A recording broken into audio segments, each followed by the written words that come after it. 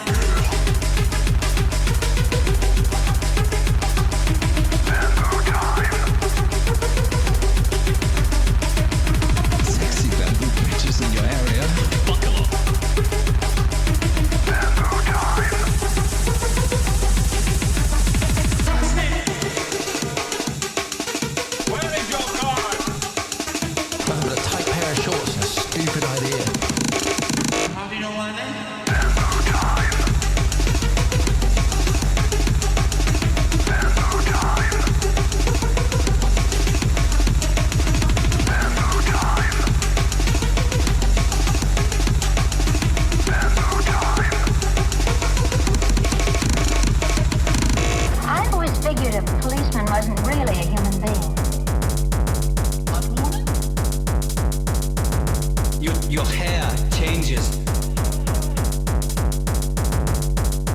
I'm so startled. Gorabondulous. What is my life? Sign me up. For every child. I won't let me leave long past that. Sorry, Mum. Just an asshole in the west. Have you worn wigs? By the time they want to see my ass, I'll be miles away. When will you wear wigs? Oh, good lord. I'm covered in piss.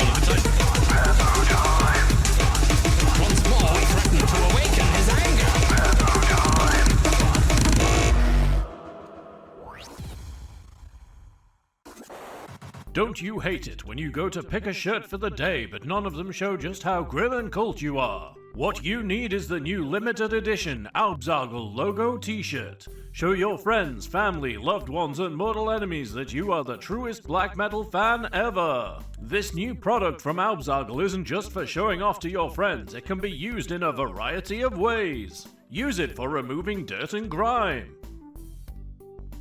Board game nights. A trendy hat.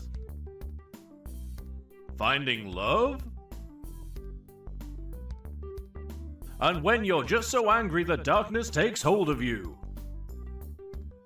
Comes in multiple colors, including black, obsidian, jet, onyx, void, midnight, the prospect of anyone under 35 being able to afford a mortgage, and more. This is a limited edition run of 100 shirts, so if you want to get one, follow the information on screen now. Buy now and receive a free carriage clock. Don't wait, buy today. Please note that this was a joke and we will not be shipping carriage clocks with the purchase of these t-shirts or any other kind of merch we may end up doing in the future. Seriously, who stocks carriage clocks? Nobody has carriage clocks anymore. They're massive, literally the size of a carriage, and that's pretty big if you think about it. I can't remember the last time I saw a carriage, let alone a clock. We do not recommend any of the alternate uses of the shirts except maybe as a duster, and hold no responsibility for anyone who's fucking stupid enough to do it. Literally everything we said in this advert is absolute bollocks. How do you think I feel? I've had to read all this shit. I haven't seen the sun in so long. Seriously, I've been in prison and forced to read these ads super fast. If anyone can hear me, please help. I've left clues throughout this video. I need salvation. Hey, skip still vegan.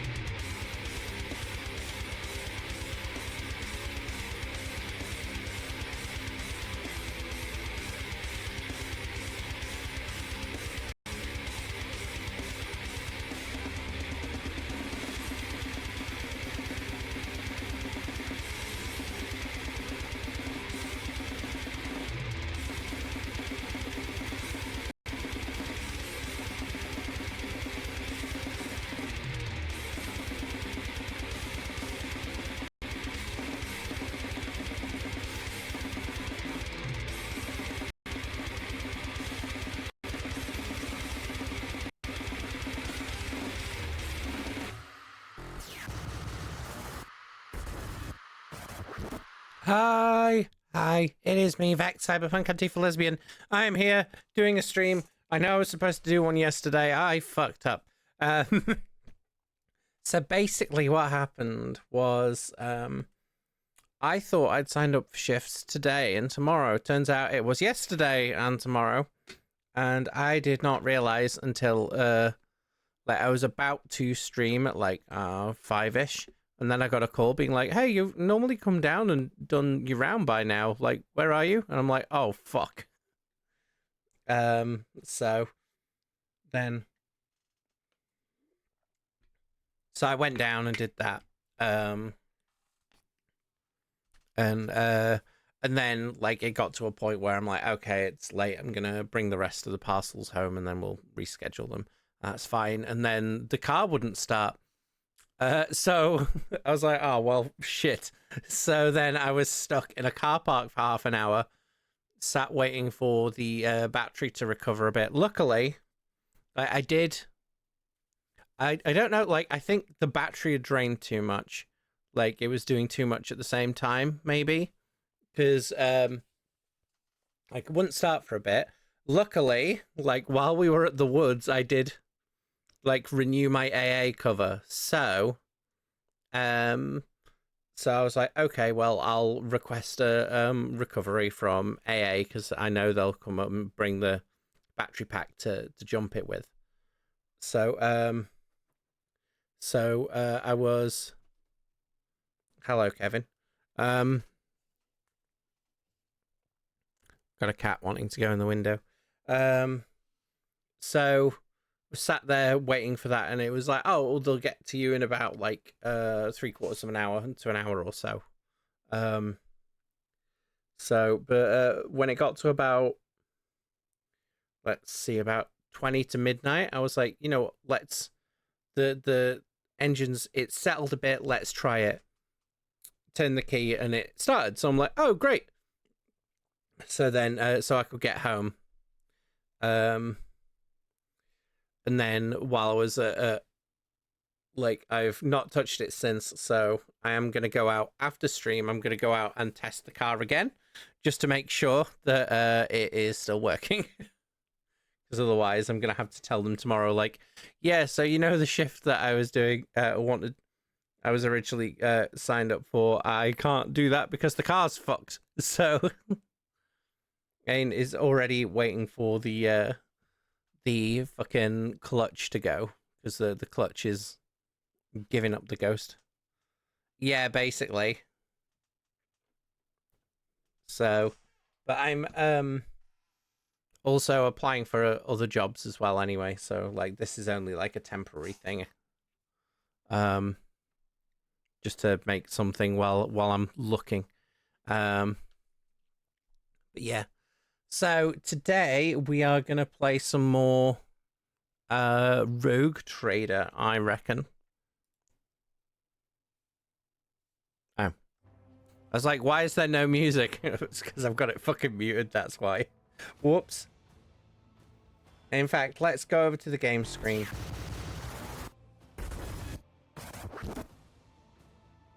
Trogdor. We're gonna play some Trogdor.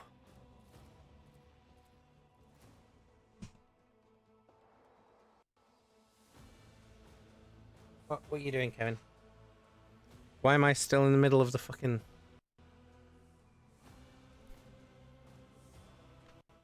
Oh, that's why. Boop. There we are, that's better. I forgot to go into my thing and turn off like the... Oh, here's the filter and stuff. Yeah, no worries. See you in a bit then. We're loading anyway. Loading.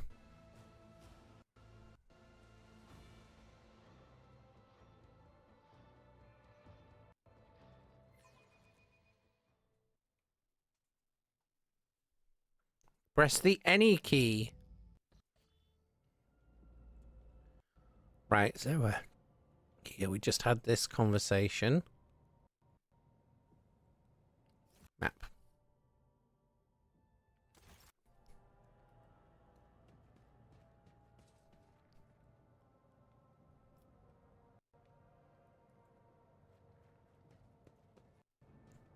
I wonder if there's...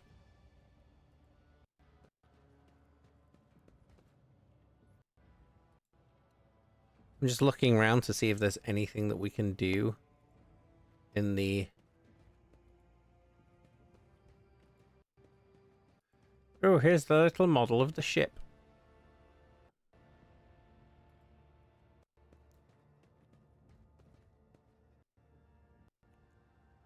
I guess we just go back up. Back up. Let's go up to the... You're a wizard. Let's go back up to the bridge.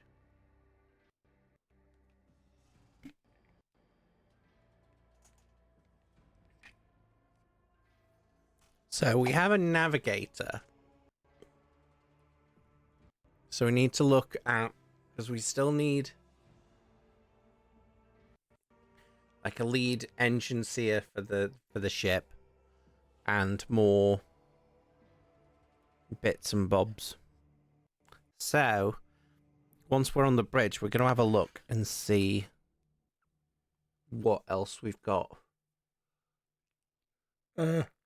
Task-wise, that we need to do.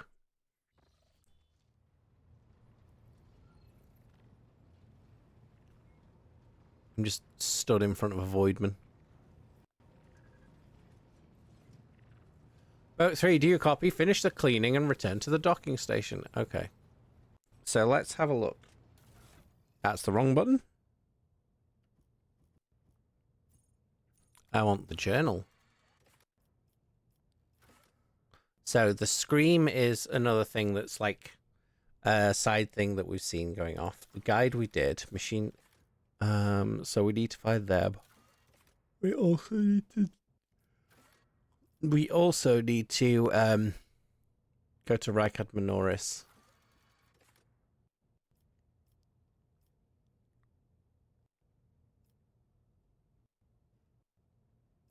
So let's have a look at the map. And we're gonna see what we're gonna have a see at what is okay. We're just in the middle of fucking nowhere at the minute. Mega Majoris. Okay, so that is... Oh, the little thing is the... Oh, here's the... So let's go to the prison planet first. Whee! Oh, wait. I need the effects. Hold on. Lord Captain, sorry to disturb you. Big Dis pauses as if listening to something. It's pandemonium outside the bridge gate. One of the officers seems to be demanding an audience with you in person. I think I hear Master Rosarian's voice. In any case, I wanted to warn you in advance. End dialogue.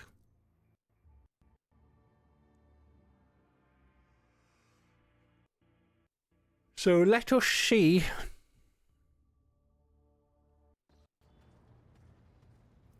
Clump. I forgot I get the ridiculous spinny chair. Abelard, the everyday sounds. The bridge are disrupted by voices raised in anger. Abelard voiced those. This is not the conduct of an officer. These are the antics of a highborn brat out on a lark. Explain yourself, Lieutenant. Every event, the young woman standing before Abelard strives with all her might not to quail under the onslaught of her superior's anger. She falters, but manages to look him in the eye and say, I apologize, sir, but I must speak to the Lord Captain. Very well, Lieutenant. You may address the Lord Captain, not least because I see you have already seen fit to disturb her. Your unauthorized appearance on the bridge and display of belligerence towards a higher-ranking officer will be logged on your personal file without delay. Lord Captain, Lieutenant Avril Event, requesting permission to speak. Event falls silence and then adds rashly, on a matter of extreme importance and urgency. So, I will listen to what you have to say. I will speak, but I want to hear a report, not a shouting match, having two officers speaking. I'll listen to what you have to say. Speak, Lieutenant. This matter cannot wait. Any minute now, an assault unit will be dispatched to the lower decks on orders to crush the workers' strike by any means necessary.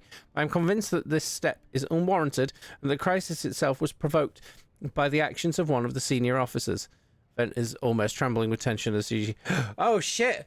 We've got to deal with some fucking scabs. Abelard, in no hurry to intervene, lets out a skeptical huff. He glances at Sarbak, who's standing not far from him. She maintains a stony expression. Lord Captain, I urge you to investigate the actions of Seneschal Wazarian and to intervene in what's happening on the lower decks, because very soon we will have a mutiny or a massacre on our hands. Vent reels off the lad's words and knows she knows them by heart. She's clearly been preparing to say them for some time. When she's finished, she casts an anxious glance at...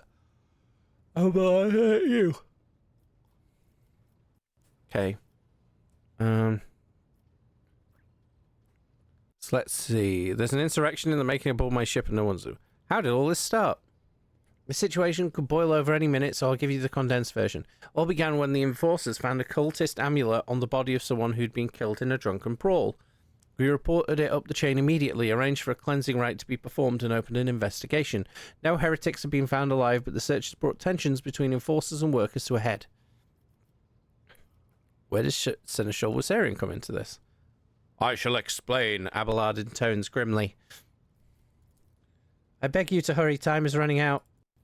I will not hurry, since my competence is under scrutiny. I shall speak for as long as I see fit.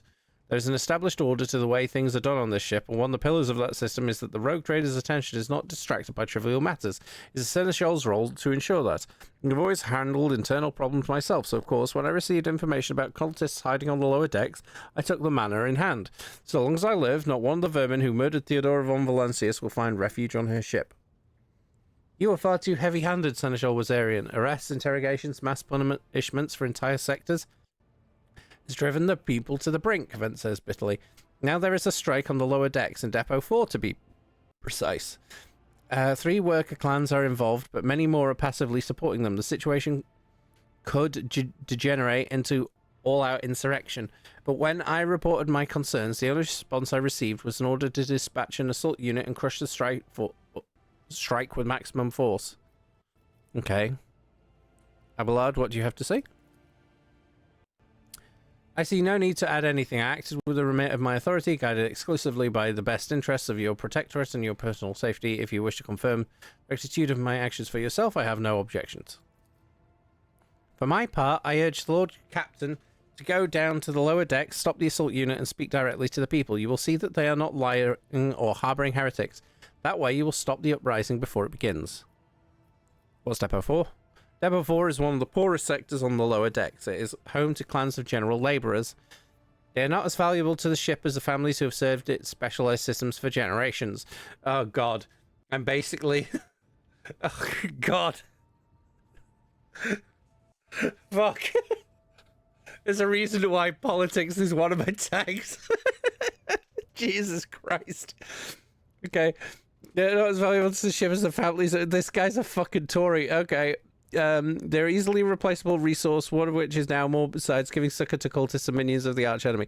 You can see how 40k was based on Thatcherite Britain. Jesus fuck. Depot 4 is poor and troubled, but at worst, that means drunken fights and illegal rotgut brewing. We have handled the workers of Depot 4 in the past. We would have done so to get again if the crackdown on Depot 4 hadn't been so harsh. And another important point to bear in mind, the problem is not limited to this sector. It is located on one of the most populated lower decks, and everything that happens there has a knock-on effect on all the neighbouring sectors.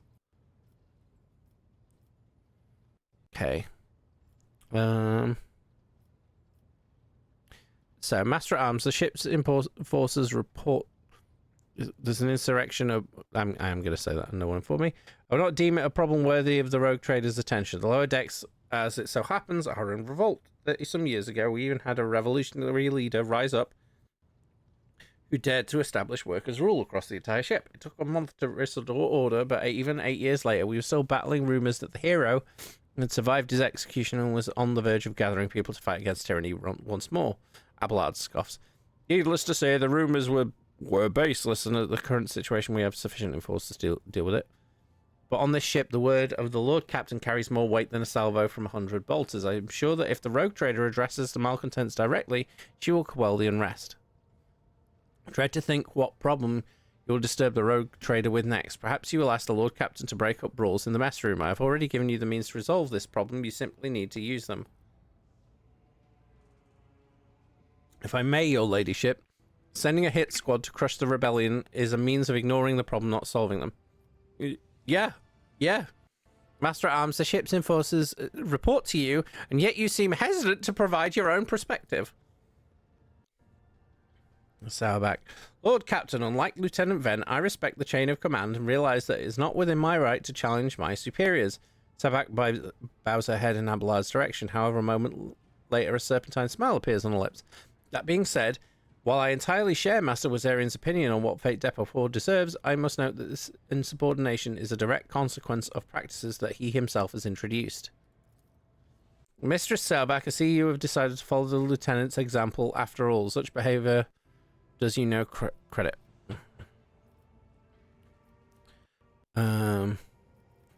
Explain yourself. The ship's regulations state that the Master at Arms is responsible for resolving all matters related to the ship's enforcers. And yet it is no secret that Seneschal has a tendency to show partiality. Those enforcers and officers whom he has deemed particularly promising are at times given permission to approach him for tutelage. Cannot deny Master Wazarian's experience and insight. The Seneschal has a record of fostering students who have indeed achieved much and demonstrated impeccable performance. However, extending such patronage over the head of their immediate superior encourages disregard for hierarchy among your ladyship's servants. Today, an enforcer goes to the Seneschal to report an order from the Master at Arms that they happen to disagree with. Tomorrow, they will go to the Lord Captain to object to the Seneschal's order. I notice a pattern in these actions. Abelard, do you wish to respond? Mistress Sauerback, can you recall an occasion where I would encourage an officer to disobey their superior, or one where I would overrule their order, or show favoritism to those who merited none? None, Seneschal, for there have been no such cases in the entire time I have served aboard this ship. If anyone were to claim otherwise, I would have them pay for insulting your honor with blood. Your conduct in this regard has always been spotless. Nevertheless, given your eminent position, a simple show of attention on your part is enough to erode the propriety of junior officers, inflate their sense of self-importance, and undermine discipline. Jesus, fuck, that took a bit. You remember? It's an entire book. Yeah. I don't mind. I like this sort of game. That you distinguish some of them and knowing them by name is tantamount to walking around the officer's deck handing out gifts to officers who have caught your eye. It fills those you set apart with ambition and audacity, makes them stand out among the rest. Officers are meant to be faceless servants, fighters ready to die, their fate entrusted to their commander and no one else. That is the sole foundation of order. Okay. Lieutenant Vent, would you say that Seneschal has singled you out from your peers in any way? Lord Captain, I swear that Seneschal Wazarian has never granted me any privileges, never once advocated for me, nor facilitated my promotions, although he's a man who convinced me to become an officer in the first place. He's offered me extensive guidance in my service, for which I am grateful to him. And while not all my fellows receive such attention, I know of at least 105 officers whom the Seneschal keeps in his sights to ensure they continue to strive. To prepare new generations of the dynasty's servants, to instruct them and to separate those with potential from those who have exhausted it. That is my duty as Seneschal. The ship has bays worth of pilots, enforcers, officers, technicians, and stewards whom I have raised personally. By the throne, every third person standing on this bridge right now was my student at one point. I see. Evidently, my officers are anything but a shining example of unity and adherence today. I've only myself to blame, I suppose. Okay, I've heard enough. I'm going down to lower decks and deal with the problem. Praise the Emperor! Thank you, Lord Captain. Continue. Abelard grits his teeth slightly. An enterprise boarding on the Sophomoric, but please yourself, Lord Captain. However, I categorically insist that I escort you. Hey, Jester. Lord Captain, I regret that the enforcers were unable to handle the situation, which then led to your and the Seneschal's involvement. I consider it my duty to go to Depot for myself and see to the expedient resolution of this incident. Bajumb.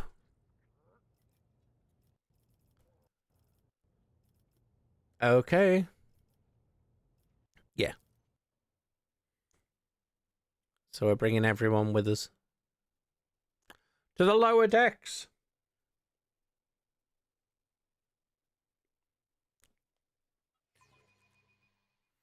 Boo-da-boo-da-boo!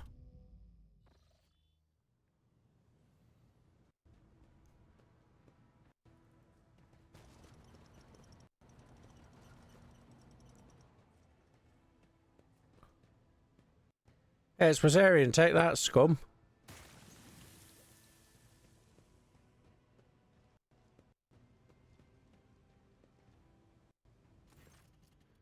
Abelard reflexively wipes sweat from his brow in a startlingly human gesture and a telling one. Rare moment of where he allows his age and wariness to show through his armor like veneer assures. The lower decks are a source of endless problems. Sometimes I dearly regret that we cannot replace all the locals with servitors. Did you hear they were shouting your name? Of course they were. The organization of the daily routine life of the ship rests upon my shoulders, the mountain of challenges and problems from which I endeavour to insulate you, Lord Captain. The situation on the lower decks has been a cause for concern, and I have intervened personally on more than one occasion. That must be why they remember me. They do not know your face. To them, you are akin to a creature of legend, one who has stood on the steps of the Golden Throne, no less. Whereas I'm the man whose name is attached to every order docking rations or lowering a base heating. We need to get to the bottom of this. Ooh, let's look over here.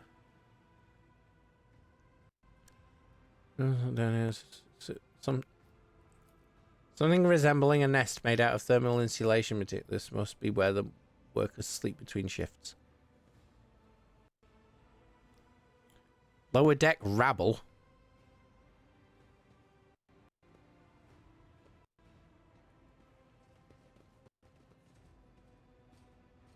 The world will bow. Let's look round to see if there's anything interesting. Lower deck rabbi. I'm okay. I meant to stream yesterday, but this is the story I was telling earlier. I fucked up booking a shift, and then the car stopped working. So that was an interesting one.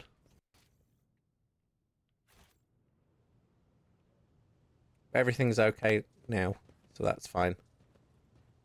A revelation was sent to me. A data can be seen beyond the massive bars. Perhaps examining the pipe will allow you to reach it.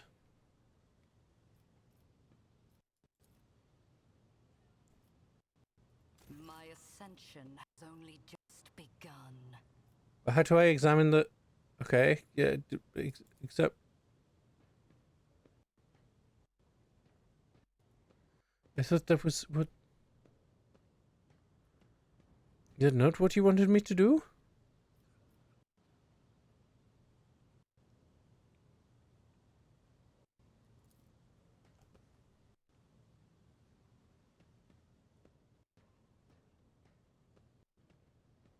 What do you mean? I'll come back to that.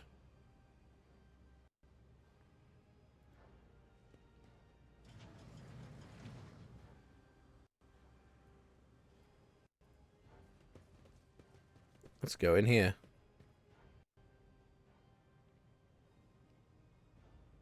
I don't know where the fuck we're... Seize the opportunity.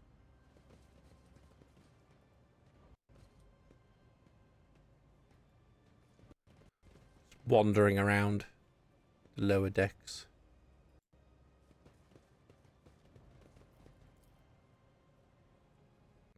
What? Inside the box, a string of scratch light that was rung along the edge. Different first names. Different first names, but the same. Looks like this box has been passed down in the family from generation to generation. Okay. Can't go that way.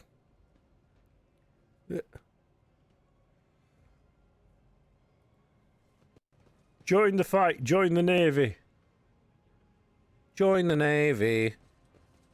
Even net niage.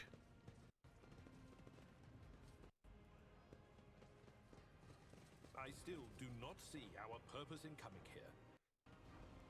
Relax, old man. Going for a stroll on the lower decks every once in a while is good for you. Lets you see how the simple folk live.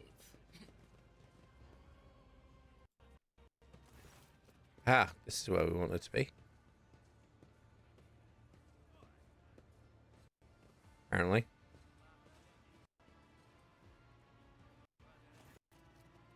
Alright. The sounds of a heated discussion reverberate through the ship's bays. Lieutenant Avril Event of the ship's enforcers is barring the path of her superior master at arms, Jocasta Sailback, who has arrived clad in armor. Judging by their expressions and tone, the standoff has dragged on for some time already, is now reaching a boiling point. Lieutenant Vent, my patience is wearing thin. I have given you an order, now get out of my way. I cannot comply with that order, ma'am. Vent looks shaken, but there's fire in her eyes.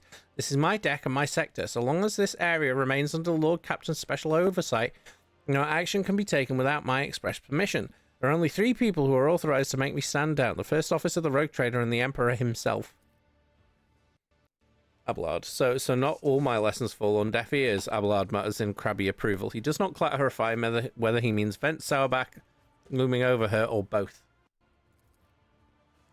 Your ladyship! Noticing you, the 2 officers snap to attention and salute their subordinates, following suit a moment later. What's the situation?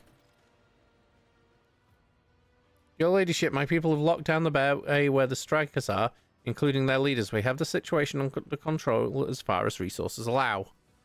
Under control, Lieutenant. I came here to lead an investigative unit, and what do I see? The rabble is on the verge of mutiny.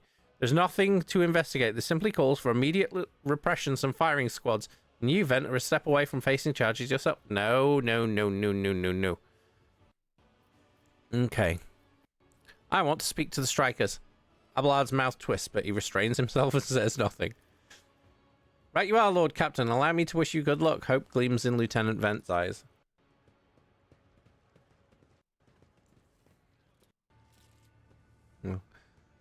Good luck with stuff, Justa. Which way are they? Are they over here, are they?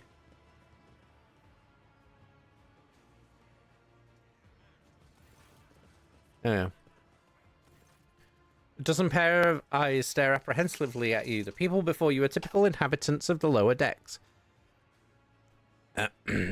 You take in their simple clothing, crude weapons, and faces that display varying levels of mutations, from the barely discernible to the strange to the outright grotesque. As I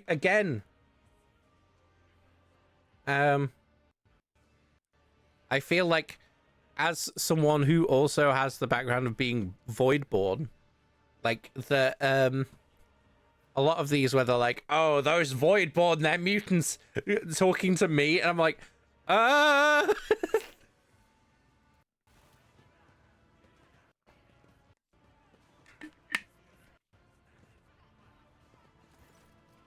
Rivet. A whisper passes through the crowd and you detect a mixture of fear, astonishment, and joy in their reactions. Finally, 3 people break away from the crowd, an elderly woman and 2 men. These must be the leaders. They bow clumsily before you. Lord Captain, you have come down to us. Tell me, what is troubling you? Why are you striking? Striking? That's news to us, your ladyship, says the tall, thin man in workers. All we're doing is asking questions, saying what we think. Oh no. Like, that can go one of two ways.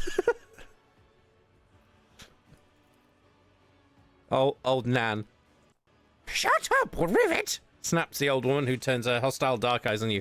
Here's the deal, your ladyship. Your damned enforcers are all over us down here. They say they're looking for cultists. One wrong word and they're reaching for their batons. If they want to punish someone, they turn off the heating to whole bays for a week at a time. So we get sick and freeze. In my clan, 2 little ones died from inflammation in their lungs, all because of those enforcers. The old woman spits on the floor and rubs at the spittle with the toe of a worn-out shoe. Argenta does not interrupt the workers, but you see the sadness well in her eyes when the children's deaths are mentioned. She quietly whispers a requiem prayer and makes a sign over herself. Stager. It's all true. Vent is the only enforcer officer who stood up for us. It's clear as day, who had a mother from the lower decks, and who grew up amidships and has no fellow feeling towards us. The grim man with a scarred face throws up his arms. Your ladyship, we're no villains here. We're honest workers, your servants. plotted no disorder, we went on strike openly, and now we've got guns pointed at us, and all we're doing is asking to be allowed to work in peace without being harassed. The persecution started apropos of nothing you said. I was told that one of you was found in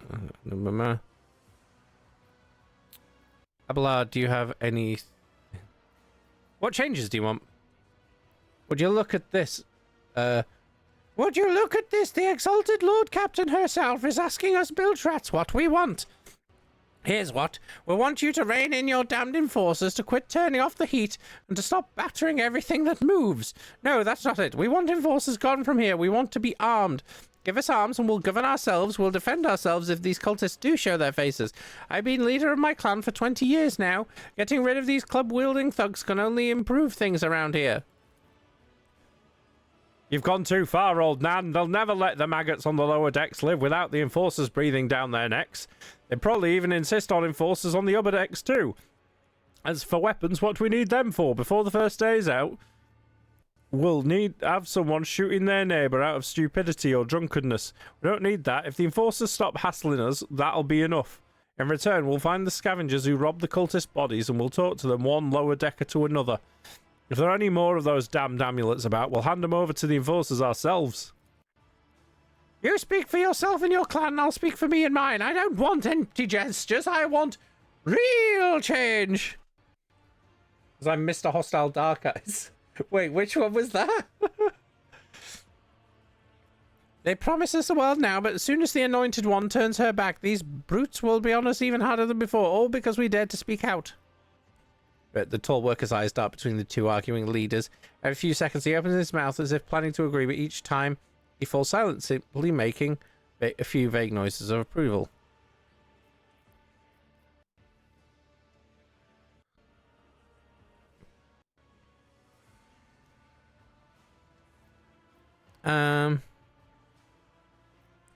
So let's see.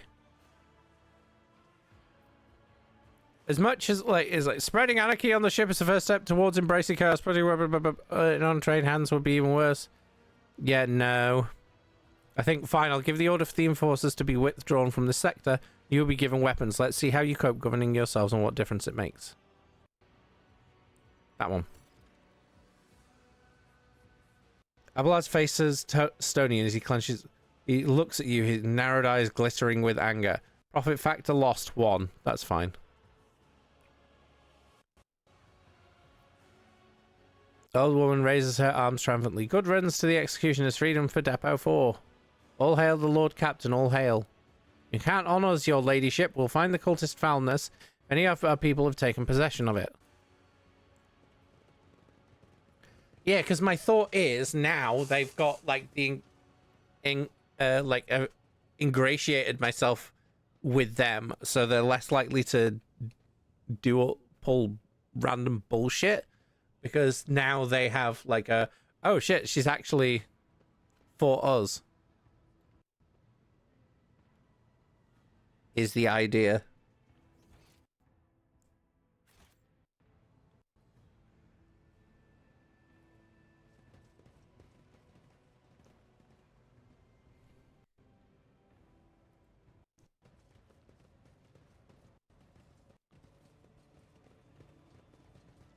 Don't mind me, just looking round and seeing what I could steal.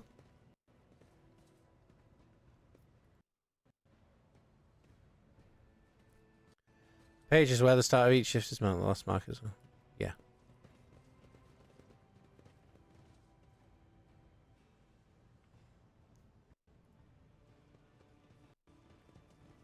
Powers unseen uncover my path.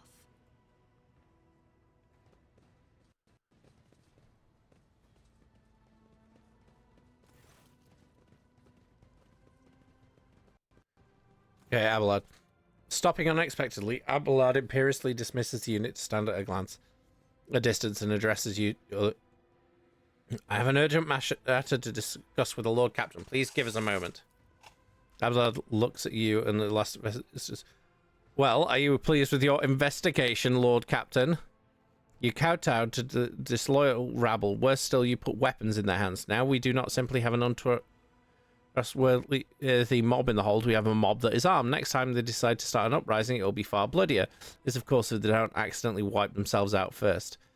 That how you see your future at the helm of Von Valancius? Let's see.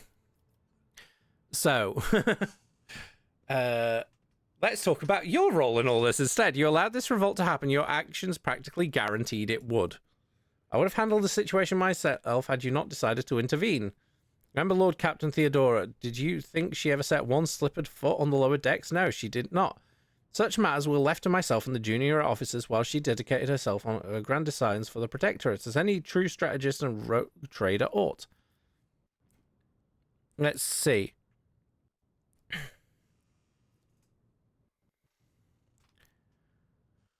Maybe if Theodora had spent more time on trifling matters, she wouldn't have wound up dead.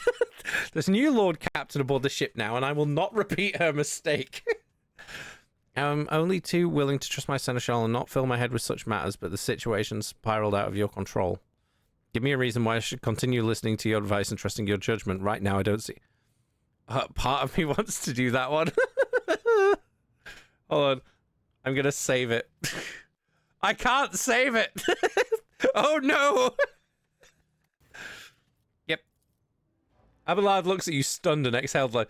He nods curtly. I commend your decisiveness, but I am uncomfortable with introducing new protocols in the midst of a crisis. And Abelard stands straight. I lost my temper, Lord Captain, and I believe I ought to explain myself. Abelard speaks slowly, the words not coming easy to him. The prosperity of the Von Valancius Protectorate is not just an empty phrase to me. I left the Imperial Navy for the chance to see it flourish. It was the most momentous decision of my life. I did it because I saw in Lord Captain Theodora's deeds the sign of true greatness. Rogue traders do not simply forge new routes and capture worlds and create order out of anarchy. That creative impulse was entirely lacking during my time in the military. So I left behind everything I had known, everything my family had known. I come from a long line of officers, and I embarked upon this incredibly reckless venture. Lord Captain Theodora entrusted me with all the concerns she had no time for. She would go off on her flagship for long periods, to distant frontiers, on scouting voyages, and in the advancement of the entire Protectorate rested on my shoulders. And suddenly, everything that had been built over years and years began to quake, rattling like a flimsy hangar on a seismically active world. I'll click that. One of the senior officers betrayed us all. The rogue trader was killed, and who knows what is happening on the planets. I tell you this honestly, without fear of appearing weak. All this has come as a grievous blow to me. I'm not panicking or grieving because I cannot allow myself to panic or grieve. I'm duty bound to aid the new rogue trader, to aid you to find your footing as quickly as possible, and to do that I must insulate you from problems that in the past have been dealt with by tried and tested procedures set out in the ship's regulations. Procedures that were established long ago and have functioned smoothly for decades can't suddenly be deemed excess to requirements. Let's see. Theodora trusted in established procedures and she died. I won't make the same. I understand, but you need to learn how to respect me as you accept it and start living in the world here. Is the I value what Theodora creates aberration since the establishment.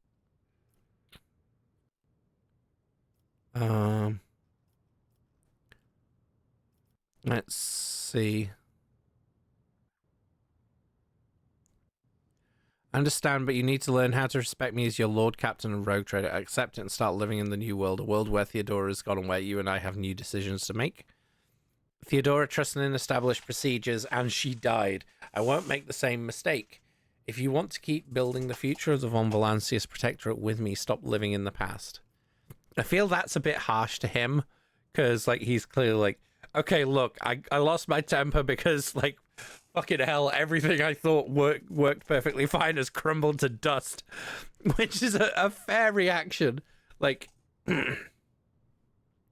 so, I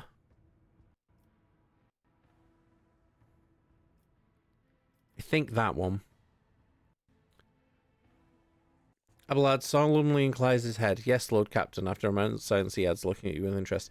Your resolve is admirable and demonstrates strong leadership. I shall remember this moment should my old habits ever begin to creep back in. And now, please let us leave the lower decks. If the rogue trader desires to stretch our legs, there are far more suitable places. I don't know. I don't mind the lower decks. And like I say, my thoughts are right now. The lower decks, instead of being like, oh, like it's like fucking. I'd much more respect a leader that would come to the working class and be like, look, okay, you want this? Like, we want police reform, and they turn around and give you police reform, than going, hey, look, the police need to be here. You'll just have to deal with brutality because that's fucking stupid. A chef? No, that's a bridge officer. It's like, that guy looks like a chef.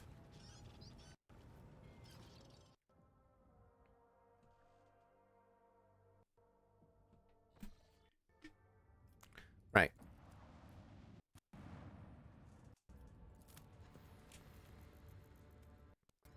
Time for a scan.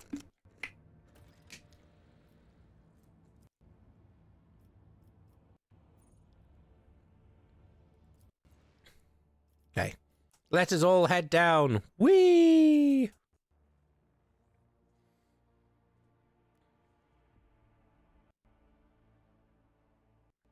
Ricardiphilia, the prison planetoid. Master tacticians always see its opponent. Okay. Bada bing, press any key.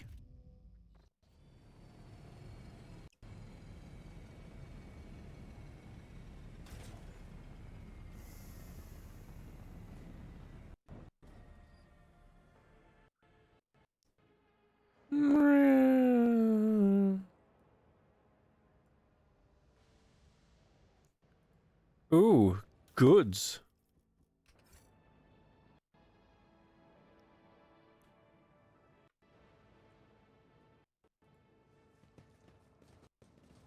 The whispers told me a secret.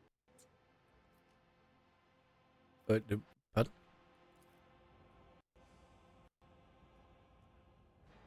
Did I accidentally pause it?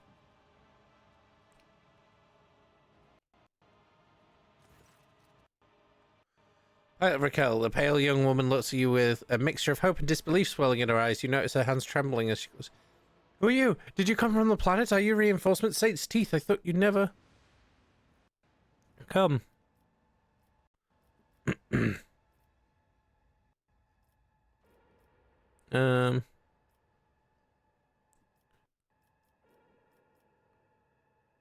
What happened here? There's been a prison riot on the planetoid. Sadly, it's being led by the prison warden himself, the Honorable Anathagon Casteglia. He's allied himself with a rabble that he himself was supposed to watch and declared Cardiphilia to be independent of the authority of the system's lawful governor. He came here as a shuttle pilot alongside the Honorable Yvain Winterscale, son of Caligos Winterscale, rogue trader, vanquisher of Xenos, forever triumphant over the enemies of humanity. She had details enunciating every word of her overlord's title. Christ. Young Lord Winterscale wished to speak to the warden personally so we could put an end to his lawless treason. He and his escort went ahead and... She grows paler. I haven't been able to contact them over Vox for a very long time now. You were late to arrive on... Okay.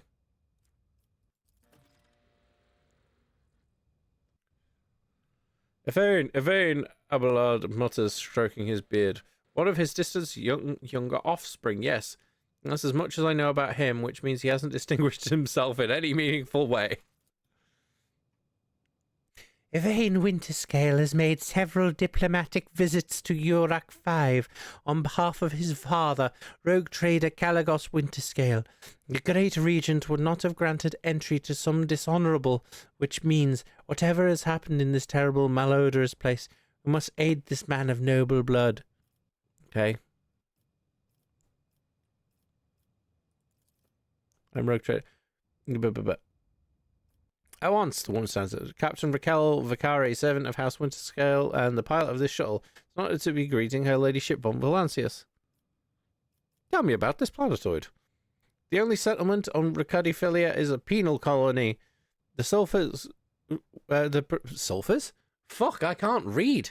The prisoners work in the mines and the domed quarries. They mine sulfur, ceram dust, and sand, which is then melted down. Rather nondescript place, or so it was prior to current events. Gordon himself is spearheading the riot? Yes, she bites her lip. No one expected this. Master Casteglia is a nobleman from a respected governor house and a vassal to House Winterscale. All of a sudden, he proclaimed that Ricadifilia was now his personal domain, that the prisoners were his subjects, and that he would never bow to anyone again. It's pure heresy. And I take it they're looking forward to a diet of sand of gravel? What kind of madman would start a revolt all on a barren rock? Why would the young Winterscale have felt the need to parley with the dissidents? Hey, Cyan. She says quietly, it's a personal matter. Master Casteglia, the seditious warden, is Lord Yvain's childhood friend. When my lord heard of the riot, the news saddened him greatly, so he rushed here without delay in hopes of bringing his old friend to his senses, no doubt. The first Winterscale in my memory who prefers to talk first rather than shoot and slash.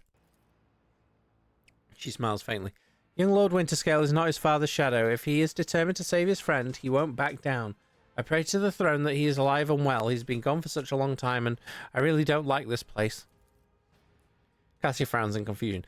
Thibault executed his wife and only son on the mere suspicion of treason against House Orselia. Why did the noble Yvain rush to save someone who had betrayed his house?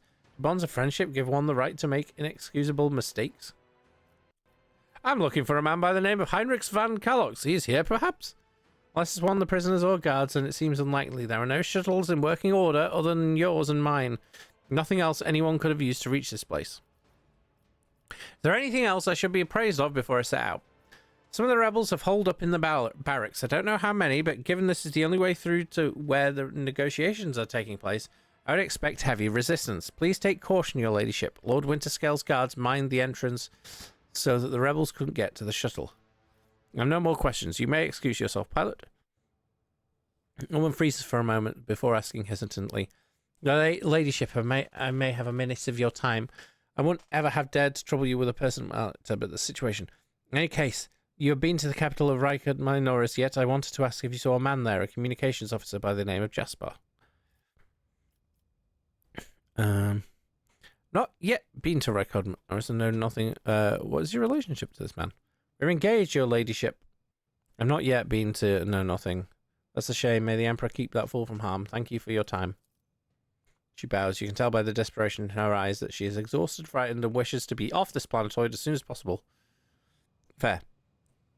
Whoop! So we want to go up. The world trembles beneath my feet. I span the wrong way around. More. Ooh, look. I better myself through my service. That post has been vacant for a long time. There's a layer of dust on every surface.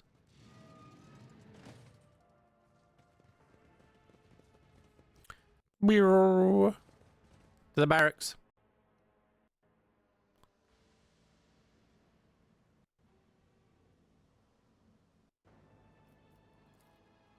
See, right there. Yep. Abelard, I've been meaning to ask. Ew. How are you keeping it together so well? Don't you ever feel awful without her? Enough, Plus. We have a duty to the new world trader. You would For better focus on that. fuck's sake. If you keep your mind busy, you will have less opportunity to fill it with awful things. Argenta, you muppet. I'm like, oh, disarm this trap. I know how I'll disarm this trap. Run over the trap, you fuck's sake. Intriguing. I woke up with a feeling of wonder, as if a field of flowers was blossoming nearby. A child was saved from death. 1,000 heretics were burning alive, begging and sobbing and howling. Venerable Optimates, the best among us. The list I faded in the names. Yeah. Okay. Wah.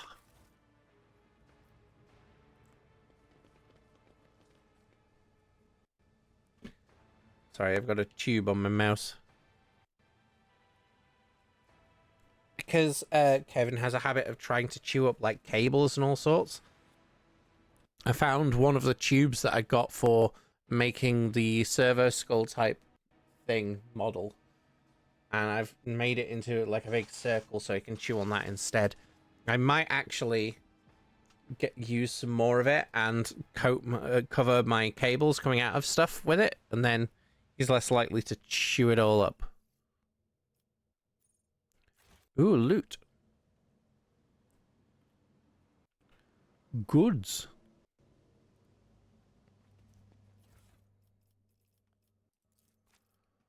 Wait. Rock shit, why me?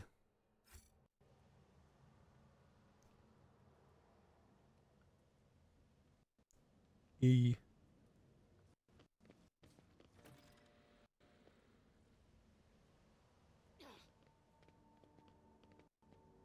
Oh. Your struggles are in vain. Okay, Cassia is an officer on your ship's navigator.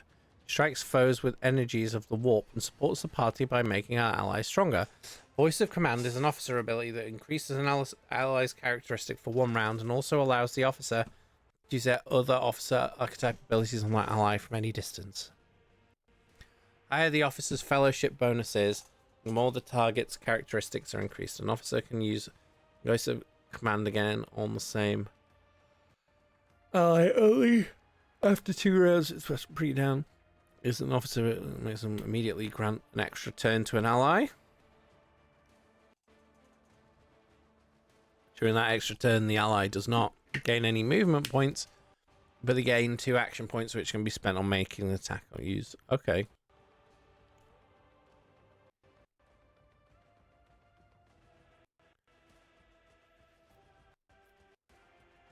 Right.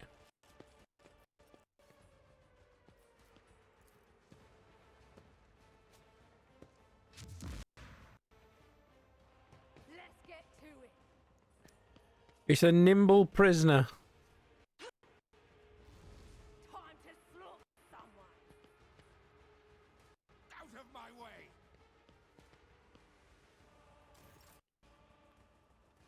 Okay, so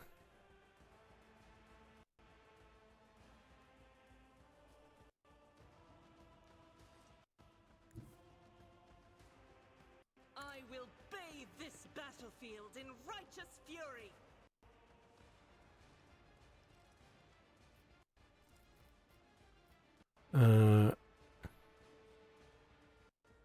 As the Emperor commands, I act.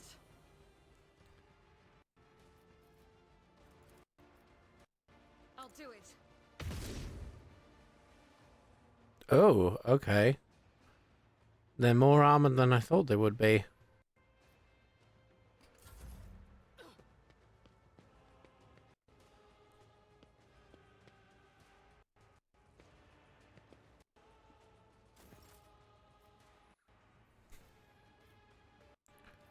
Right, so up what? Fucking Christ.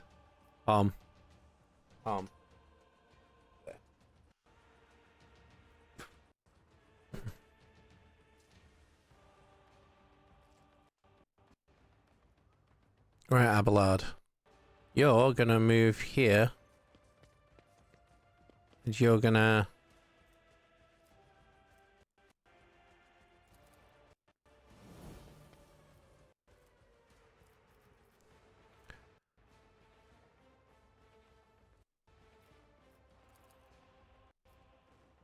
I will do like you. Reduced to dust. Haha!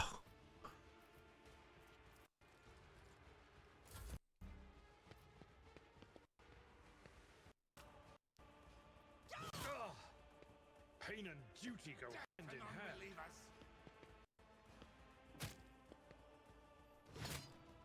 You keep kicking him. I serve the ruinous powers! Oh, hey, me too, kinda. Okay, so Cassia can go...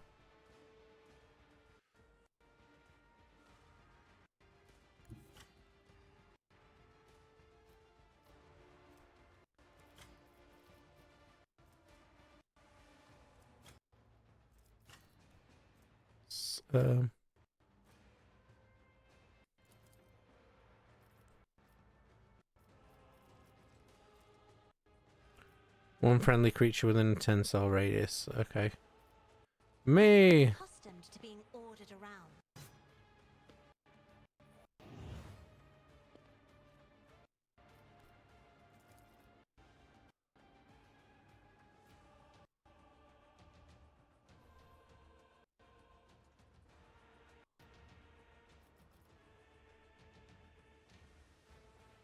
If I may, now you're clad in scarlet. Boom! Jesus fuck!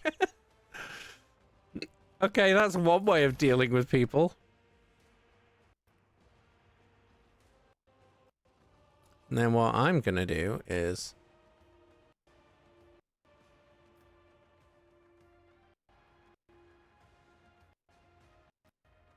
let's go with... surefire plan. Ruin beckons.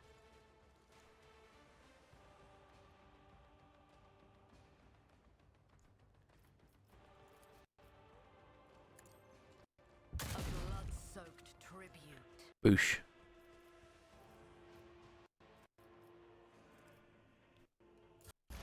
Blue. Then Adira.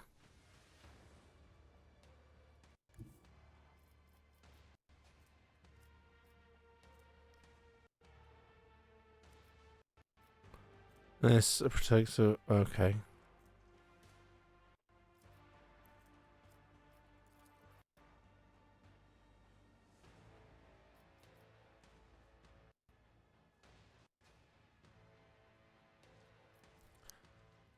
No, not that.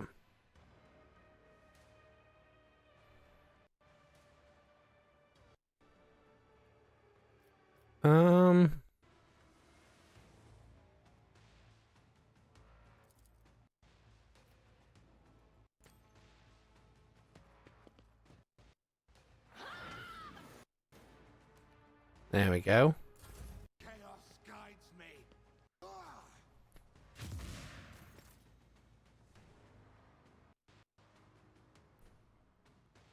And Argenta's going to come over here and basically shoot this guy.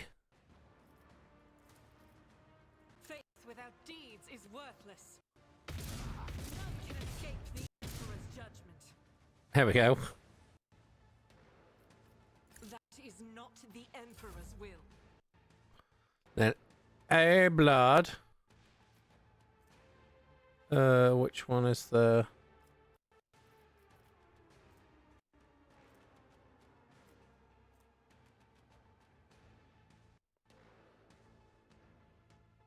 It will be done.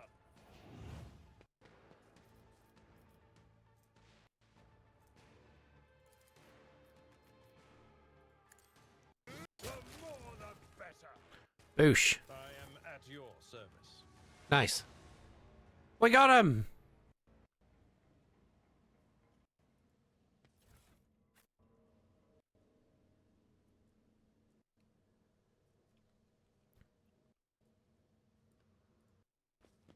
Let's all gather together.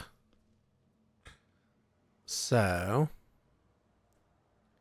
is there anything else? Look at these lot. We've only got knives.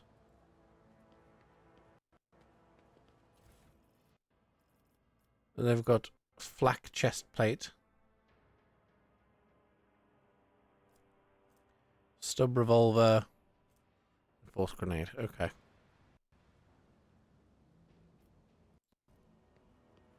What is this? Bare beds made from metal sheets. Christ.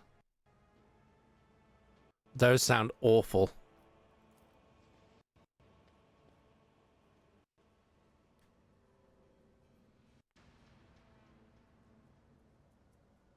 That's the caps lock. I keep doing that. Okay. Goods.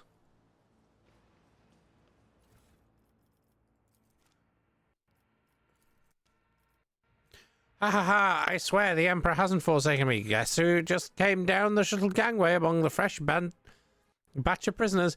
Cleansing Throne Damned Willia, the former administration clerk. No, the clerk. The very same scum who's lost the writ about the missing payment. He's the reason I'm in this hole. Don't know what they threw him in for, but I've never felt better in my life. He's not just behind the same bars as me.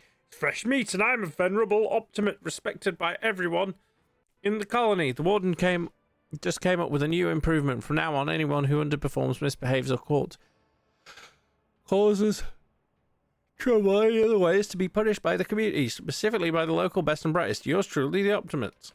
Okay, fair enough. Stop it, mouse. Okay, so need to. That was the main level. Okay. So we need to go that way, because that way is the way we just came in.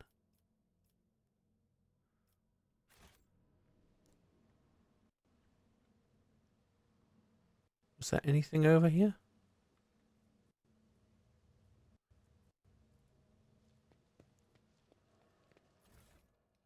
Take those. And all of that.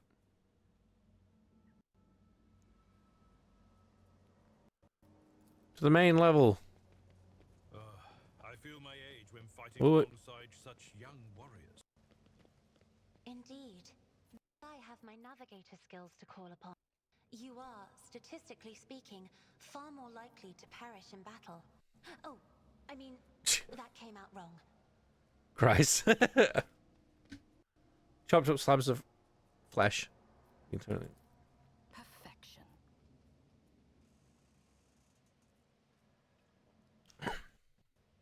There's a big pile of bodies.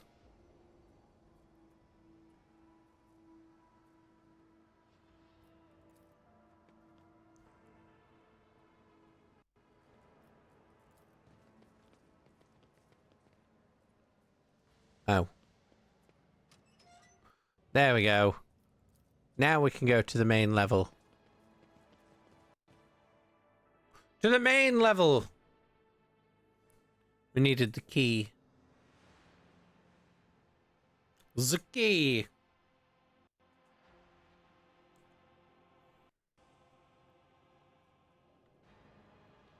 Well...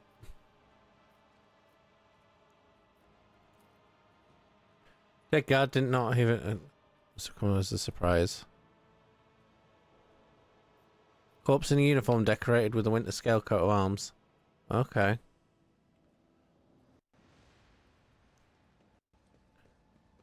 Wait, no, we came in that way.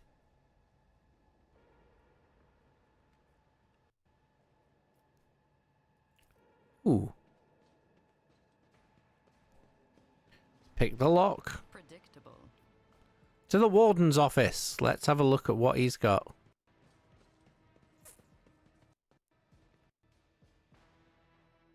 We're gonna have a look.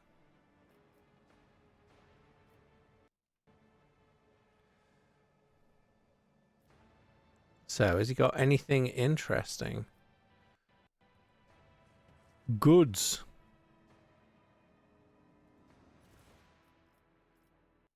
Oh, he's got a saturated cape.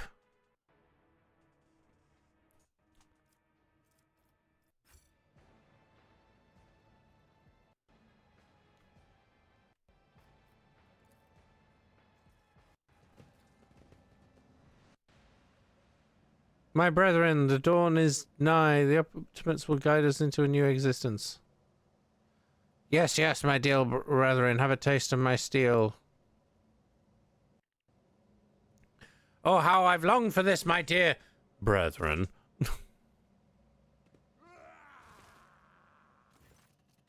Okay. Prisoner, thank the throne. Normal looking faces. We thought we were going to die here with these nutters. The old man with a gap-toothed smile drops his weapons, holds out his hands in a placating gesture. Please don't shoot us, your nobleness. Let us speak a word. Well, this is a welcome change. Talking before shooting. Still, Lord Captain, the look of this ragtag much heartily. Give me a reason not to execute you on the spot. Here's the deal. We're honest, quiet inmates. We didn't want to riot, but, well, sitting it out wasn't really an option either. The warden's lapdogs made short work of those who refused to join in the festivities. So we had to, you know, play it along. But that's all it was. Play. We never meant no offence to Governor Medina, nor to lawful authority of House Winterscale. Give us a chance, eh? We just want to wait until everything blows over. We can go back to ourselves and quietly do the rest of our time. A repentant, honest heretic. How novel. Judging by Abelard's tone, the seneschal is utterly unimpressed by the old man's ingratiating monologue. The low-born speech is mottled with colours that conceal his true darker hues. This old man has a long history of lies, and he is using his wiles on us as well, but I see no foul corruption or ill intent in his words. Tell me more about the warden and the riot. Pow, I saw your tongue talking about that heretic, but if you insist, here's how it is.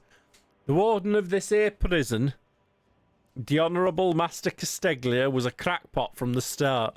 The previous warden ran things the proper way. Prayer, 1 meal a day, work, a punch in the chompers from the guards, work again. But the new one, do you know what his first decree was? He introduced lunches and dinners.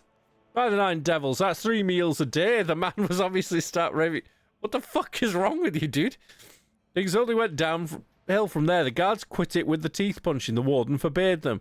Said the overseers started counting which prisoners were digging up more things in the quarry or swinging their pickaxes harder or whatnot. And then, would you believe it? You put together a list of best workers, and if someone on that list also showed good behaviour, that's when they get promoted to an optimate. That's the upper crust among us jailbirds.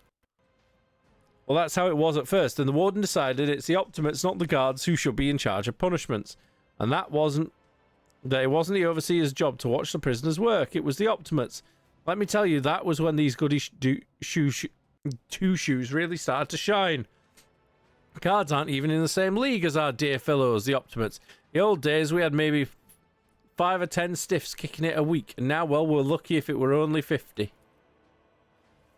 It wasn't even the end of it. Warden Casteglia moved out of his chambers to live right in the quarry under dome. And I think something in his new home really scrambled his brain. He began spouting the wildest things like, the optimates are saints who will behold the truth. And he started taking them to the quarry. All of them returned. The ones who did, you wouldn't recognise them. More beast than man. They were butchering people left and right, even guards and overseers. The warden himself had armed them. And that's the whole sob story, but I knew it from the moment he let us have dinners. Oh, this won't end well. Okay, so you started off fine and then went completely mad. Okay. The old codger's right. Whenever nobles start giving handouts to commoners, something always goes wrong. She notices your look and catches herself. I mean that with all due respect, your ladyship. No offence intended. Okay, if I spare you, what do I gain from it? Now, how can lowly jailbirds hope to thank your noble self? I have an inkling. You see us here, where, how should I put this? Different from the rest of the prisoners in this place. They're all petty thieves from Rykard Minora's debtors, gutter snipes. They're no one serious. Now, we, your nobleness, are cut from a different cloth altogether. We're fortune seekers from the void. Why don't we tell you where on Footfall Station? You know Footfall, the only shipyard and best market in all the Coronis expanse. Yes, so where on Footfall you can find some very serious, business-minded people and how you can get yourself a very special discount from them on some very special goods. What kind of very serious people? The most serious kind, your nobleness. Have you heard about the Fellowship of the Void? It's the largest pirate alliance in the expanse. There's no leader, of course, but there's some terribly serious captains who decided that cutting each other's throats over loot was, what do you call it, counterproductive. Cutting throats together, and that's anti-counterproductive. And well, their joint efforts lead them with an excess of spoil, so they need to dispose of it somehow. And I, your nobleness, just happen to know someone who handles such kinds of dealings on behalf of those very serious people. Very well, I shall spare you. Well, that's so great to hear, your nobleness. Just great. Now, that's a true aristocrat, not that warden creep. Now then, your nobleness, where was I? If you're ever on Footfall Station, there's this district there, the Shadow Quarters. It's called that because it's located behind the statue of our holiest emperor. I've known folks who called it something else, also on account of it being behind the statue. Don't repeat their mistakes, I tell you.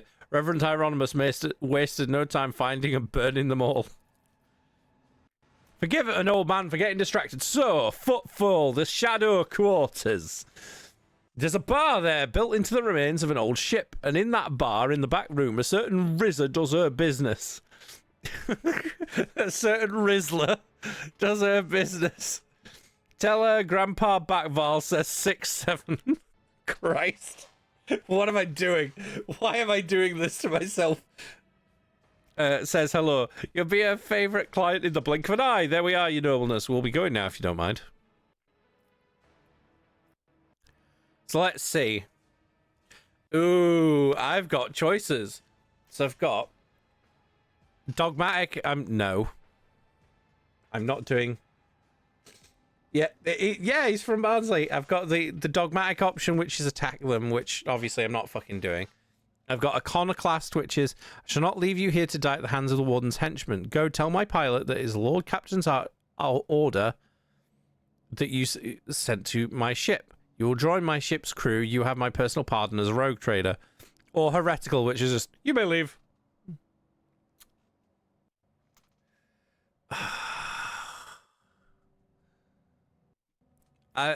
Like, part of me wants to keep him around, the Barnsley dude.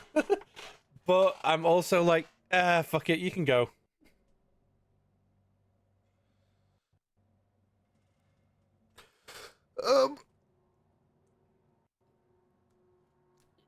Which one do we want to do? I'm not doing eeny, meeny, miny, mo because I understand how rhythms work. And when there's two things, that means it's going to land on the second one. Every time.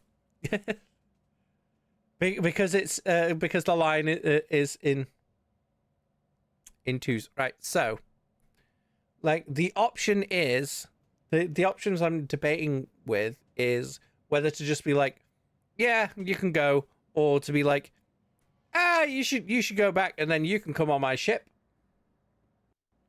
I don't want to fight them because there's no, because that's like the fighting option is like, by the light of the Emperor, you will die. Blah, blah, blah. Kidnap him. Join the court. Okay. So so we're going iconoclast. I shall not leave you here to die at the hands of the warden's henchmen. Go tell my pilot that it's the Lord Captain's order that you be sent to my ship. Okay. Do that. Thanks. We're most grateful, your nobleness. The old man glances at you somewhat skeptically, but then smiles and leaves. Iconoclast +3. Okay. Fair enough.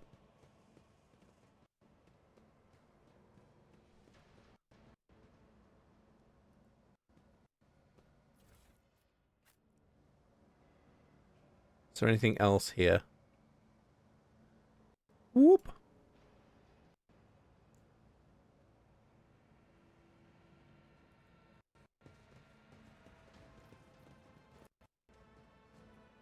Clumps of dust, but no trace of gear. The storage is not being...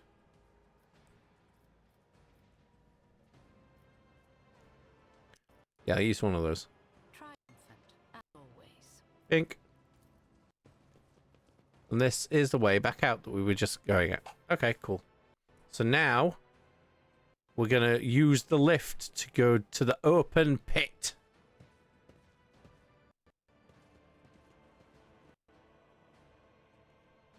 Down to the pit. Oh, look at the shop.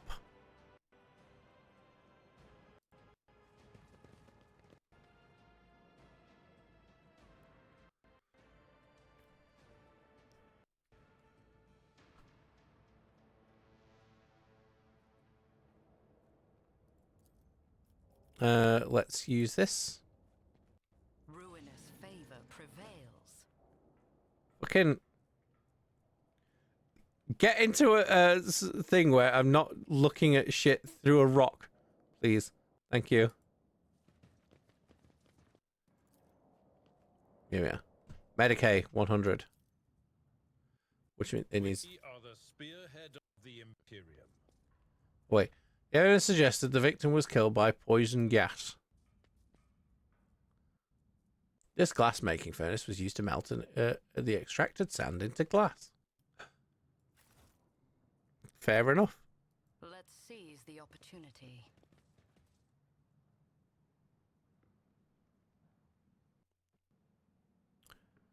Oh, we've got people down here. A woken prisoner.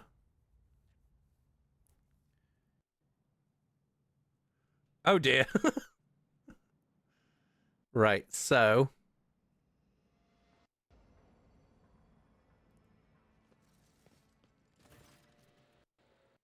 Warden Castiglia. I told you, Evie, they're hiding so much from us. Arrogant mentors, holy brothers and sisters. What have they ever given us? Nothing but a pile of fibs and useless admonitions.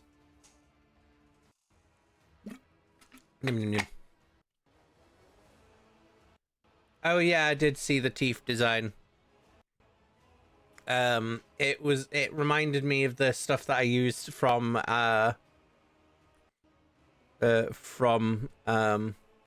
Huawei in the projection stuff. I liked it. The voice of the man standing with his back to you sounds almost soft. Oh, I was using the wrong tone. Heedless of everything but what is in front of him, he leans over a prisoner dressed in expensive clothing. But Aurora, she is different. She spoke with me like no one ever had before.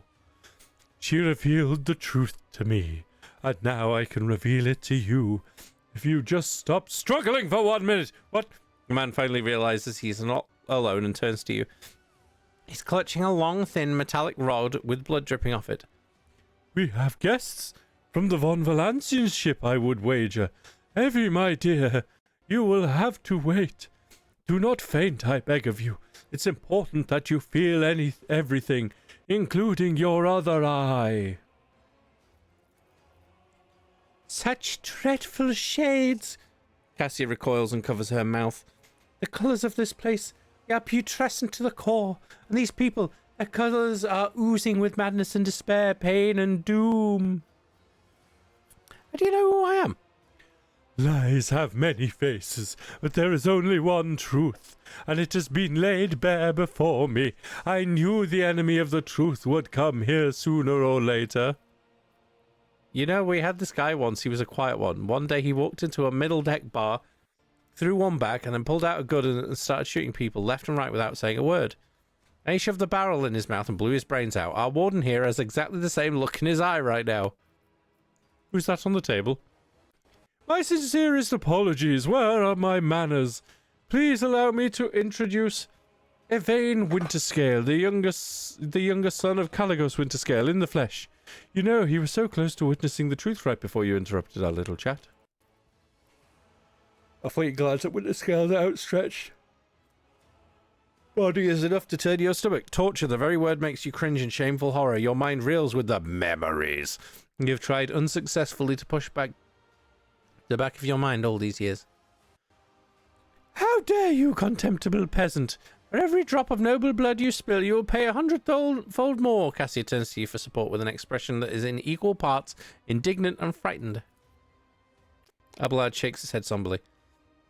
That poor fool. I knew nothing good would come of his naive attempt at negotiating with heretics. However, Yvain appears to still be alive. If we make haste, we might yet saving him.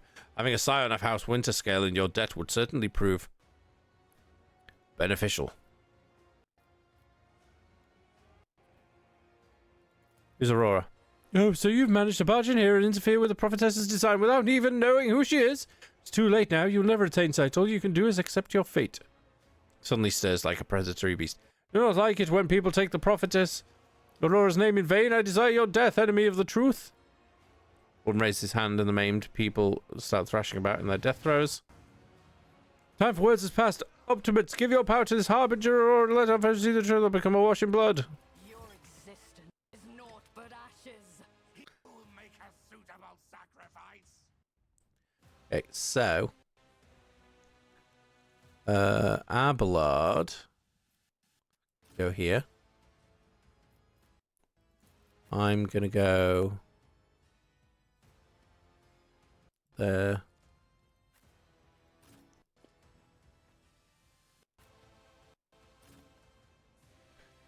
And then... There's no one up there, so why are you going that way?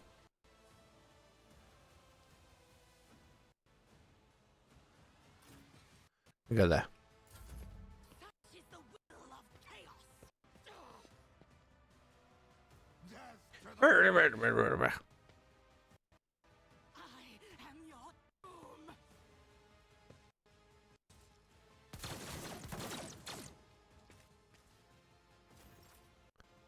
So, okay, so Cassia first.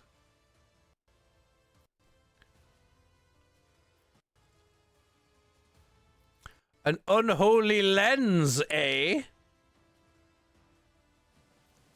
She's gonna do the voice of command on me. If you insist, Lord Captain.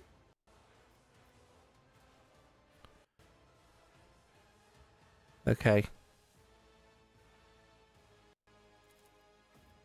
Oop. I am a navigator, not a servitor. So. Kaboosh! Masters with your demise. What the fuck? Okay, so the unholy lens needs taking out.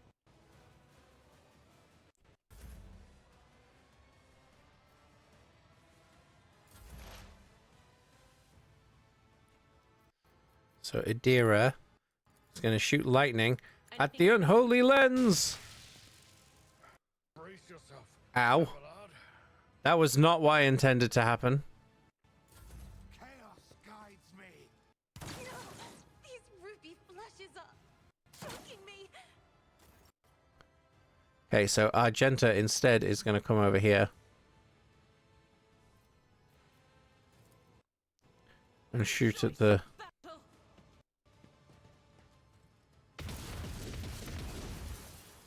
There we go. Better. Out of my way. Death to not leave us. Serve the ruinous power. Chaos guides me.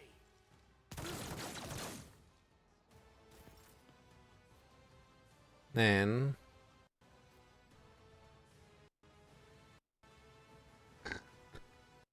Abelard is gonna... Victory is imminent. At your beck and call. He's gonna...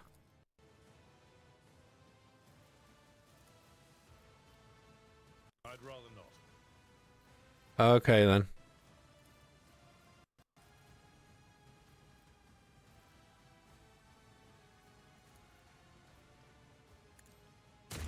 You attack.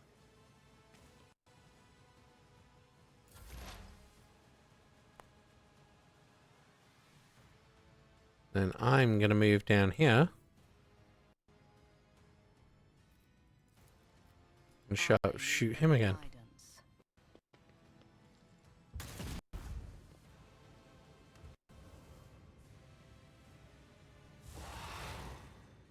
These fucking things, okay.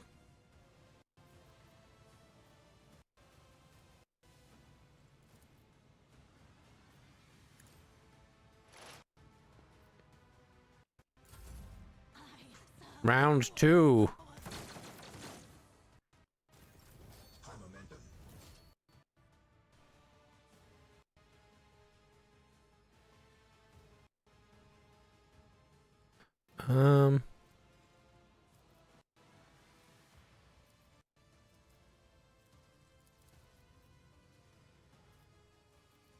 Me.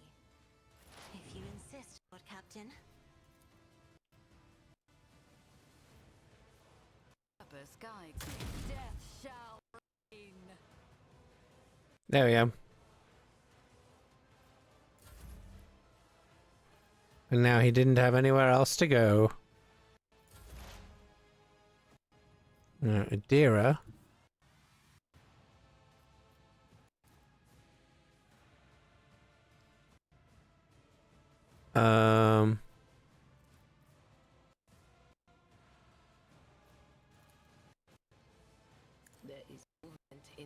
Tyrion. What an unfortunate turn of fate. Shadows start to bleed. Oh dear.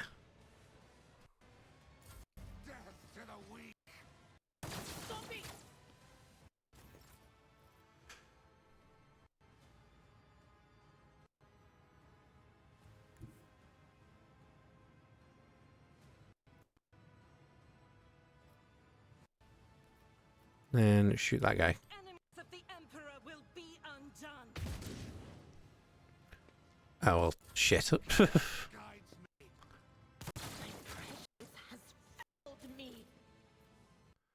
Abelard, you can... What can you do? I will do my duty.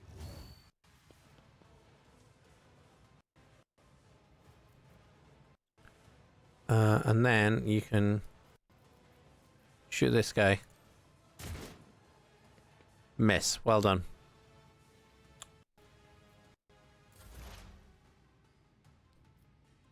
Then it's my turn. Okay. Well, I'm going to... I will triumph.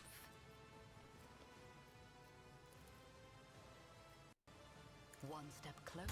A blood-soaked. There we go. That's better. I bring ruin.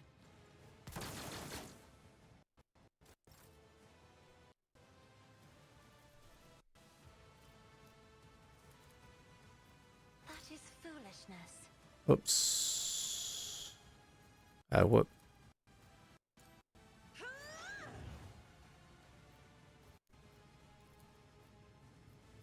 Then... Shaboom. The satisfying demise. And yep. Who else is... Oh, that guy.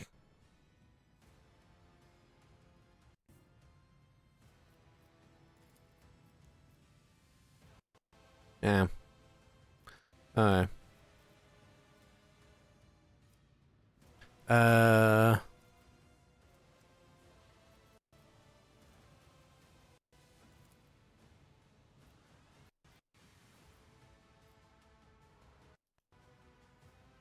So let's just do that and Will do. do that. Out of my way!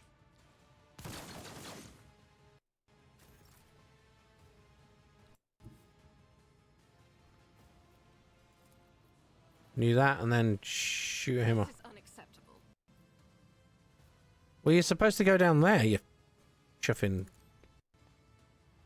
muppet.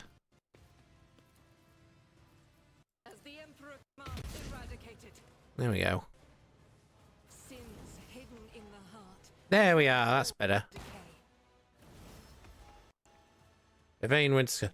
I don't believe we've been properly introduced. Blood is bubbling on the young man's lips, and his voice is barely audible, but even now it remains melodious and quite courteous.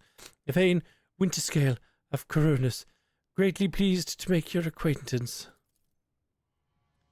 On the rare days that Lord Winterscale visited Urak 5, the station was awash in a mist of warm hues. We were forbidden from meeting each other, but I was delighted still to see such rare colours in my home. Now, however, his colours are darkening, twisting from pain and bitterness, potamus from bitterness. We must help, Lord Captain, but save the clarity of his soul, for he whose presence makes the world a little brighter deserves no less. Lady Cassia, I presume, the sacred child of House Orselli. How disgraceful it is that on the day we finally meet, Yvain looks away in shame. I find myself not at my best. There is no disgrace in your predicament, Lord Winterscale. Such the Lord Captain and I met under similarly dreadful and tragic circumstances. Jesus fuck. Okay, so just looking at the options. What have they done to you? Conserve your strength. You are wounded and need help. I must take my leave. I will say to it that assistance is provided to you and that you are escorted from here. I must take my leave. Your pilot will take you to Governor Medine. Or finish him off. I can't be certain that you aren't infected by this corruption as your friend was. Accept your death. What have they done to you? And The warden, my friend, I tried to convince him to stop the riots. Diplomacy failed, speaking as a struggle, but he continued stumbling. Father hates diplomacy, which is why I had to try. Save your strength, you wouldn't need. Wounded, I would have phrased it altogether differently. Tortured and maimed, perhaps. Have you ever had your eyes burned out? This was my first time. I cannot say I recommend the procedure. It either trying to make light of the situation or growing delirious from the pain.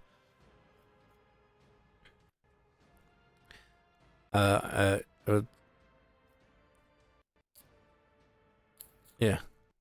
He nods, giving in to oblivion. 3 profit factor gained. Let's look at the corpses. What's this over here? Ghastly and yet evidence recovered after his mutilation. There's a plaque near it. Most holy prophet and optimate Atishan. What is this? Okay.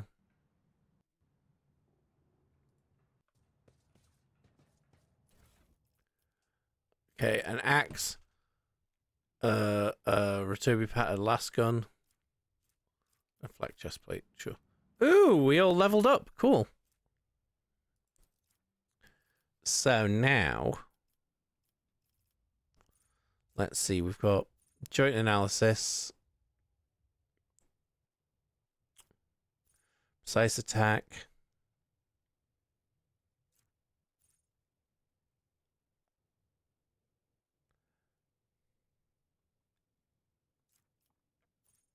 the operative's next non-area attack inflicts the intimidated effect on the first target hit by the attack and all enemies in a 5-cell.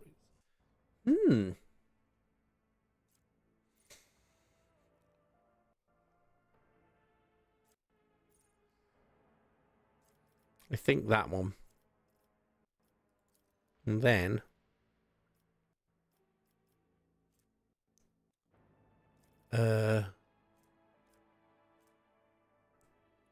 let's see.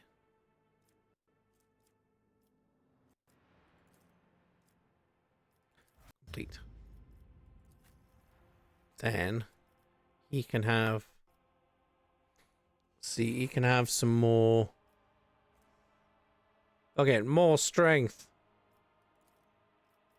And then doing my part.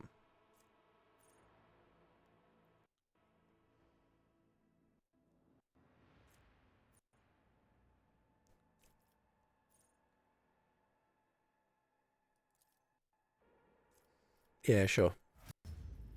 Go on. For this one, I think joint analysis. We'll go law warp. Soldier. Let's see, we'll go some more ballistic skill.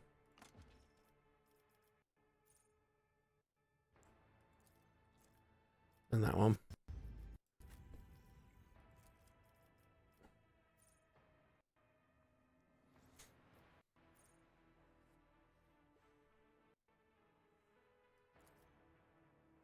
Okay, that sounds useful.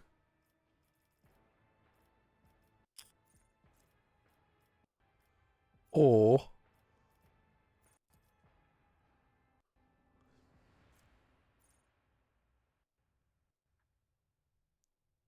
ooh.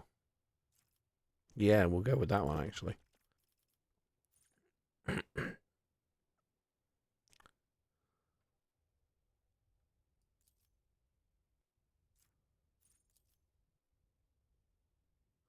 Every enemy the navigator has in their line of sight has its dodge and hit. Yeah, okay. That sounds good.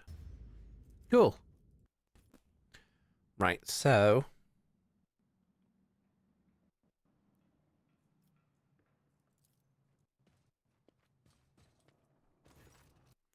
your eye is drawn to the shards of an enormous lens scattered around the broken device.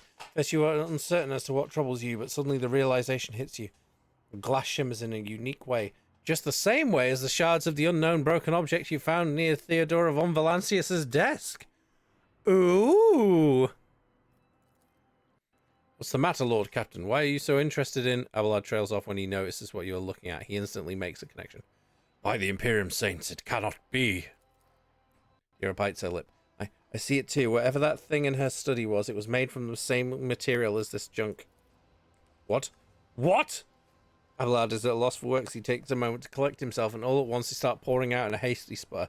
It's a mistake. Slander meant to blemish the good name of a person who is now dead and cannot even defend herself. First those minions of the archenemy murdered Lord Captain Theodora, and now this cannot be tolerated. It will not be tolerated. Go on now, Abelard. Remember what she was like. Adira's smile betrays her grief, but at the same time is strangely knowing. Raised and assertive.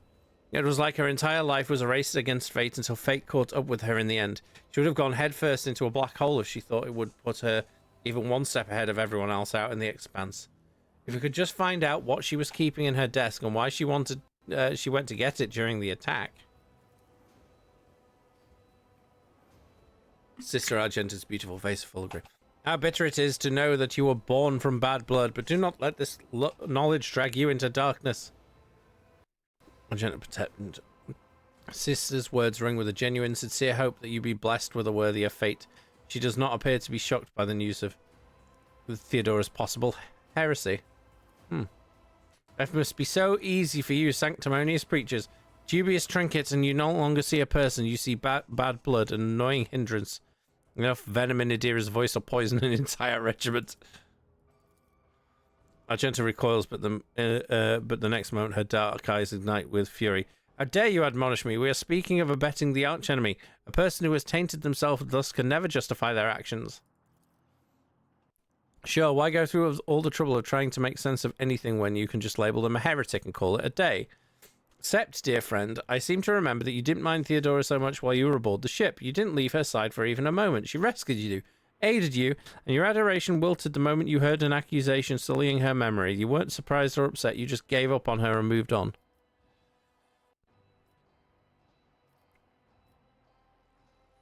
Adira is right. It's too soon to cast accusations of heresy.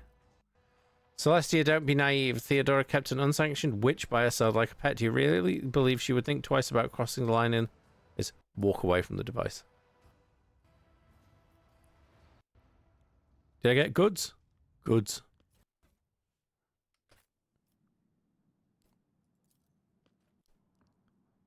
The Emperor sets my path. Alright. Nothing specific there. My aspirations transcend humanity. Let's get the goods. Oh, more stuff. Right, so what else is there? Let's look at the map.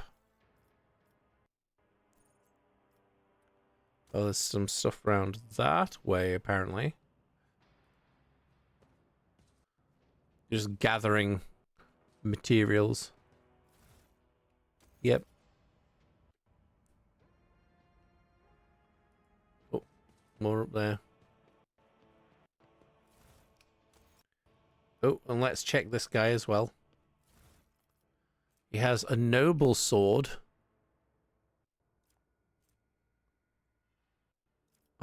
He has a precise last pistol and an improved armored body glove. Oh, okay. Collect all. So what else is there that we can see? Okay, so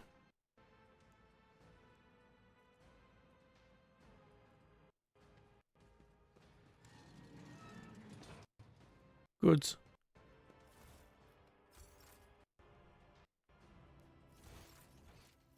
And then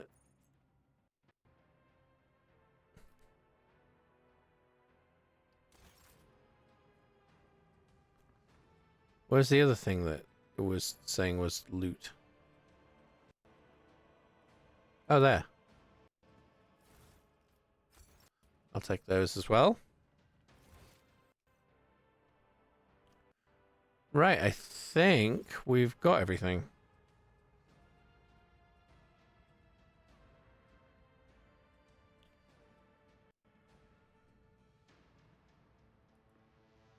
I tread a path unexplored.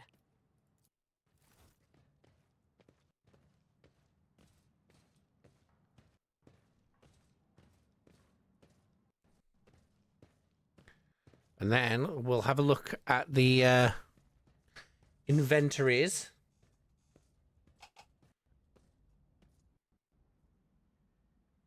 And we shall see. Okay. So have a quick look at the inventory. Oh. Okay, so. Was that the improved one? So we'll swap to that.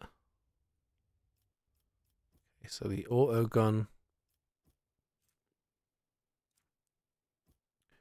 We're going to swap out for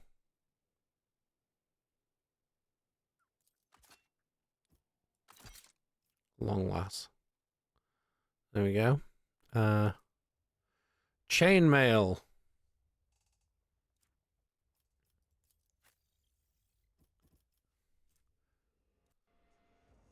Okay, you have Mars Pattern Sword, or there's the... No, the Mars Pattern Sword's better. But I can replace the chainsword you have in the other dealio, which then you can also... So that's Deadshot Stub Revolver.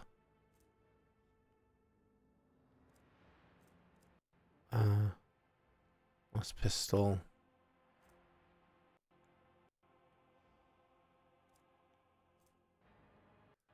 The Faux Hammer. There we go.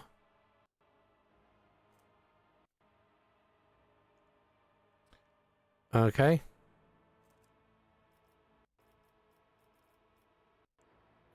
Oh, also, where's that cape gone? You currently have a thing, but it makes more sense for him to have that one.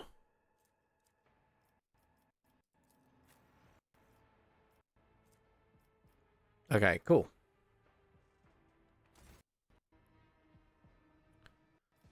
To the barracks.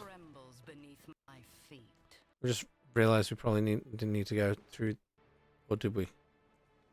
Well, we're here now.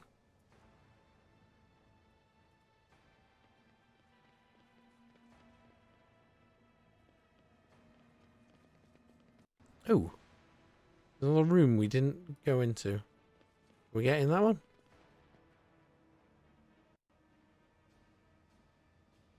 We apparently cannot open that room. It's just like a check-in desk anyway. Okay, to the main level! And we can go back to the ship and...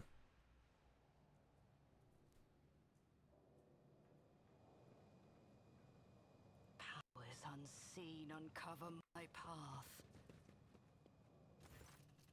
Your ladyship, the rebellion has been crushed. I have news of your lord. Lord Wintz is safe in one piece. He will. He's alive. Badly wounded. There are glimmers of panic in the pilot's gaze, but she quickly. We'll be done immediately. Thank you for letting me know, your ladyship. Right, return to the void ship.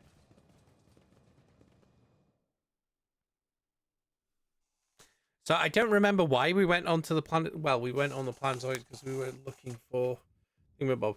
Oh, wait, hold on. Excuse me, Kevin. I need the effects button. Permission to report, Lord Captain. Over the past few days, I've received several messages from different decks complaining about anomalous behaviors in the ship's cogitators and servitors. The machine spirits are restless and rebellious, and no tech litany or ritual of pacification can rid them of this obstinacy. And tech priests can deal with the vessel's systems, but the servitors, they make errors in their tasks, disobey orders, change the assigned rituals, sometimes downright freeze as if in a trance.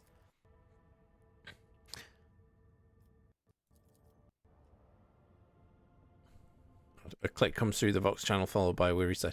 Lord Captain, occurrences such as these are caused by errors in cogitator calculations, so have some other sensible explanation. I beseech you not to take after those who whisper about the ship being cursed or possessed. Adira joins the channel and chimes in playfully. Oh, don't start, old man. All these peculiar happenings have long since turned into local legends. A door slams shut. A lumen starts flickering. Phil's aboard. That's the problem with the fucking ship. It's just Phil running around shining his torch at everyone, screaming 1,000 lumens!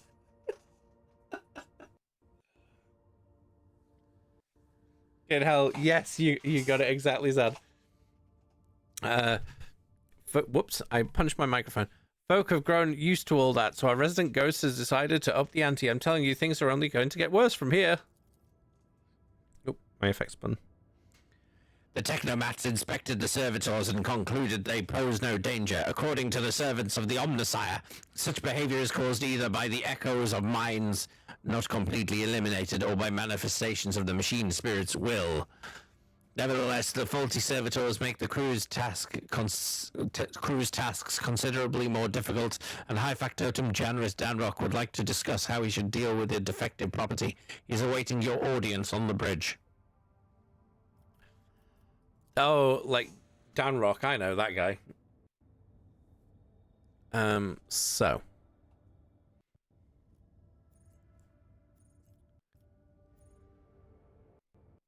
Okay, yeah.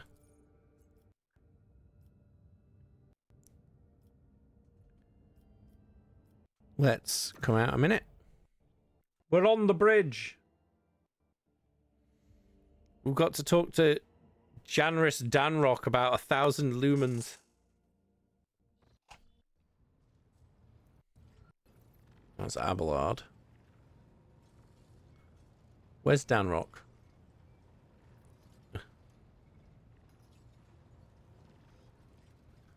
There he is.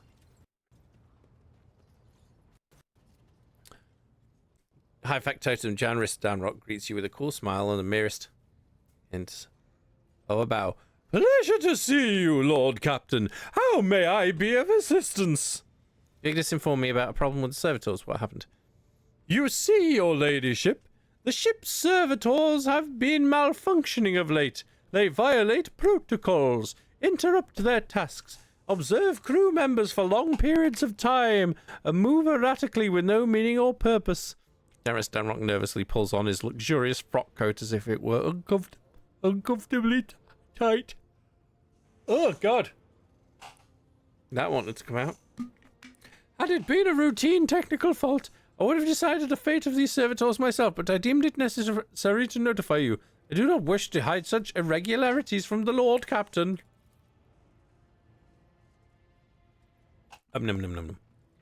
If you wish to observe the servitors' unusual behavior before you decide their fate, this can be arranged.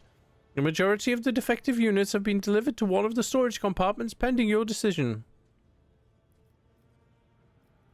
I wish to look at these servitors before deciding their fate. Sure. As you wish, your ladyship. Okay. Sector data unavailable. Region. Oh, wait. Hold on.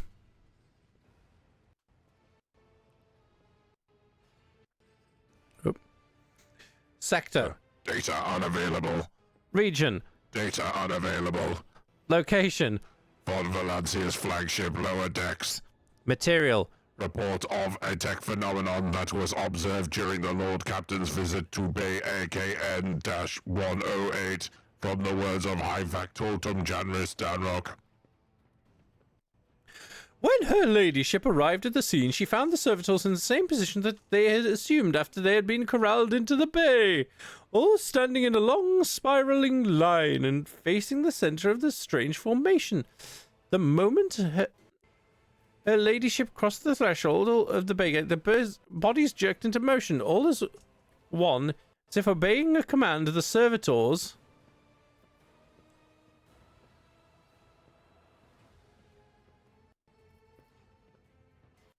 What? The servitors took several steps towards the servitors.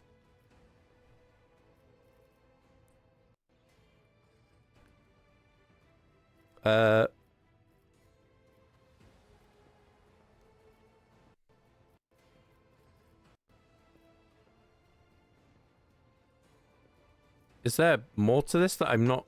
Hold on. Okay,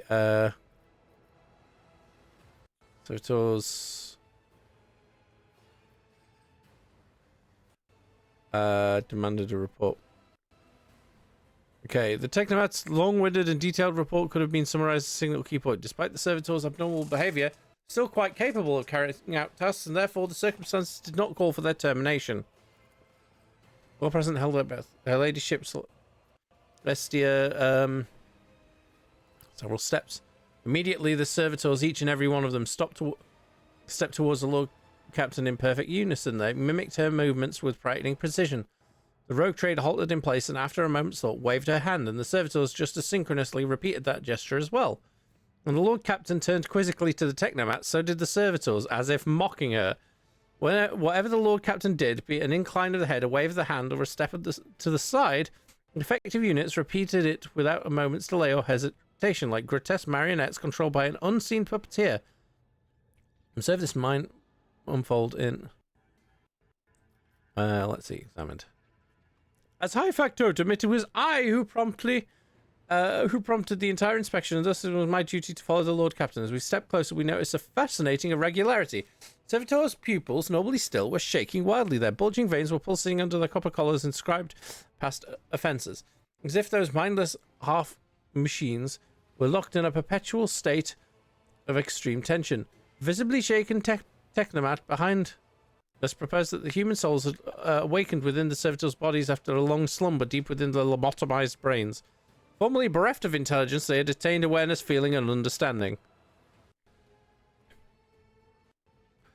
After a pause, Technomat added that the servitors used to function properly and that no one had been able to explain the change in their behavior.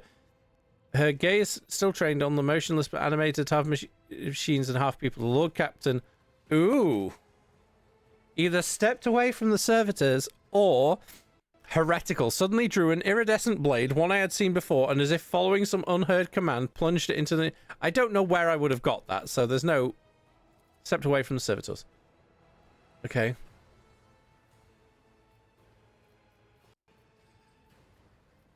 Turn to me to announce her decision.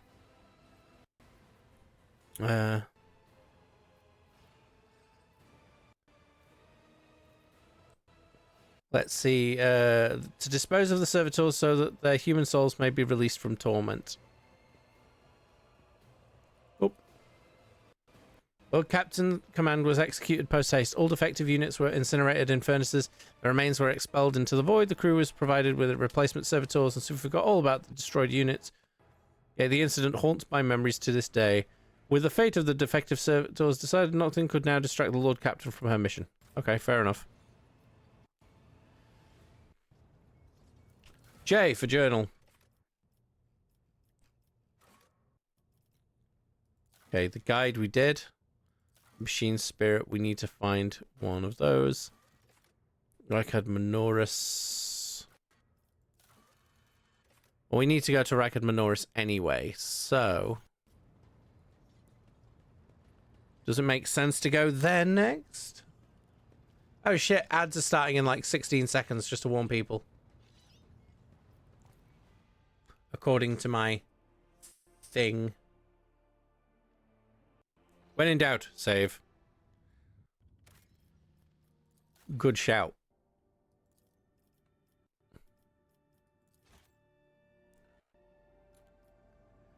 To Rykard Minoris. Wee!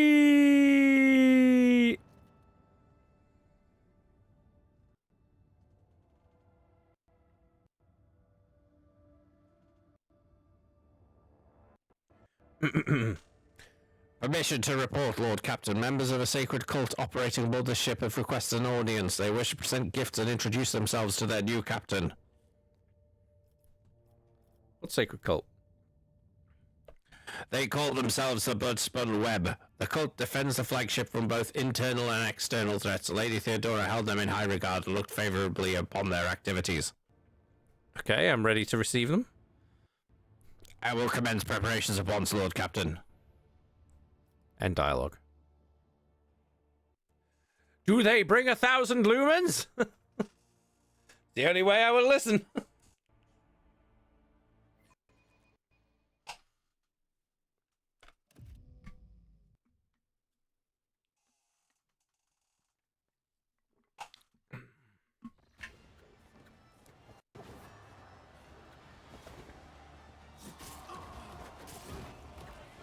What the fuck are they doing?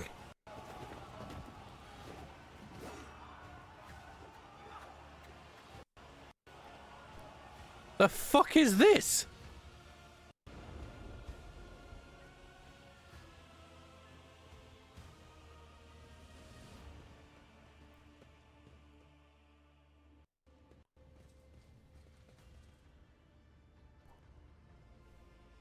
Look at my many chairs. No one's allowed to sit in them apart from me.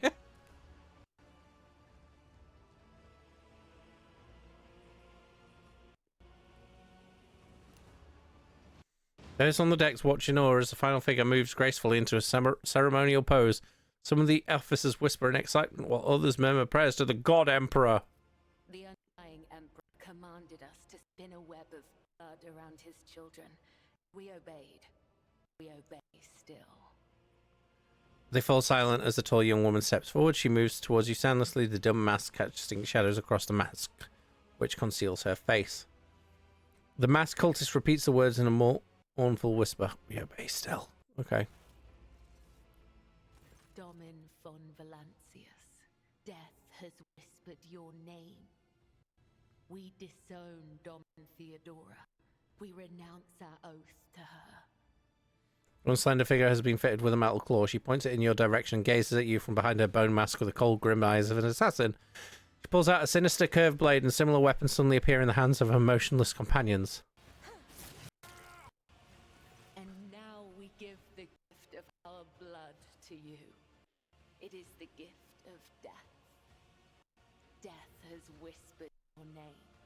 The followers of the tenets of the web swear fealty to their new overlord, offer proof of their devotion. Blades sing through the air and rivulets of crimson flow onto the deck. The young woman bows her head reverently as she hands you a heavy parcel. The others bow their heads as well. They seem unconcerned by the blood that trickles down their fingers. We give you a blade, the silent verdict. The Undying One has chosen you to wield this instrument of death. We give you one of our own, Kibella. She will be your shield and shadow. And we give you the blood of these traitors. The tenets of the web will purify their souls. Okay. Right, you have heard many stories about death cults such as this one. These devoted holy assassins of the Imperium have turned death into a form of worship of the Emperor. The exemplary slayers, invisible executioners, and the scourge of traitors, heretics, and fallen souls. Many righteous people honor them as votaries of the faith, while others see their fearsome rituals as frenzied spectacles touched by madness. Okay, examine the cultists. The cultists are all voidborn. Their lithe sinewy... Oh, like me! Their lithe sinewy bodies are clad in light armor, which allows them to move with an acrobat's nimble grace and strike with an assassin's swift surety. Their red and black vestments are adorned with sharp spikes and ritual jewelry. Where time and training have worn their garments threadbare, you can make out patterns of bleeding lacerations. Examine the captives. Prisoners cower behind the weight of your gaze. Blood drips down the tear-stained faces of the captured officers, technomats, and workers. A word has been carved into each of their foreheads with meticulous precision. Traitor, heretic, apostate, renegade. The cuts have been diligently and regularly reopened to prevent healing. What the fuck? These renegades committed treachery against their domin. Their lips once praised the name of Kunrad Voigtfield, but it is your name they will whisper as they cross over to the other side. Interesting. So a death cult watches over my crew. They who honor the Emperor through killing, who devote their every deed to serving him. Sacred executioners. The domin has discerned our essence. This is a great honor for the blood-spun web. We have woven the bays of this ship together with the threads of our faith for many years. We keep the greatest relic, his tarot, through which he sends us his blessed revelations. We obey the whispers of the Undying One. This is our service to him. This is our service. Oh, the Undying One is the Emperor. Okay. What exactly does a cult like the Bloodspun Web do? The tenets tenets of the web teach us to read the threads of the future and understand the hearts of others. There's more future But stuff. Its soul is filled with the poison of corruption. We know its time has come. We bring liberation. 3 strikes, 3 rebukes, 1 blade. This is how we serve the Undying One. This is how we serve you and your flagship. But there are others, the virtuous martyrs who contravene his design without realizing. Those who have come too close to faltering or committing an apostasy, but have not erred yet. We present such souls to the Undying One.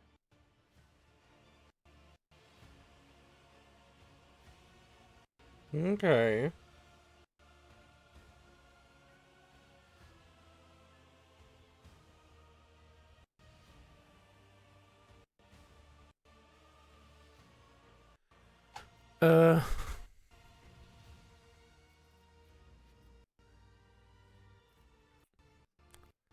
You killing some people? We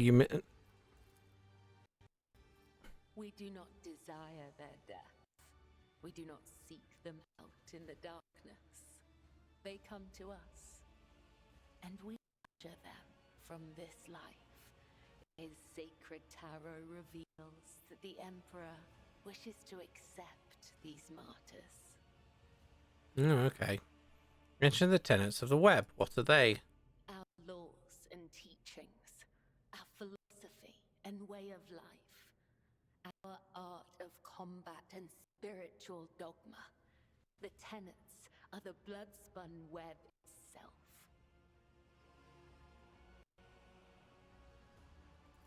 Humanity owes its existence to the Undying Emperor's sacrifice. It is he who protects us from a darkness of terrors. Hence, each of us has a duty to serve him, and a duty to die for him. To act otherwise is to waste the life that has been given to us by the Undying One, to become a thief. We help others understand this. We help them live and die righteously.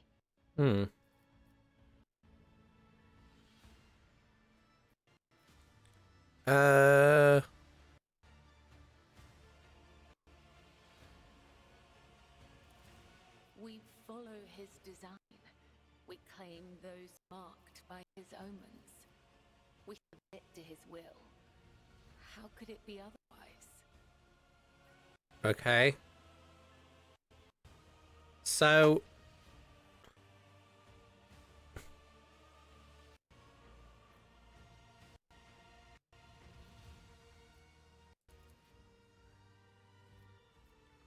Tell me about yourself, Cabela. Are you the leader of the Bloodspun Web, or its herald?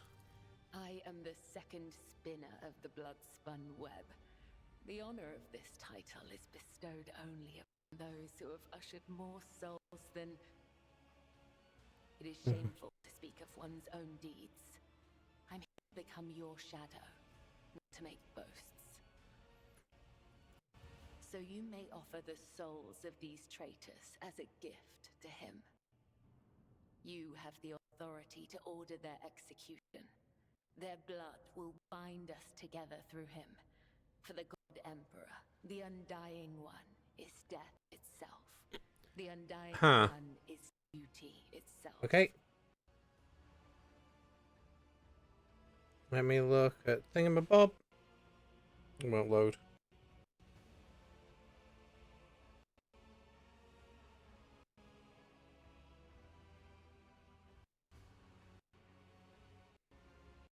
Group chat.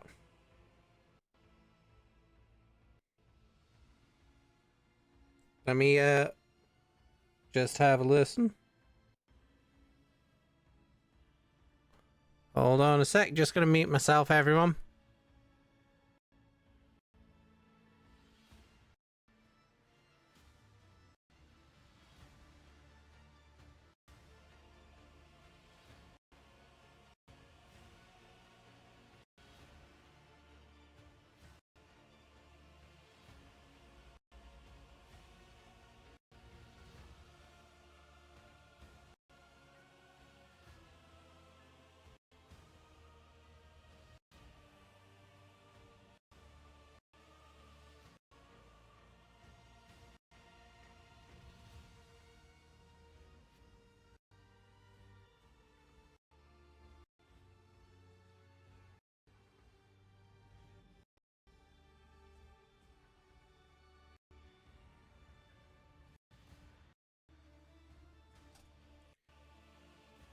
Just had a look, Zan. I've just replied now.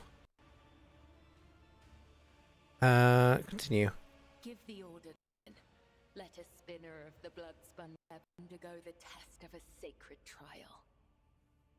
Okay.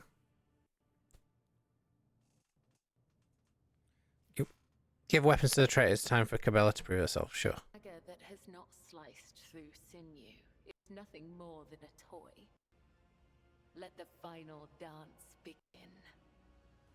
Okay.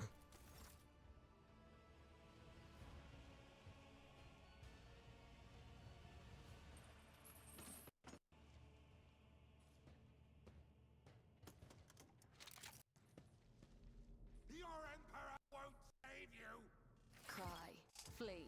Okay, so You can't alter your fate. The masters demand your death.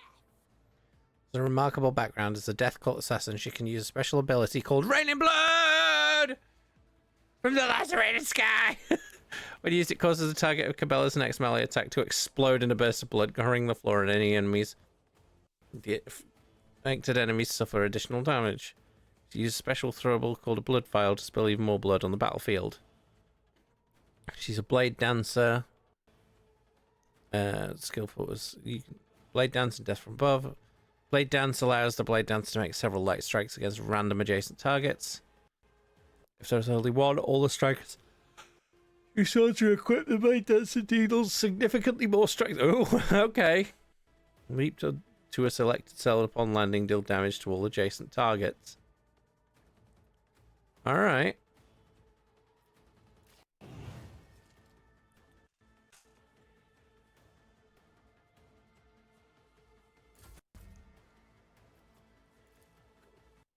As tenets demand. One foe or 100. Christ, that was fast.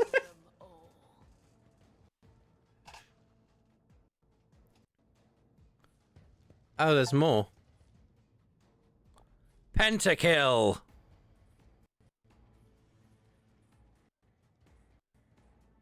I will set them free. Okay.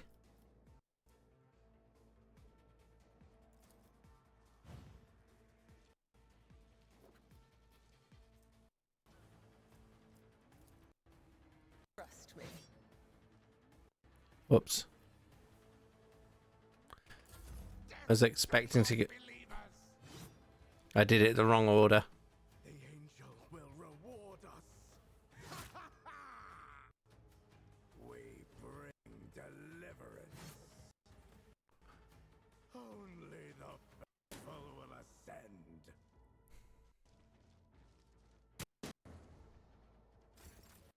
Okay. I shall not fail. Killing brings me no pleasure.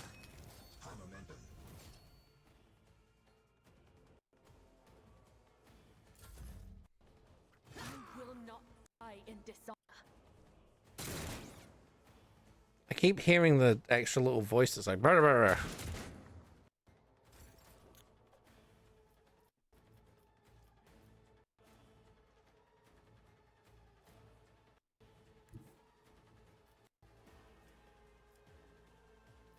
I am your blade and shield. Trust me. Come. The other side awaits. The true believers will inherit all.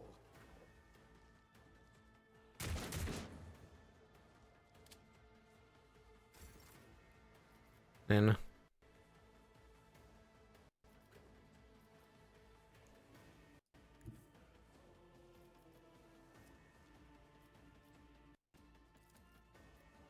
I will leave footprints of scarlet.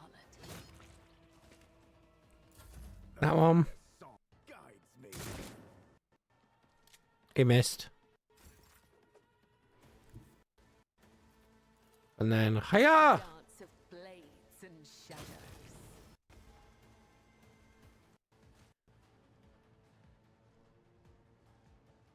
Okay, well, at least I know, like, my worry was like, oh, how do they know that they're all heretics? But And then as soon as combat started, they all started screaming, "Death to the Emperor!" It's like, okay. A cut to the heart, a cut to the throat, a cut to the stomach. These wounds have been inflicted according to his pleasure. The blood of the apostates will wash away the stain of their treachery, so that their souls may prostrate themselves before the Undying One's throne and beg his forgiveness. Bella wipes the blood from her blade in one swift movement. I've acted with reverence and shown proof of my loyalty. Will you accept me, Domin Celestia? Will you make me your shield and shadow? Your ladyship, the spinners of the blood-spun web were watching, tracking, and killing von Valancien's enemies long before the warrant of trade passed to Lady Theodora. However, their blade has also been known to cut short the lives of highly upstanding persons. Victotum swallows, nervously casting a fleeting glance at Cabela.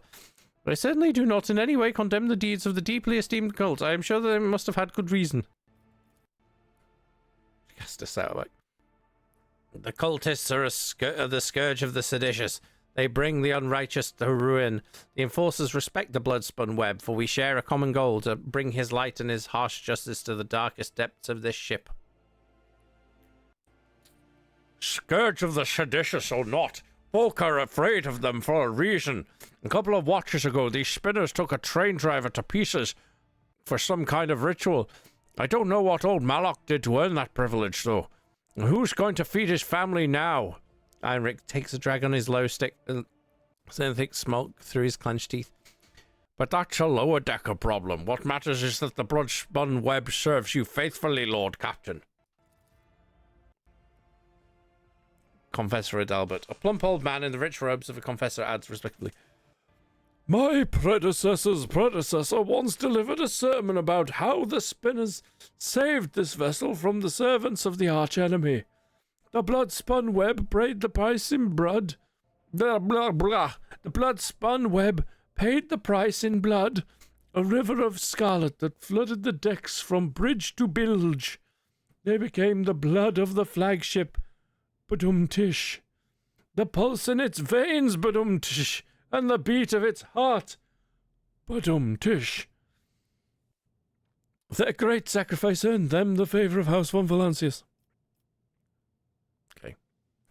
Seems not all the officers have been presented to me yet. Confessor Adalbert, your ladyship, as a humble servant of the Emperor, I am entrusted with the high honour of being the ship's confessor, or in other words, the highest spiritual authority on your vessel. I am here to oversee the purity of the crew's faith. I officiate in the officers' chapel as I look after the ship's reliquary. Professor, tell me about the spinner's great sacrifice. The vessel was beset by famine and pestilence during a long warp jump. The flagship wandered uncharted paths in the immaterial for 20 cycles straight. Servants of the archenemy used the despairing hearts of the crew to infiltrate the ship. And death followed. Ooh. The hungry became the hunted. The famished became a feast. The exhausted crew was too weak and emaciated to resist the invaders. But then the spinners emerged from the depths. They stood alone against hundreds of foes, yet they did not falter. They did not sleep or rest, as their blade-tipped dance brought death. Though many spinners fell, the blood-spun web held strong until the flagship left the turmoil of the warp. Okay. What am I writing, you think? I have heard, though only at a distance, the prayers that spinners offer up to him. Seen how their deeds fill the people's hearts with confidence in the inevitability of his wrath. The blood-spun web's loyalty to the Emperor is without question, as is their willingness to lay down their lives in the fight against the archenemy. Although Lady Theodora never granted the cult an audience or brought a spinner into her retinue, she respected the blood-spun web and approved of its mission. It is strange. Their shadowy forms are swathed in darkness, yet a radiant light burns within them like scarlet flame. I think it is a good sign. It is rare to see anyone filled with such light, even among servants of the Fate. You'll be my shadow, Cabela.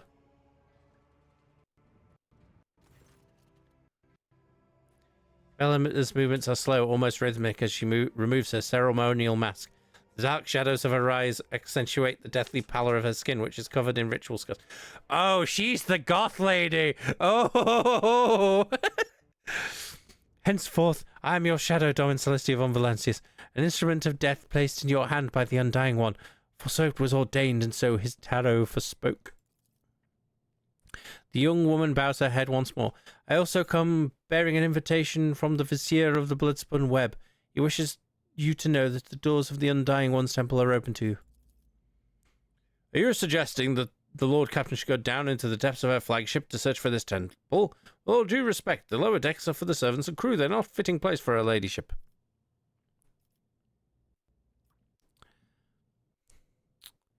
Why is the Vizier not here to deliver the message himself?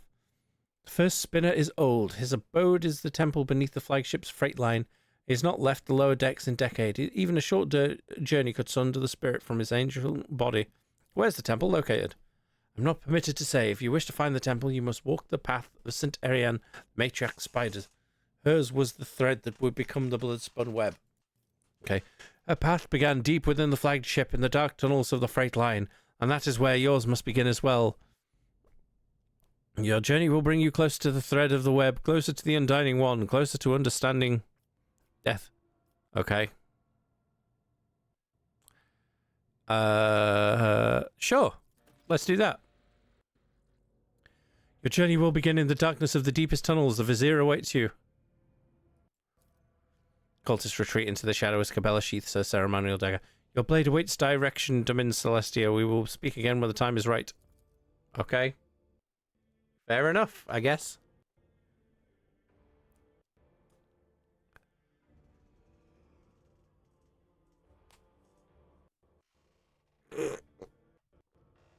Oh, I've just decided I'm going to make chips later.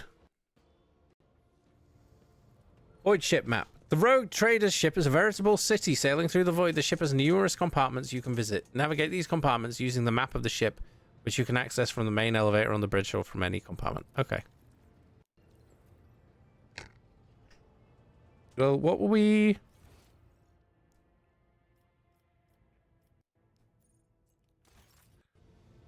What were we doing in the meantime? Where were we? We were heading to Raikad Minoris, weren't we? Whee!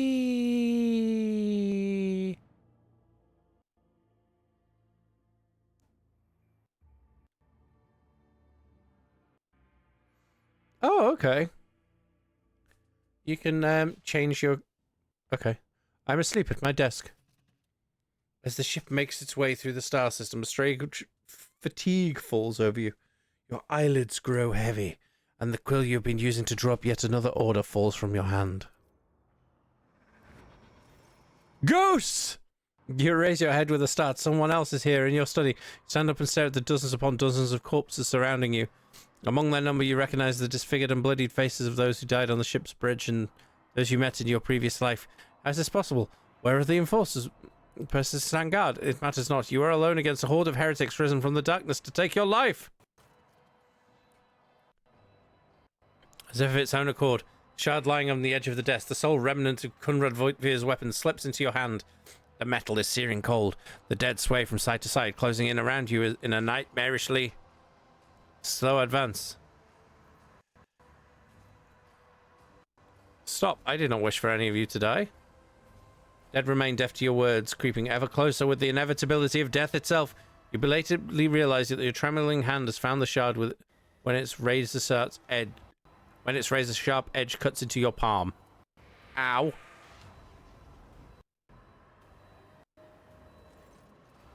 An unbearably bright light floods everything around, and you find yourself surrounded by groveling minions, their bodies shivering in your mere presence. Your hand no longer holds a pitiful shard, a majestic and intricate weapon. A skillfully crafted sword with strange, unnerving proportions, a curved design, and an unusual hilt adorned with the image of a closed eye. Ooh!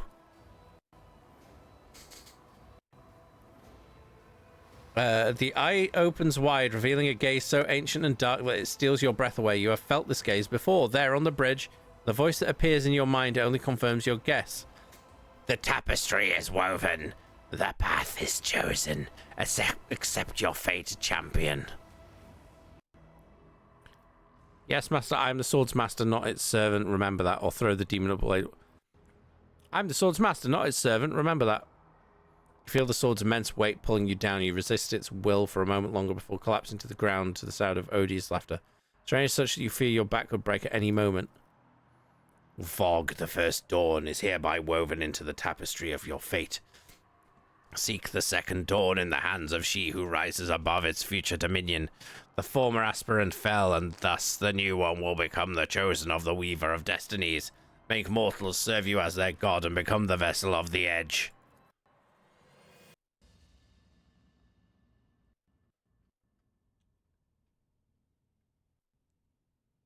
I say make chips, you mean like from real and not fake potato? Like,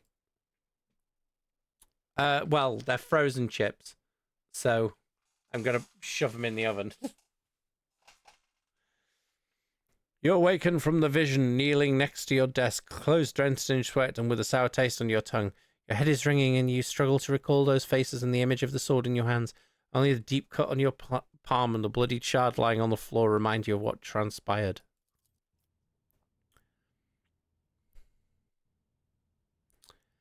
A foreign presence rises up out of the deep, darkest recesses of your mind. The cut on your hand burns like acid, and an alien consciousness in your head greets the pain with a discordant wave of barely intelligible voices.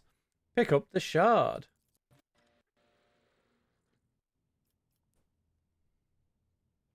Quest updated. The Call of the Edge.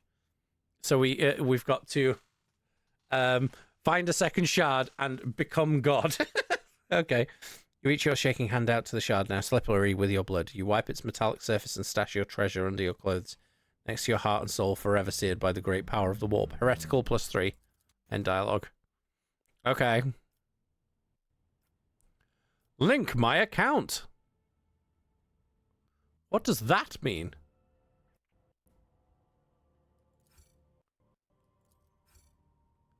You'll be redirected to the web page. Web page? Oh.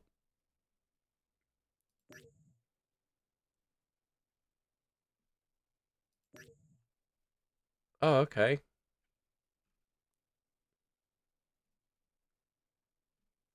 So.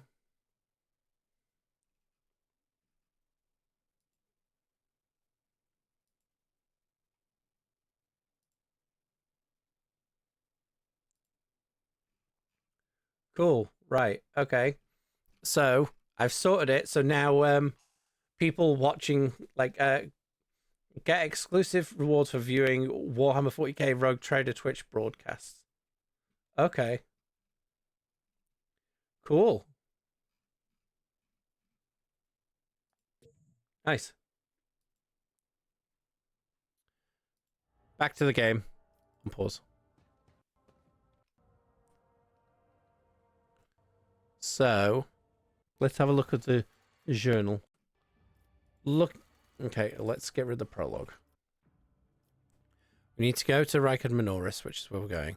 We need to also do the... Okay, so we did those.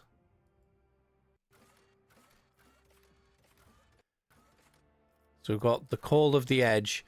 So currently we need to find the second sword shard and become a god.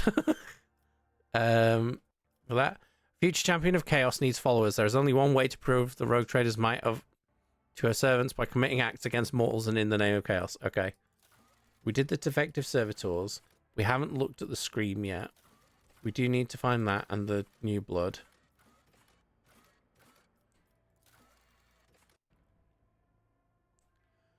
That's got a fucking Tyranid involved? Vizier of the Bloodspun Web is... Right, okay. Okay, so we need to go to the freight line. So I wonder if maybe we do that then.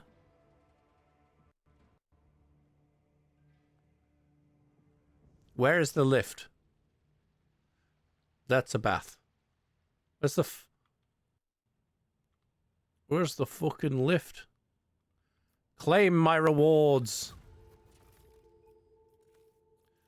Ooh, nice. Go to my inventory. And now I have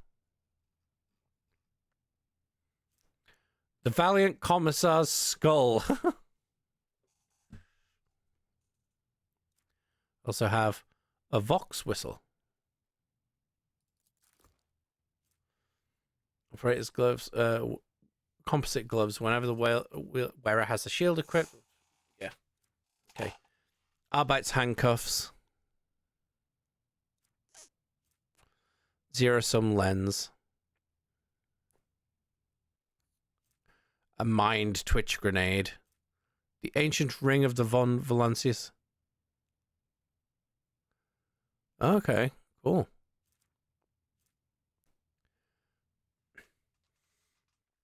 Okay. Architectonics of the flesh. Wearer gains +5 tech use. Okay. Swap to that. Tesseract Labyrinth. Sure, let's throw that in there.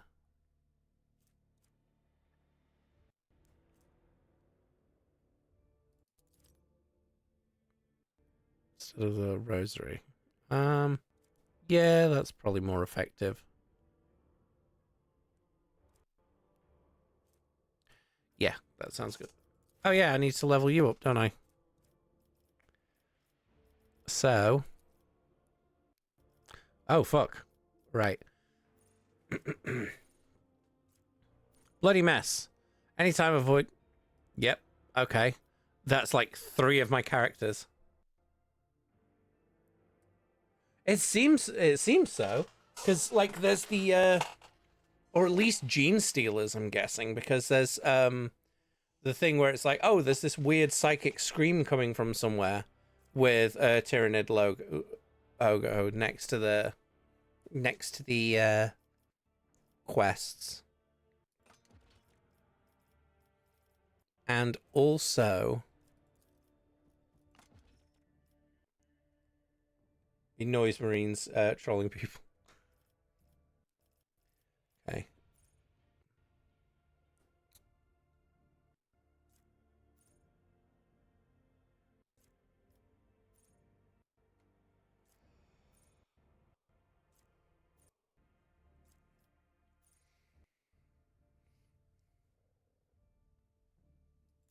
Yeah, okay, let's do that.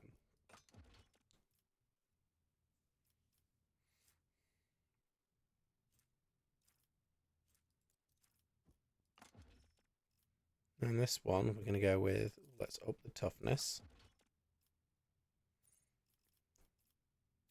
We go. Right, attacks made with a sword.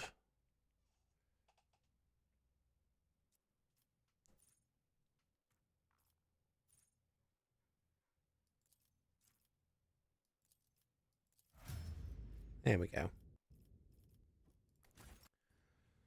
Well, it's actually inventory. So she just got a spinner's blade. Let's also give her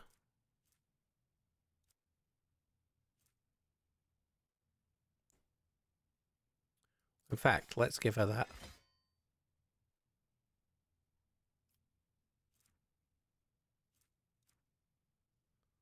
And then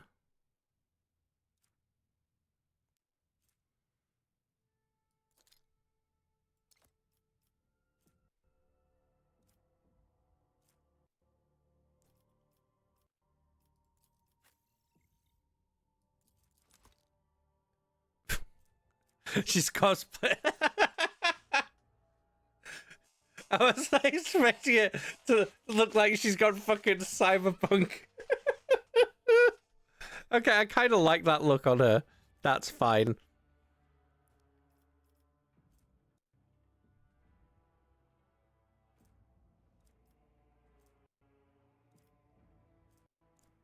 Yeah, you can also have some fire grenades.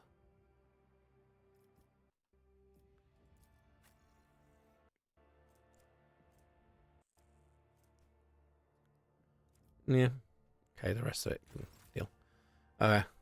Cool. So, to the lift. Oh, this is the lift.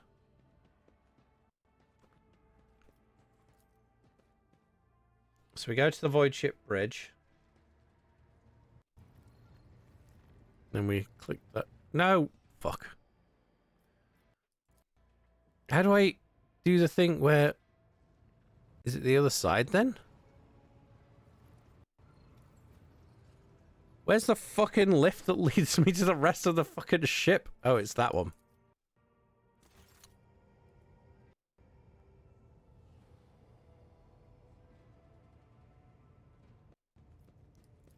There we go. Right, okay. So we've got the Void Ship. I've got the Captain's... The Void Ship Bridge. Astropathic Chapel. The Void Ship... Shrine. Or the Freight Line.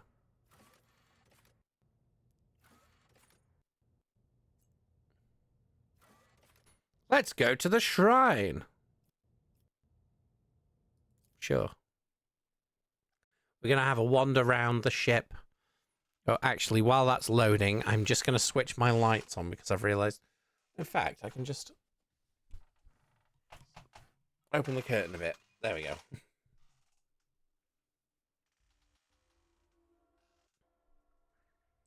So, press any key.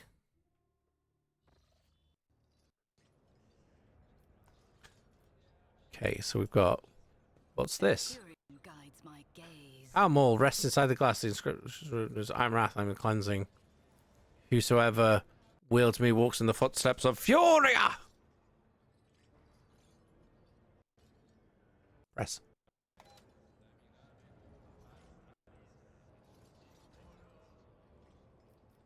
Oh, okay.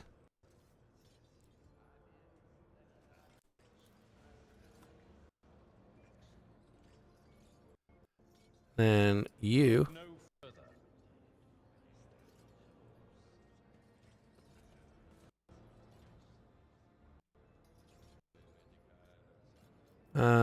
Experience. Baron Phaeton legend has it that his head split when it cracked open the skull of the...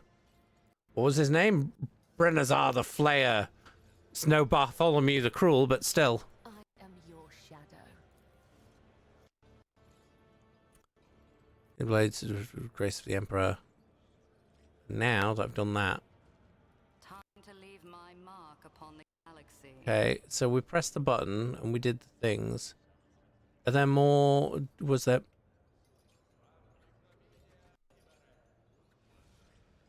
Oh wait, there's a... Okay.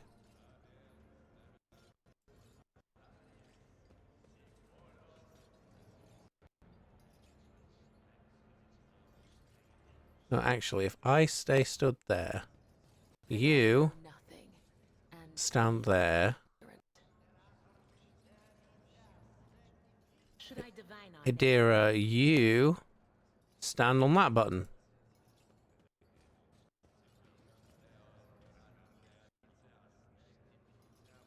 Are there more buttons that need standing? Oh, yep. Cassia, you can stand there. And Argenta, you stand here.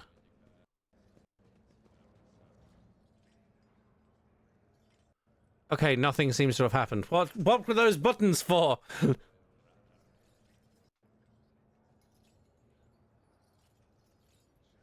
Do I need more? So we're all stood in... What deeds await us? My ascension has only just begun. Yes.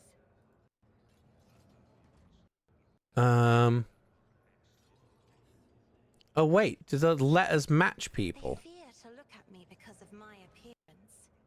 I fear to look at them because of their rotten-colored souls. All right. Calm down. The web serves. Okay, I don't know what those buttons are for then. Okay.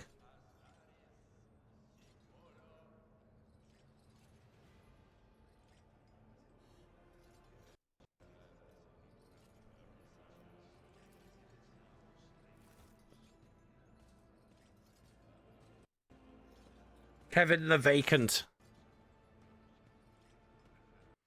Kevin actually looked up at me like, "What'd you say?"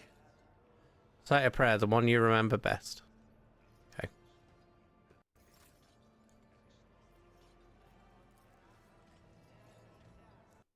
The Aquila, I don't know, fragment of... I am afraid to embrace the revelations that make others shriek and cover. That is the difference between me and ignorant filth. Okay. So let me just... That was the offer of prayer, right? Yes, it was. Okay, that's fine.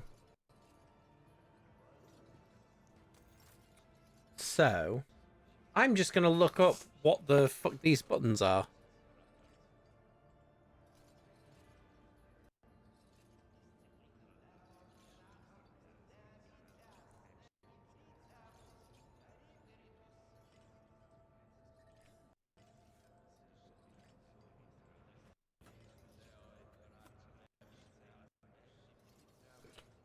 I've just seen that Phil's gonna do his photo for 1,000 Lumens t-shirt design. That's what we should... That's, if we make a live album out of the, like, if we work on the stems from the, in Fulford gig, the second, like, and we did it as, like, a like, Albzargle 2-disc album. That second disc is going to be called The Ritual of 1,000 Lumens.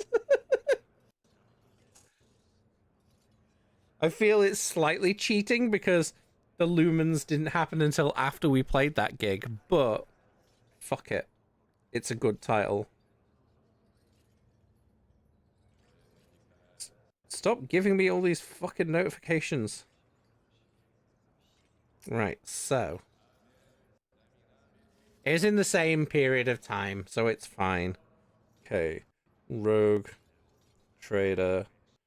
Void. Ship. Shrine. Buttons.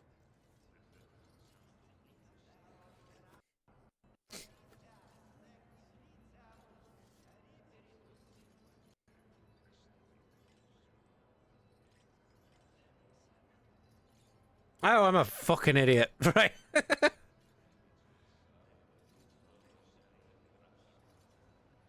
Okay. So. Cruella, you go there. So. Abelard. On the F.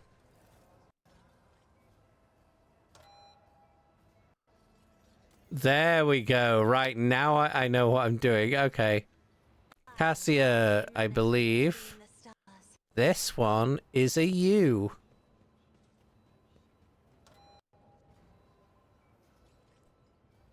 And then... When the faithful are idle, heresy grows. An R.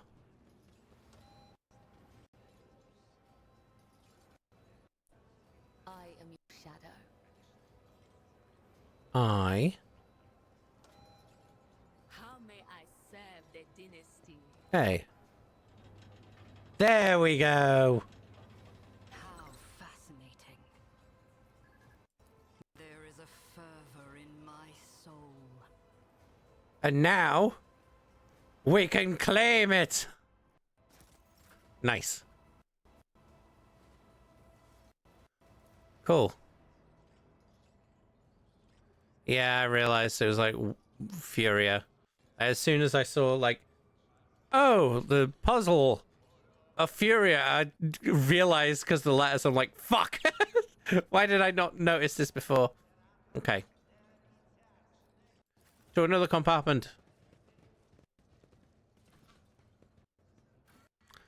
And now we're going to the freight line. Freight line, to the freight line. Don't know why I started singing that.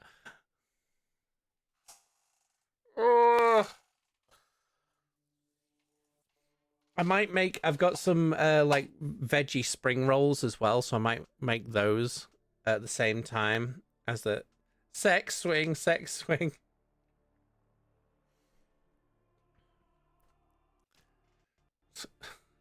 fucking Hat Films. I was watching Hat Films do the crib guesser thing where they guess like the prices of houses, right? And one of the running gags that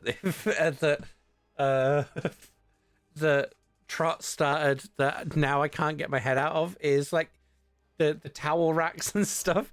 He keeps referring to them as the fuck bars that you hold on to when you get fucked in the bathroom. And like ever since then, I'm just like, oh, sick, this bathroom has a fuck bar.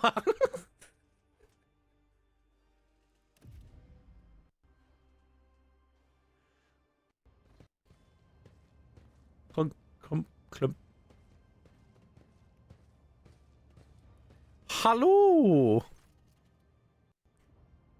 Esok Frenzo. Sturdily built man with augmented jaw stands at attention. The dark circles under his eyes speak of many sleepless nights, but his voice is loud and spirited. Welcome to Freight Hub LD-987/A14, Lord Captain. I am Edok Frenzo, Captain of the Enforcers in Lower Deck Bay LD-A14. The Master at Arms has assigned me to be your liaison for the duration of your stay here. Lord Captain, would you like to inspect the control room or to begin your search for the Temple of the Bloodspun Web? He says the last part with obvious concern. Seems you were prepared for my visit. How did you and Sabak know I was coming now? The Master at Arms ordered us to be on standby after the Bloodspun Web openly invited you to their temple. We have been awaiting your arrival every day since then, Lord Captain. I'm here to inspect the car. I'm curious to see how people on the low decks live. Press the glasses you wear. As you will, Lord Captain. Still, out of concern for your safety, I must warn you that you should avoid the farthest sections of the bay. They're ridden with disease, and the locals can be particularly unpleasant to deal with. The kind of riffraff that dwells there, you might even be attacked. Such ghastly places you describe. We're not headed there, are we, Lord Captain? Friends, to put it bluntly, although the bay performs its functions well, even its more civilized sections are sorely lacking in discipline. And he's on a marginally relaxed. Oh, because of the up and down. He's doing his best to do an impression of the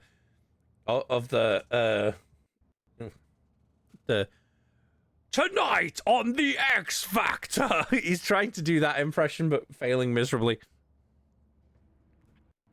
I was only assigned recently, so I haven't had time to straighten everything up, since doing so would require making some serious changes. I am not inventing excuses, Lord Captain. As the officer in charge, I accept full responsibility for what it takes place in this compartment. Being assigned here seems almost like exile. Did you commit an infraction?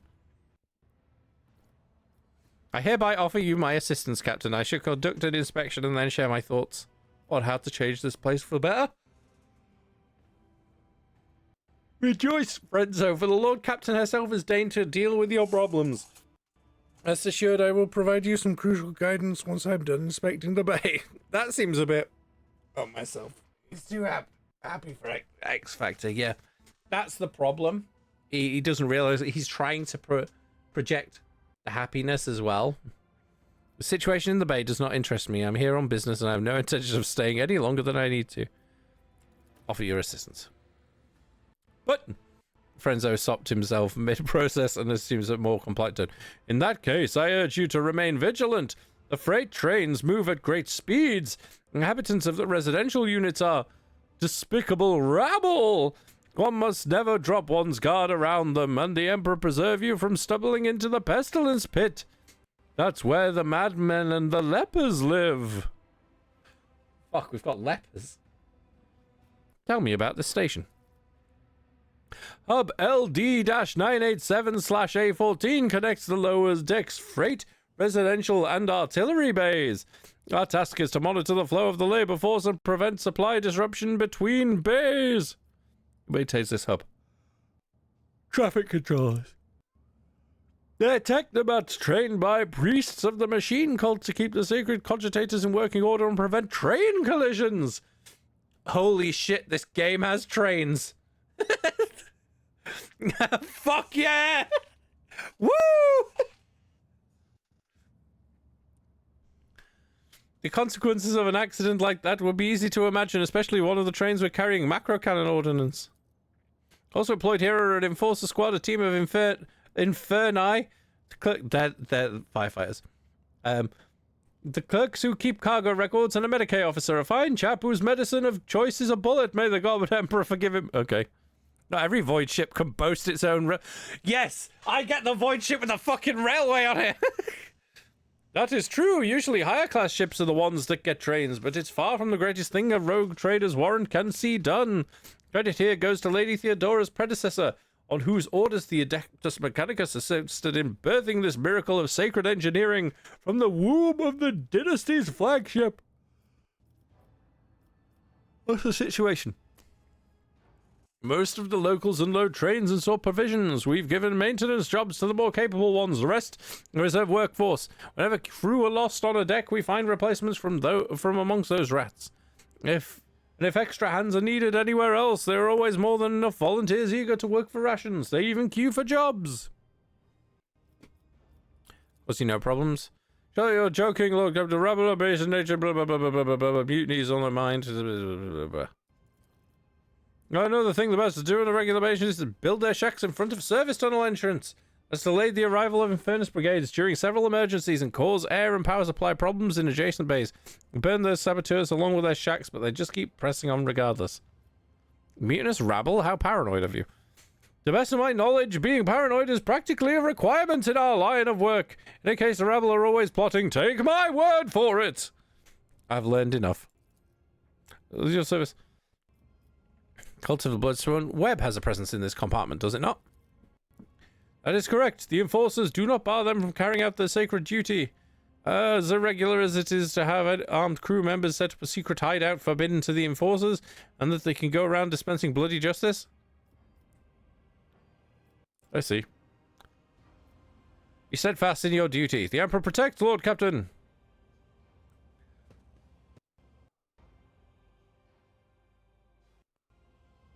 Okay, cool.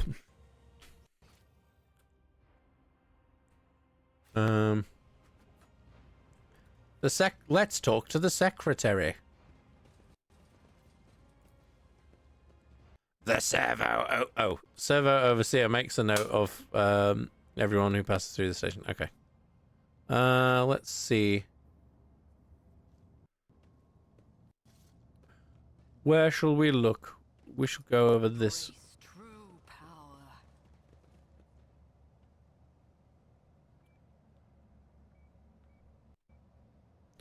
Ooh, goods.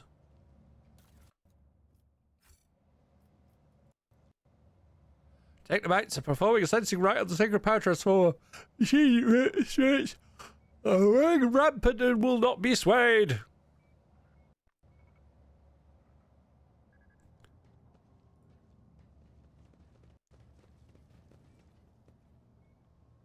Is there anything else of interest?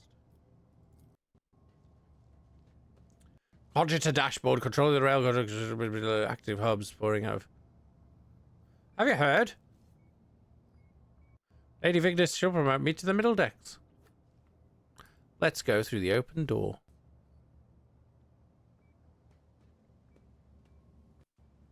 Okay, you do that, Karth. Hi, and nice to. The fuck? We scrub the deck. We'll take us to captain. We'll have our heads. Is this a welcome you give the rogue trader? Whoever had the audacity to leave behind this appalling symbol, I will see it to the master to account herself. Okay, just noticely. Damn those. How did they even... Let's see. Examine the mark.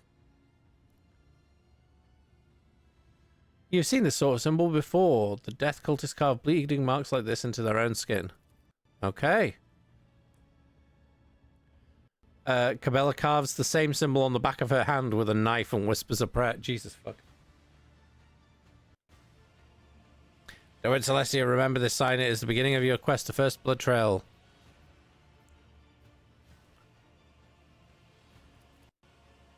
You also one that says Bloodsworn Web. What was it called? The Song of Trailing Blood, I think. It's a prayer familiar to many of this compartment. We've heard spinners say it when they will perform the signature acts of service to the Emperor. The soulless shadow sank into the dark, /feet crescendo a fatal dance, late song and tempo, each edge an echo, twin odes to death throes, now on her sacred blood, as she once trod the backs of foes, tread countless souls, but none who know. You memorize the verse? Why? When I took up my post here, I made sure to familiarize myself with all the particular qualities of this compartment. I soon heard about the verse and decided to investigate. I questioned a number of people who followed the blood-spun web as I was trying to figure out if there was anything pernicious about it. Eventually I learned the whole thing. He frowns. The words are certainly strange, but it's nothing worse than that, it seems. Why did they leave this mark here? Maybe it's something to do with them inviting you to visit their temple. Maybe they're trying to get your attention. Apologies, Lord Captain. It was a song of trailing blood. Something like a prayer with several verses that one's area, as they call her. Okay. In other words, it's an invitation. It's only too obvious. Your outstanding intellect is known beyond the bounds of your home system. That the cultists possessed with mysticism will never use prose to mark the way to their temple. Too fond of their obscure chants. Okay. So I'm invited to follow a trail of blood, it seems. I accept the spinner's invitation. And you're looking for return to the Upper Deck safely, Lord Captain. Okay. End dialogue. End dialogue, you. Let's seize the opportunity. Do we truly have to be here? I am not even sure what is making me more nauseous. Ooh. These horrid colours, or the smell. The trains! That's why we're here! The trains! Ads in 21 seconds.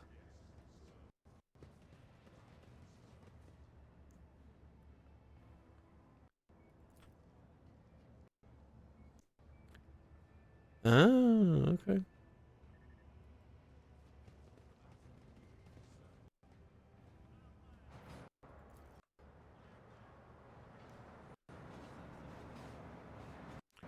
Goods.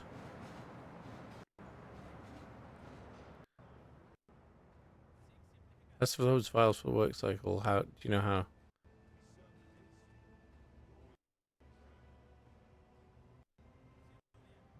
Yeah, 57 ration cards. It's all I got, I swear. And the rest will rot gut again, I'm guessing. I'm not doing you any more favours. Give up the drink or get used to life in the pestilence pit.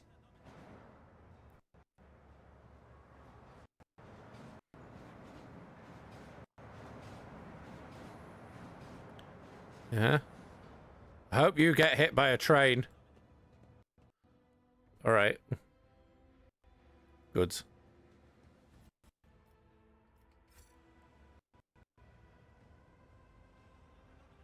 Let's go over here.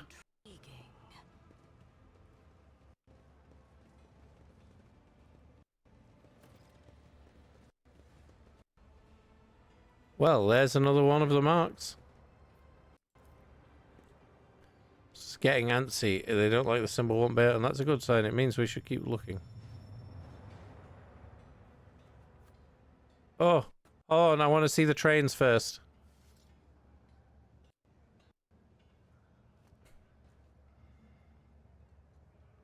Go on, there should be a train passed again soon.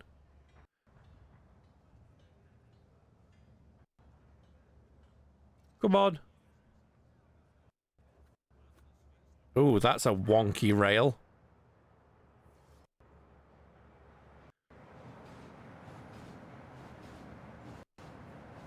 Cool. Right, anywho. Round this way. Oh, me, boss. Got all my limbs intact. Oh, God, it's a rogue trader.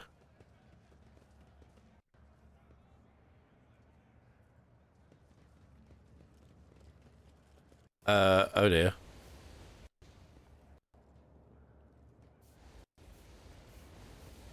Why is my ship on...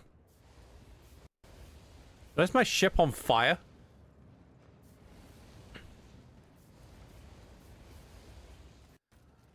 Burnt man. Mercy, please save me. The young man gasped for air through burnt lips, slipping in and out of delirium. His skin is dripping from his gaunt body like melted wax from a dental plan. Lisa needs braces. What were we talking about on... Was that at the woods where, like you said something about a dental plan and then I went, Lisa needs braces, and you're like, ah. Or was that before that? On the way back, right, that was it. Did I somehow intact live clear filled with pain?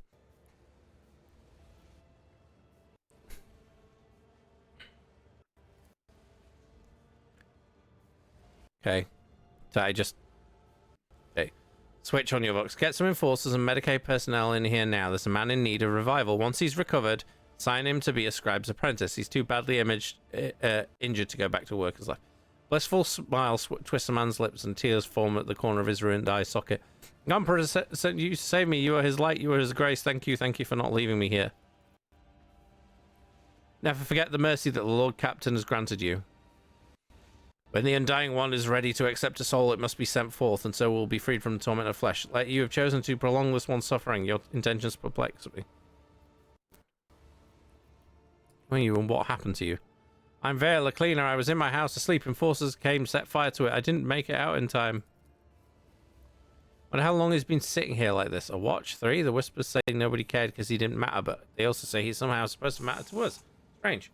You know anything about the mark next to you? Tried to set his head. A spinner came. He painted the symbol, and he gave me water and whispered a strange verse. Told me to memorize it and to recite it later so that help will come. And here you are. Then I should... Go on to whisper. To such smirched soul, her mercy she did grant. Last breath expressed, night met heart. Moved from chest, passed on to death.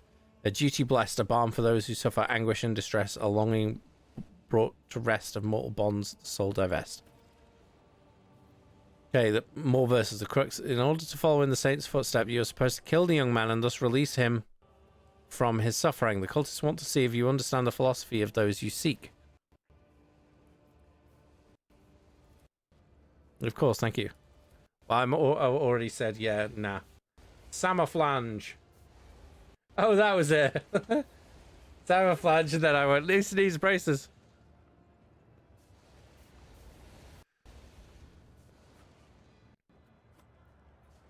Yes, I understand, but also, like... As much as they're like, oh, we need to fucking have the thing, and then people should be... I mean, this guy wasn't... All that this guy did was stay in his house, and people fucking set fire to it. So I feel like that's not really a test as to whether... That's not really a whole, like, oh, he should be let go of his burdens. I did technically let him go of his...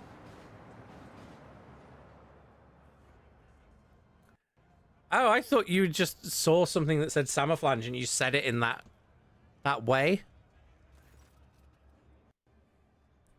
Lord Captain, what an unexpected encounter. What brings you to the compartment? Famous... Oh, no, wait. I forgot his voice. Lord Captain, what an unexpected encounter. What brings you to this compartment? The famous cuisine and magnificent vistas, no doubt. I'm seeking the Bloodspun Web's temple. You know where they're headed? I don't have the foggiest idea, then that's probably for the best. I have my hands full as it is. What are you doing here? I'm here to patch up Savage, locomotive number 3, under the tech priest supervision.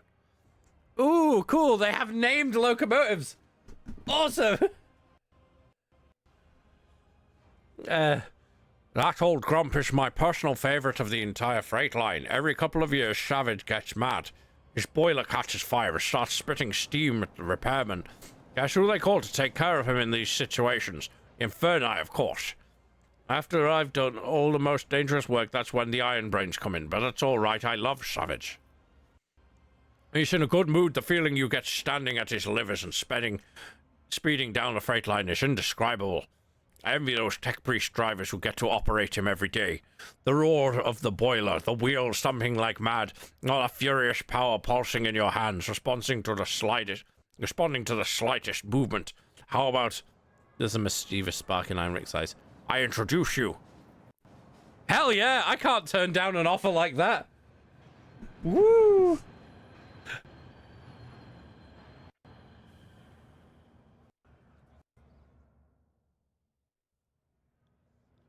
The panel before you is covered with technical runes. Lumens! It's covered in lumens! And levers. The platform shakes with the boiler's mighty vibration as the iron beast beneath your feet growls and snorts ferociously. Heinrich squints contentedly and whispers the litany of ignition before saying to you, the machine is angry and refuses to obey. Right now, Savage is powered only by the auxiliary maneuvering engine. We need to start the main rotor if we want to take a trip down the freight line. Listen to the rumbling noise coming. Some machine does indeed seem remarkably similar to a wild beast. The roar of the mechanism resembles hoarse growling, and the scarlet glow of the lumens on the control panel make you think of the malicious glare of a predator. The spirit of this machine is vicious but strong and lively. What should I do? Put your hand on the big lever and gently give it a pull. Very gently. Heinrich's face is focused, but his voice has not lost any of its playful cheer. Savage does not like being hassled. Press the lever and gently pull it toward you. Erratic jolts shake the platform and an indignant groan emanates from the depths of the machine. Intense shudder passes through the lever and into the palm of your hand. There's a strange feeling of emptiness in your stomach. Savage's fiery heart is stirring. Do you feel it? There's so much energy and defiance in him. This is a rocket, not a locomotive. Unruly and enamored with speed, but quite willing to submit to a strong hand. There's almost a loving tenderness in Heinrich's voice. Pull the lever towards you smoothly but firmly, then pump the fuel with this command rune. Smile, Heinrich. Unruly and defiant, but submits to a strong hand, much like yourself. I'm just... Okay, so my intention with this ship is, like, befriend everyone, like the trains, and flirt with all of my officers. Done. Gogish gleam appears in his eyes. You don't say. Pull the lever and pump the fuel. New explosion inside Chavez shakes his iron body, causing your eyes to see double from the vibration. Now you are feeling his real power. He can run down the entire freight line in a minute, given the chance, and kill everyone who rides him at that speed. Now try applying some thrust to the main rotor and grab those paired levers. Give them a third tug. Reach for the... There we go. Torrent of steam bursts from the slit in front of your face. Heinrich definitely covers you with his shoulder. A moment later, you realize that you cannot hear a thing, or rather, you hear only one thing, the roar of the engine, triumphant and powerful. Looks like Savage has agreed not to kill us both. His tech priest guardians will be pleased. All hail the Lord Captain. You've subdued a mighty beast today. Now I'm sure you have urgent business to attend to. It's time for me to drive Savage down the line and see if he's feeling cranky. Oh, fuck. Like, I know I'm busy doing something, but I get the option to go on the train. We all know what I'm gonna fucking choose. Change of plans, full speed ahead. Woo! Not quite, your ladyship. I said Savage is not dangerous, but not dangerous ends right here. He might just pull a stunt and bake us to death during the ride. And it would be better if the ship did not lose another Lord Captain. Aww. Aww. That was most intriguing, Heinrich. I am pleased. His eyes and grins. Could I have wished for anything more, your ladyship? Have a good trip. Everything is going to be all right. Savage would never fry me, right, Savage? End dialogue. Oh, I wanted to go on the train. Boo. Fucking tempting me so. Let's have a look over here. Because beaten to within an inch of the lives of returning stolen power panels, wire, and microlumens to containers marked disposal. Okay. Jeez. It was barely fit for purpose, but the enforcer sees some. Let's go in here. Is there anything in there? Goods. No. I want to. No, come back.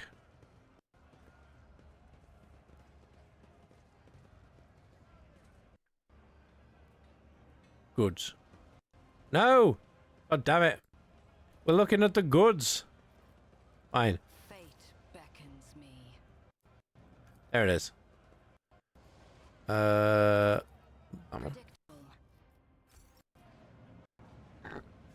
we go, wah! I'm guessing now you have to go down here.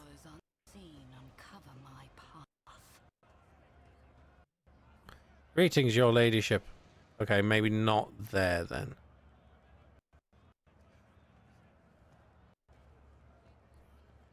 Do we go up this side maybe?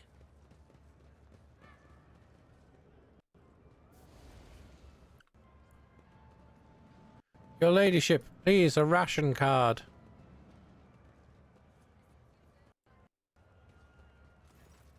I got a group of beggars are rattling their alms mugs and ostentatiously displaying their hunger-sunken bellies. Your ladyship, spare a throne for those who can't even get the worst jobs. Okay, so my options are ignore them, get lost, you wretched paupers, or kill him. I'm going to ignore them. Let's seize the opportunity.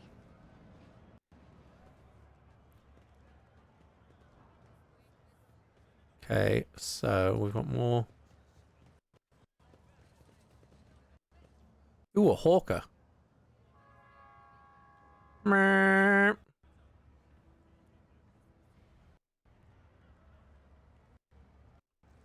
I'm guessing this is the... Let's look at the map.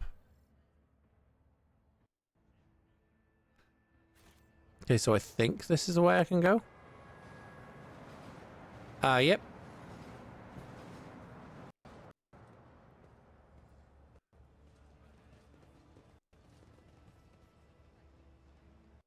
Oh. Okay. A sinewy... middle-aged man watches the bustle of the bay with a detached expression. Every so often, whenever his eyes linger on the blood mark inscribed nearby, his face changes strangely and his hand clenched into fists. As you begin to hear the rumble of approaching train, the man gazes towards... He leans forwards. Observe silently. And steps away from Oblivion, listens to them, recoils, and goes still once more. What are you doing? What? I didn't. The man starts and almost falls, but manages to keep his balance. In the dim lumen light, you notice old scars scattered all across his body. The scars seem vaguely familiar. Let's look at the scars. Scars all vary in length, width, depth, and shape. However, you notice a pattern in the way the scars are aligned, as well as the series of faded symbols on the man's rough skin. Death cultists bear similar marks on their bodies. Okay. But spinners are constantly renewing their wounds, while this man's look long since healed. It's always returned to that blood symbol. What do you know about it? Symbol of the blood-spun web. I come here every watch, but it hasn't been here before now. Guess today must be a special day. He smiles strangely. The man's faded eyes go wide as he notices Cabela. His voice quivers. Have you come to take me to the other side? Gaz briefly studies the man's face and turns away. I do not know you. Death's gaze is not upon you. So a dull groan and turns to look at the symbol again. But then why is it here? Who are you? Dead man. I lost my name years ago. I've been just another dead man ever since. Aaron Stolt, the rogue trader, with your impudence. Your body may already be covered in scars, but your tongue seems to be asking for more. You're like you're about to take your own life. Are you having a rotten day? Whole life has been rotten. I only have myself to blame. I tried to change things, fix things. I always end up here, so eventually I accepted the truth. You know the symbols of... Are you a spinner? I was, but I failed to complete my final assignment, so I was exiled. Vizier told me to kill the one who would be at a certain junction of the utility tunnels at a certain hour. I went to the appointed spot. Then I waited an hour, 2, 5. The junction was still empty. Nobody came. After hours of waiting, I finally realized the person at the junction had been mean the whole time. It was my turn to go to the Undying One, but I was afraid I couldn't do my duty. I ran. So they let you go? There was no pursuit. I thought I'd seen their black blades the very next day. Instead, years passed without them taking my heart. I tried starting a new life, but the terror never stopped eating away at me. And got truly desperate. I went to the Temple of Death myself. No one there would speak to me. When I gave them my name, they just whispered, Subraid has gone to the Undying One. They looked through me like I wasn't even there. I lived like this for 20 years, like a coward, like a dead man. In order to die? For what reason? The man looks at you. But some would choose to leave the righteous path. These earned penance in due time. Her whip sings vengeance on renegade menace. Her blades pass sentence. A coward seek to hide their hearts. A death makes no pretendance. It takes what is due in essence. He stops and adds harshly. Third verse of the Song of Trailing Blood. The Vizier recited it to me before sending me on my final assignment. I didn't realize at the time that it was my judgment. Another verse, another step. The riddle is trivial. It is time for death to take what is due, and the Vizier is waiting for you to carry out the sentence he passed years ago. There were plenty of reasons. I sowed death. I offered him the souls of the most pleasing men and women I could find because it kindled my passions. I killed well-off crewmen who didn't deserve their wealth. I took their thrones. I killed enforcers who looked into my eyes without fear because I wanted to be feared. I reveled in bloodshed. I betrayed the tenants. I realized it, but I couldn't help it because I enjoyed it. Oh, you poor thing. I think I'm going to cry. You couldn't stop slicing people up. It must have been so hard for you. Even my whispers have nothing to say to your pathetic tale like that. I bet they're thinking, what a lousy self-absorbed sack of scum. You don't sound particularly remorseful. I spent years in remorse. I'm tired of it. Have you killed any more innocent souls since you ran? No, I've been afraid to touch my own knife since that day. Thought it might just stab me on its own, but the temptation is always there.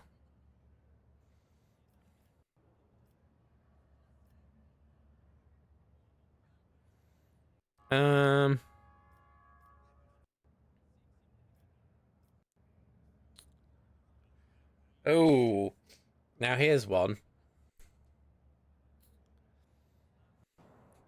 Heretical, as the Emperor's anointed, I hereby overturn the Vizier's verdict. Cult ruined your life, and for what? For a few mere killings? Okay, you're disgusting. I will not... Okay. Undying One is death. Boot.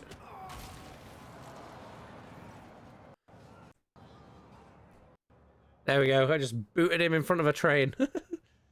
Cabela stares at the remains of he who was once her brother in service. Truly, it is better to die for him than to live for yourself. This he forgot. Okay.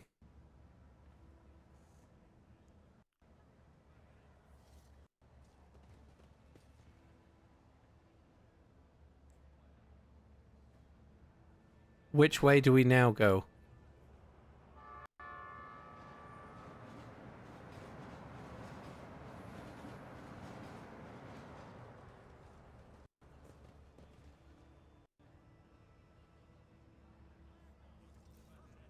Okay, so we did that.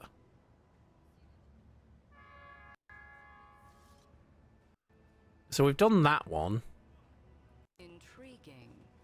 To the map. Where else is there that I can go? Okay, so I can go up that way, apparently. Do you see that? What I found? Ooh.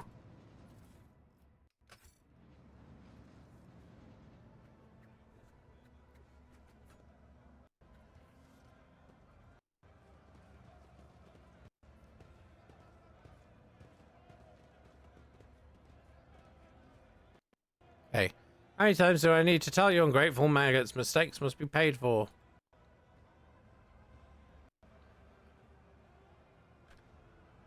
Have mercy in the throne's name, I beg you. 12.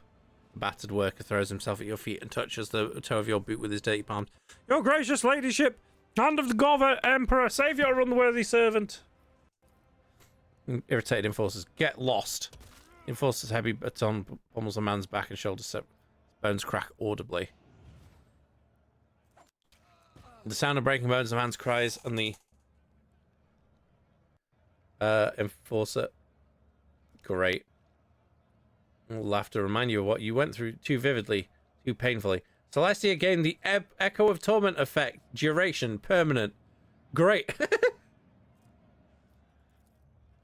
My sincerest apologies, Lord Captain. Your boot, I'll clean it right away. Murmur of discontent was gathered.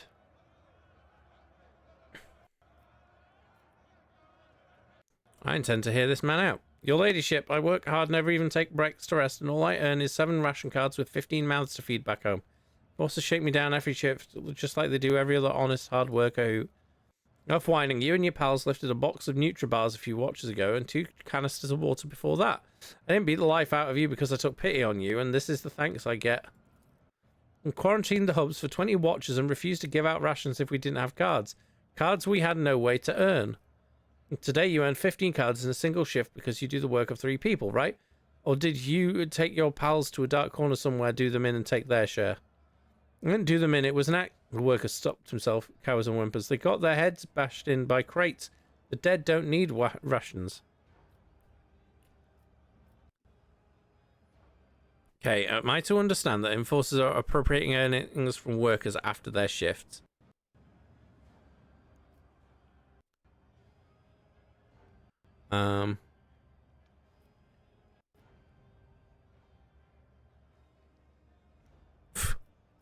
Jesus Christ.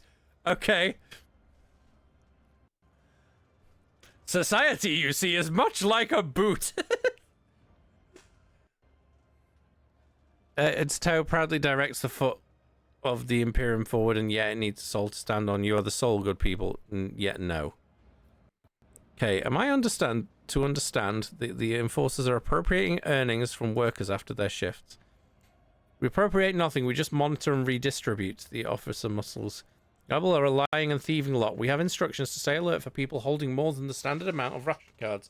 Prevent supply embezzlement and famine. They do take our cards, your ladyship, and then grow fat using them for themselves. As I squeeze shut tightly as he whispers his accusations, he seems unable to believe his stroke of luck.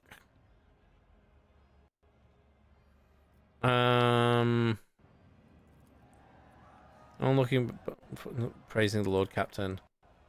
Sullen, red-bearded man with keen black eyes draws your attention. His oddly piercing gaze sees society you up the whole time you were speaking. But now he's hastened to conceal himself behind the Gorkas. Next thing you know, you are watching him hurry deeper into the tunnels. May the God Emperor protect you, Lord Captain. Okay.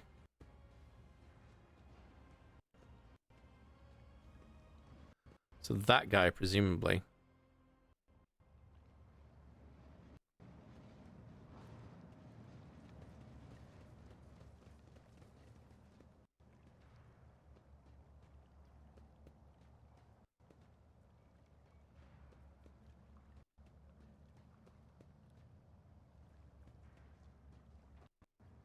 Embrace true power. Okay. Well, group of beggars, your ladyship's for...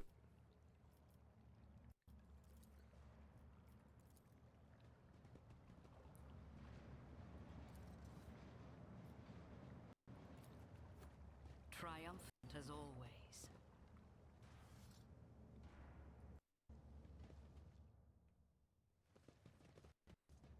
Oh, the game auto-saved.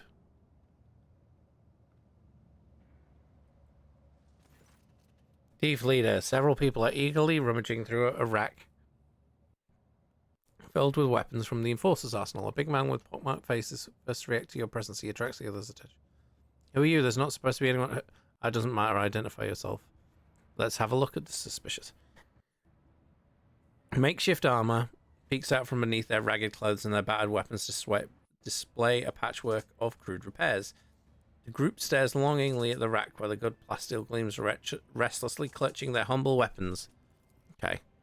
You notice the little finger on every person's right hand has been cut off. It's hardly a coincidence.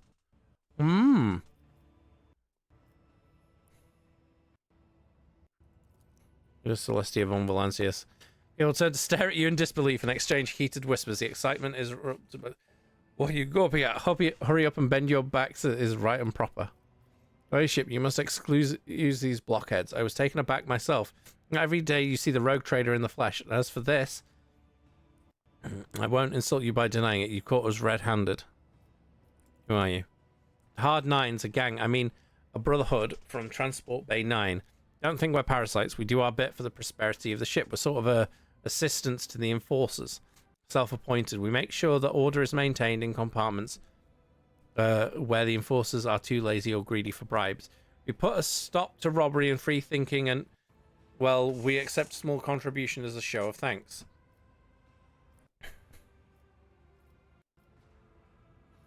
Why do you want my weapons? Are you going to rebel? To do business. We're no rebels. If anyone blasphemes against your ladyship, we call the troublemakers to order. We shed blood for the flagship without fear. I suppose that makes us defenders of the ship? Thug raises his eyebrows questioningly and looks at you inspectingly.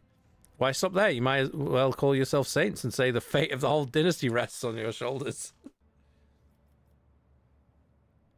You obviously did not expect anyone to be here. Are the enforcers providing cover for you? I wish Frenzo, the newly appointed captain, had our informant strung up. He's tightening the screws, damn it. We can barely breathe. Today is the last time we'll come to pick over this compartment. Well, I figured the little fingers cut off is the hard nines, but I'll ask. To gang's initiation rite, a fine tradition. By voluntarily removing a finger, the newcomer shows their determination and willingness to join us forever. It's also a badge of honor. He proudly shows off the stump of his little finger.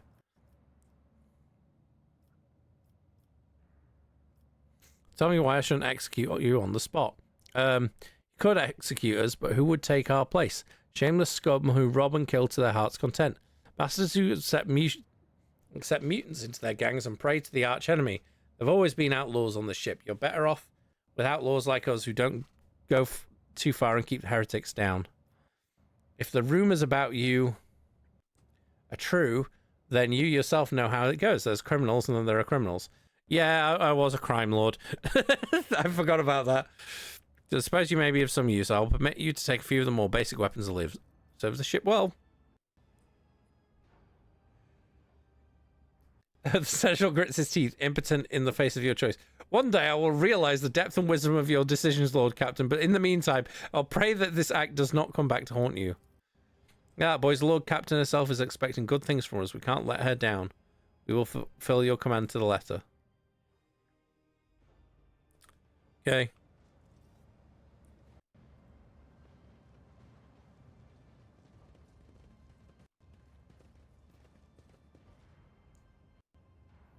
Right, is there anything of... Ooh.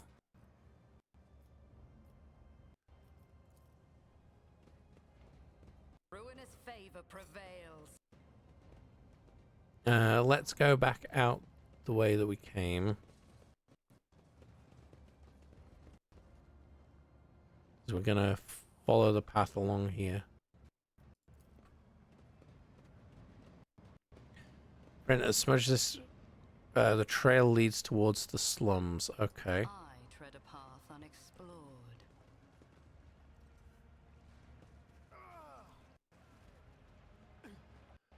So we're at the slums.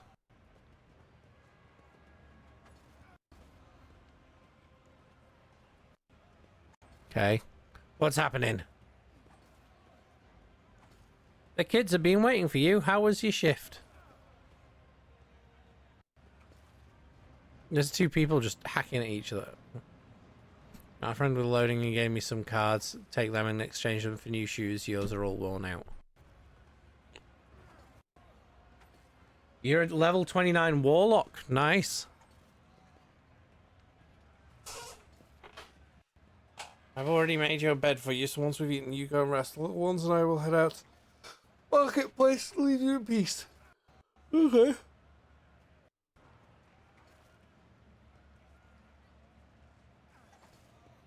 I do find it funny that these bits go like super slow, but then as soon as you're trying to find out info, it just goes, ah!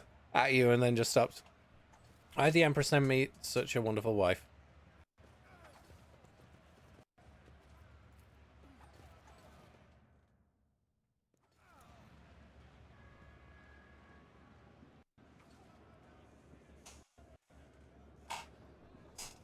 Ooh, the pitch.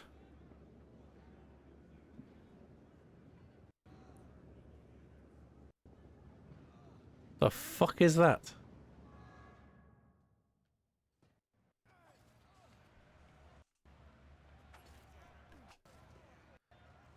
Sordid goon.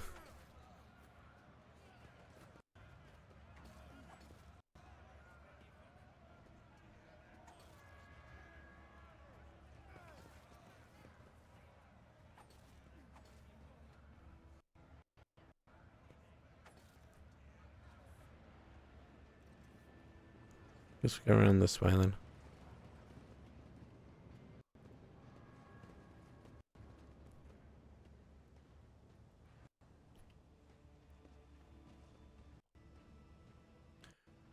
Okay, well.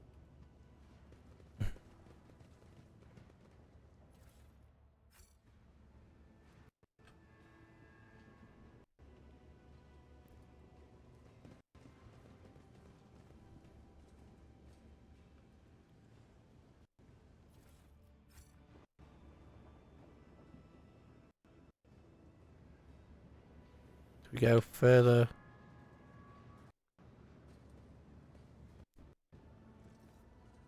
Now, do we go up or down? Watch out.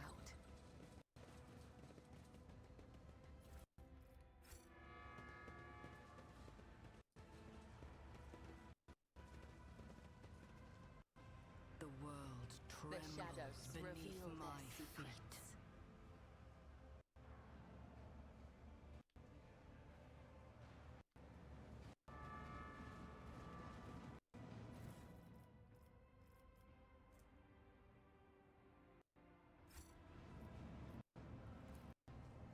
Compared to naval service, that was barely a challenge. Oh, we're back up this side, okay. Let's go back the other way. So I'm guessing we need to go down. Let's seize the opportunity.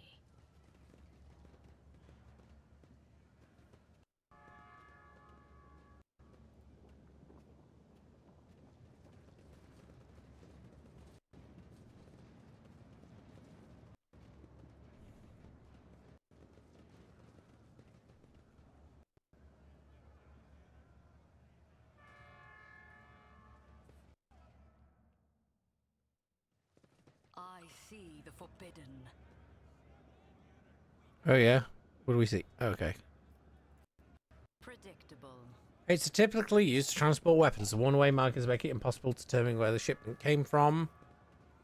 And the scuff surface indicates the crates have been moved frequently. Okay.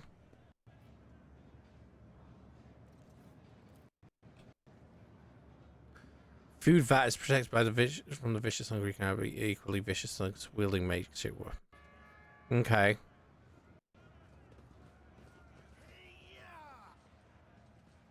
Embrace true power.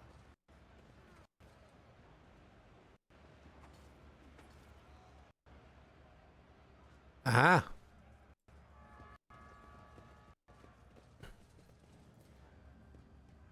When you stare at the mark, the quieter the sounds of the station become. The shadows grow longer and seem to stretch. Okay.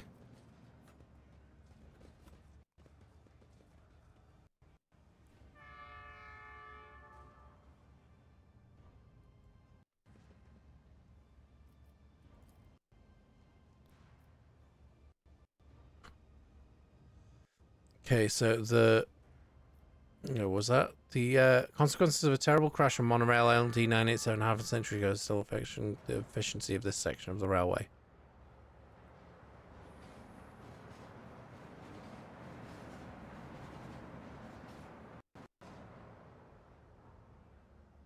Is that...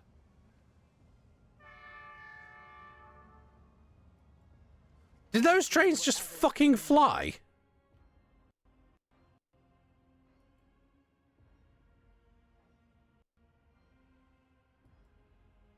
There is a fervor in my soul. Sins hidden in the heart turn all to decay. Duty prevails.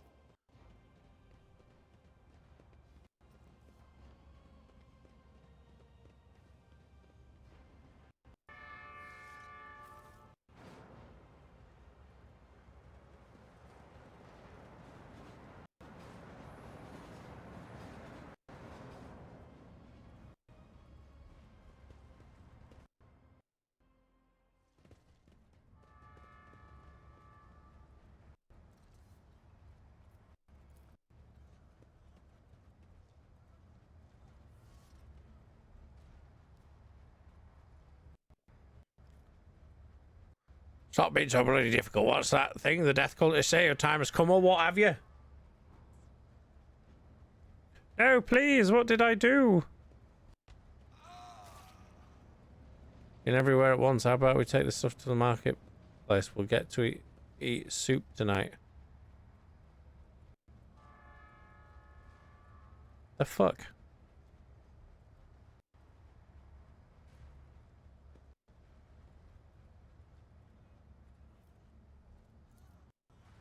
Perfection.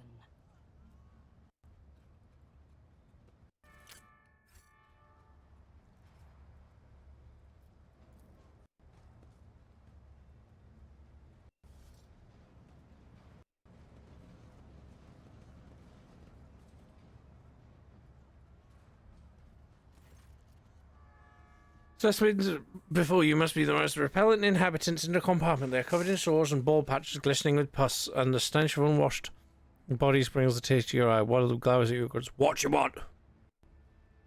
What crime did you kill this man? Crime of wealth. That dead bastard had rations and fuel cells. We'll trade them for porridge.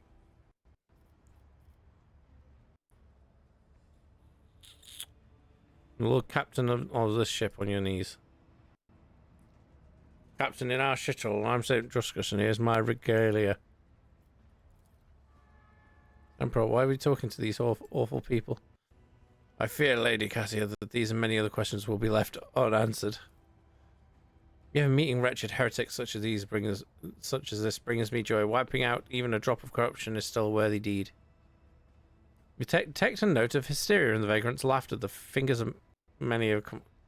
In a fearless way, the difference to death, too strange and unnatural. Yes. Mold eaters, outcasts, folk who have no place even among the lowest of the low. Some were born that way, some were driven out to keep them from spreading the contagion. Foreman won't let us near the vat. Enforcers try to shoot us on sight, as if it's our fault that we were born in a terrible place. We're worms in the rotten belly of this ship, fodder for disease. Outcast licks his lip and you see a tongue studded with small, underdeveloped teeth. This is no disease, but an obvious mutation. When you stare at the mountain, the more deviations from the human form, wretched such as this, a perfect breeding ground for true corruption. So, see that no one ever shows you any kindness. You need medicine and food. Sentenced to death for committing murder on my ship. Gut you and trade you what you have on a pile for a pile. Well, gut you and trade what you have on you for a pile of scrap. Hey, outcast, coming up if you want to share in the spoils. Your struggles are in vain. Surrender to the dark powers.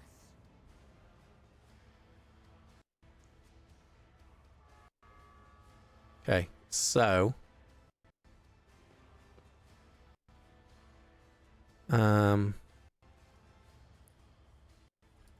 Capella's gonna go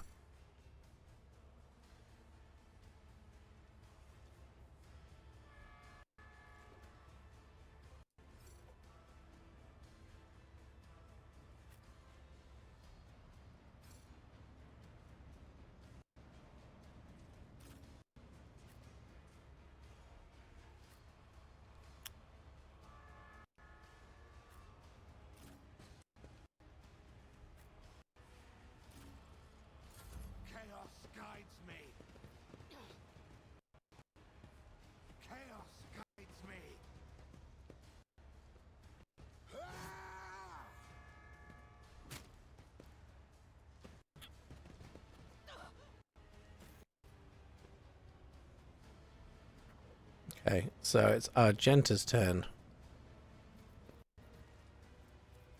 Out is for the weak.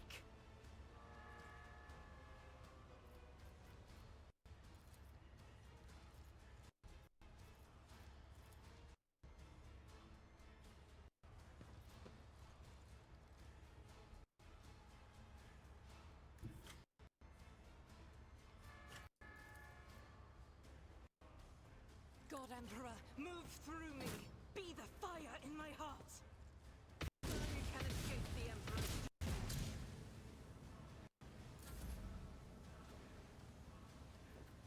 And then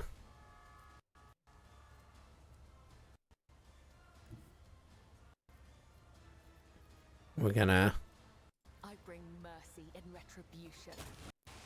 Killing brings me no pleasure.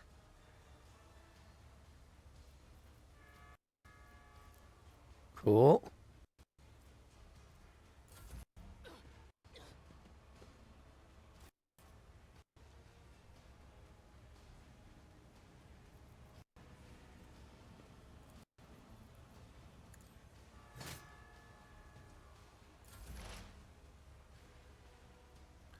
Now, Idira, what?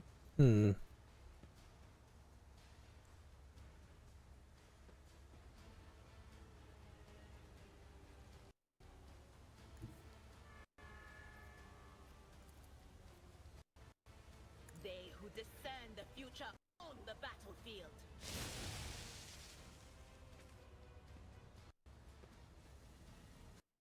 Okay.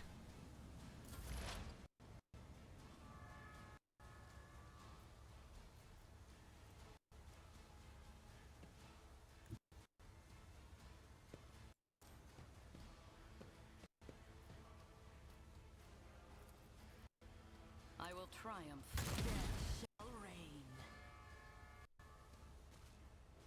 Where's the other ones? Oh, they're up there.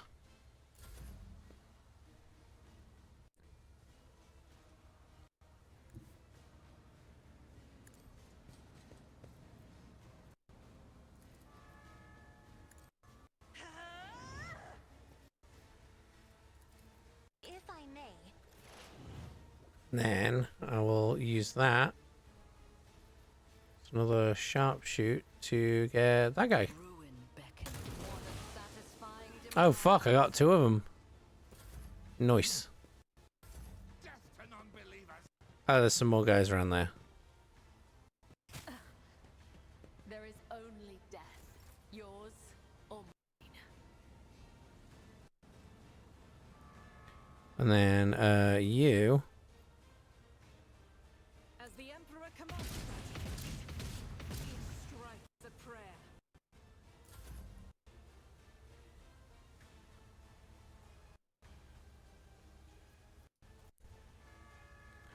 I won't work there. Okay. Death comes in silence. Okay, and you can't. Come, the other side awaits. And then you have a pistol, don't you? So I can shoot him. It will be done. I took care of this.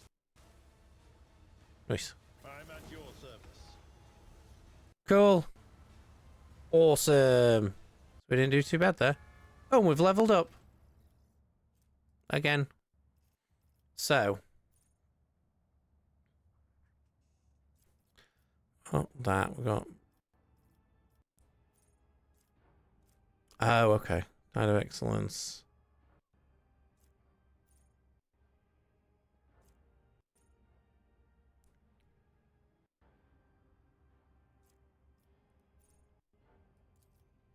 I think that one.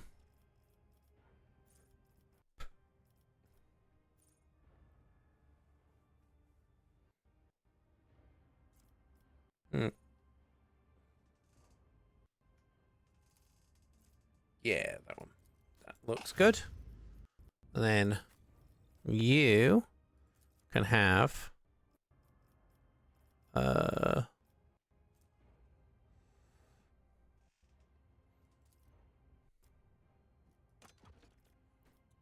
and then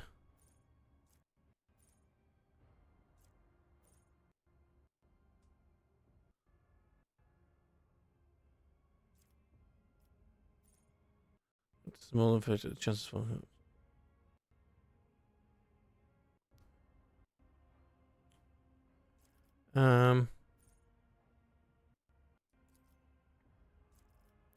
Yeah, that one looks good. Adelard can be. So let's up his Medicaid as well. And then he can.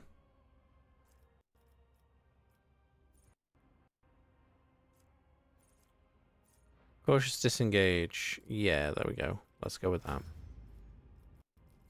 And then for Idira, we will go with.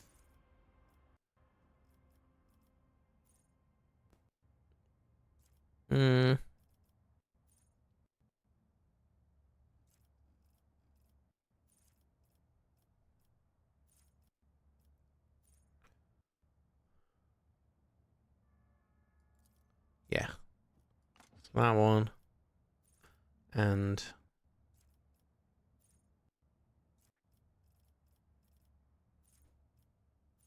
a natural look.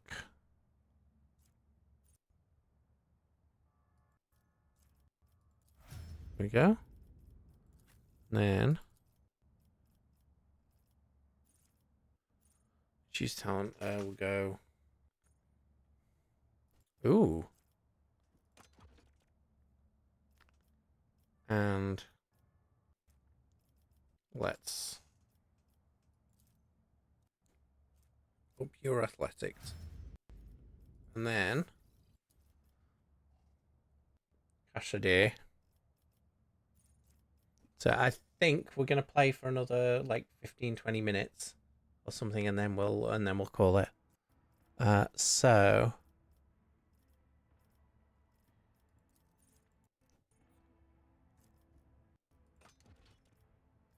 and we will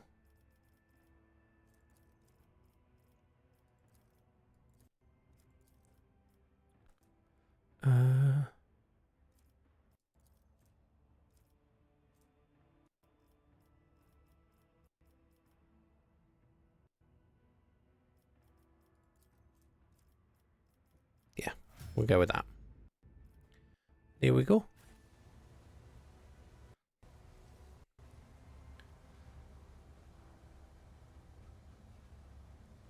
So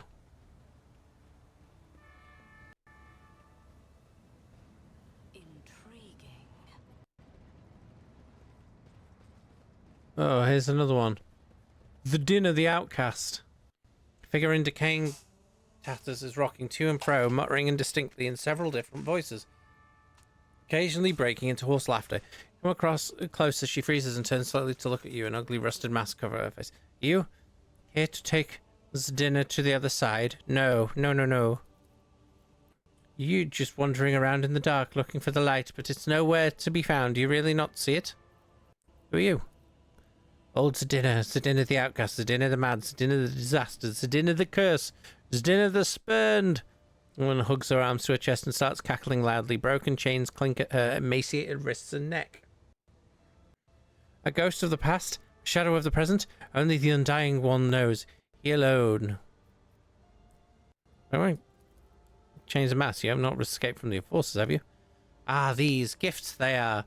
The chains clink to announce Zdina's reproach for others to hear. She slides her diseased, darkened palm down the rough, rusted metal of her mask. They hide, fearful of becoming like Zdina, afraid of losing face. Ha ha ha ha. The blood symbol next to you. Have you seen such marks before? Is it not a part of the Song of Trailing Blood? Oh yes, the song. Here, listen, listen. She wandered an eternity in dark, yet was consoled, web foretold. The undying one's blood secret glowed, a light to guide her faithful fold. But threads must end, and so the spider did that which was owed, her life and death to ship bestowed. The final test. This time you want to interpret this entire mystical search as a repetition of the saint's journey. And the logical conclusion is that you're supposed to sacrifice yourself to merge with the blood that has drenched the flagship from bow to stern. Look, you'll see if you look in the... I can't fathom what I'm meant to see here. That you peer into the darkness, you are gradually able to make out the outlines of objects hidden in the shadows, rotting corpses, rough walls, the twitching death throes of infected people left here to die. You see no light in this place, only more darkness and despair. You don't see, do you? You don't see Zenka shakes her head frantically and starts tearing off her rags. Strips of her decaying flesh peel off along with them. Not see until you become like Zdenna, flesh and blood of the ship. How do I become the flagship's blood? Oh, Zdenna will show you and see the true light. Come now. Okay.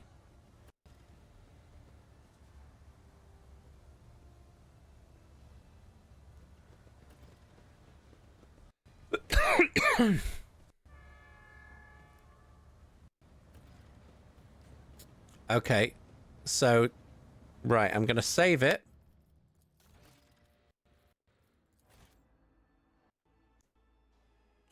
And now the option is...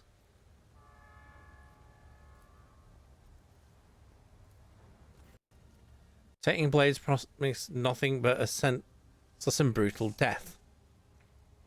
Slipping past them would require some unreasonably precise calculations or blind luck. While listening to the air currents, for a moment you think you hear Zdenna's whispered prayer rising from the depths of the shepherd.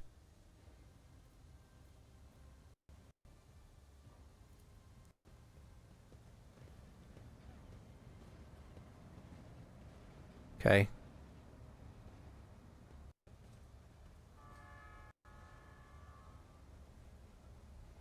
Come to your senses. Whoop. I got it. You're fine, Krell.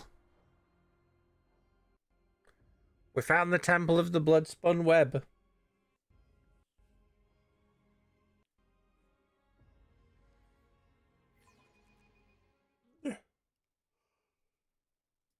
Press the Eddie key. I'm here.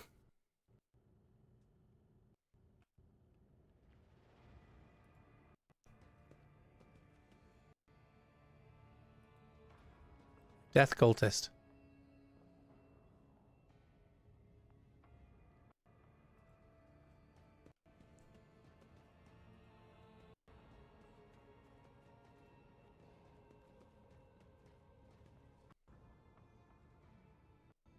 Powers unseen uncover my path. Where the fuck am I supposed to be going?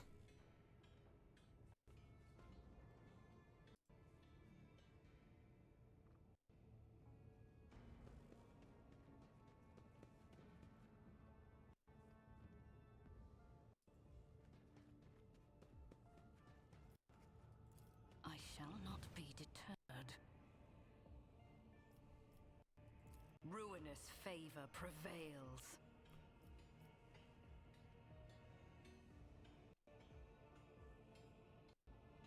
Goods.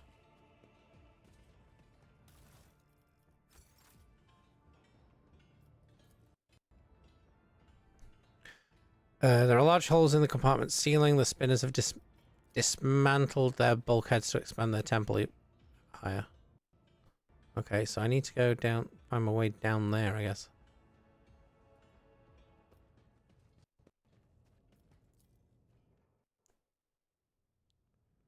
And then...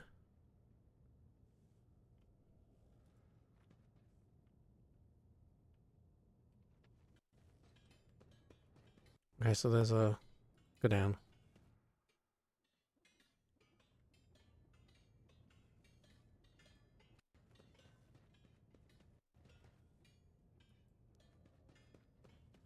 I tread a path unexplored. Ooh, goods. Is the way I'm supposed to be going?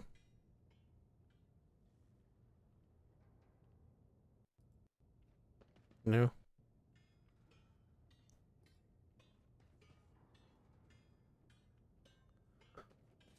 I'm sure come home.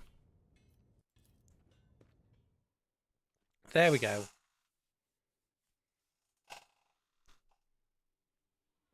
Trying to figure out the way to get down.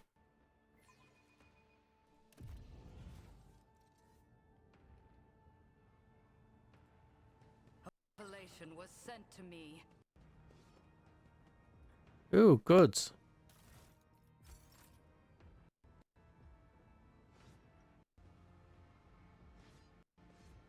So many death cultists.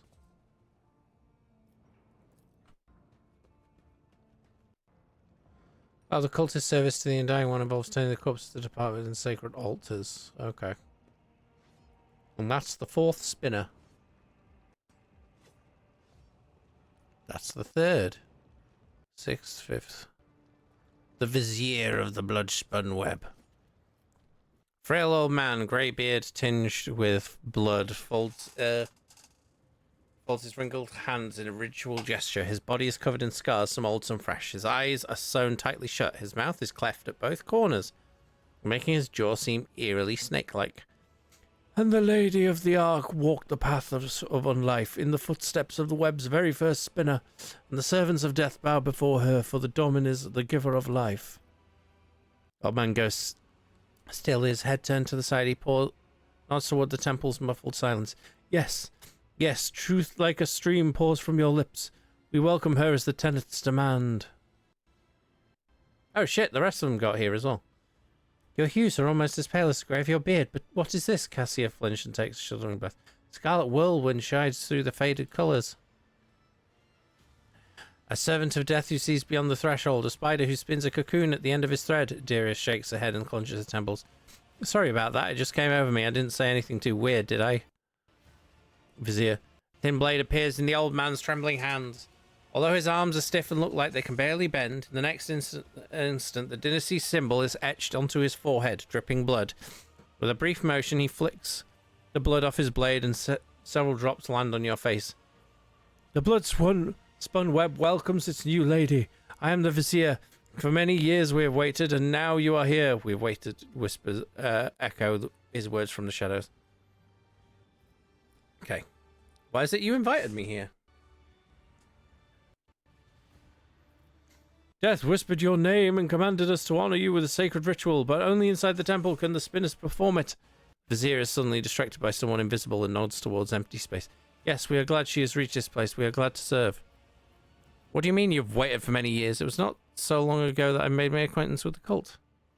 As I delve into my divinations from the flesh and blood of the departed ones, I turn to a relic most ancient and priceless. It is his tarot, inherited by the cult from the matriarch spider who spun the first thread.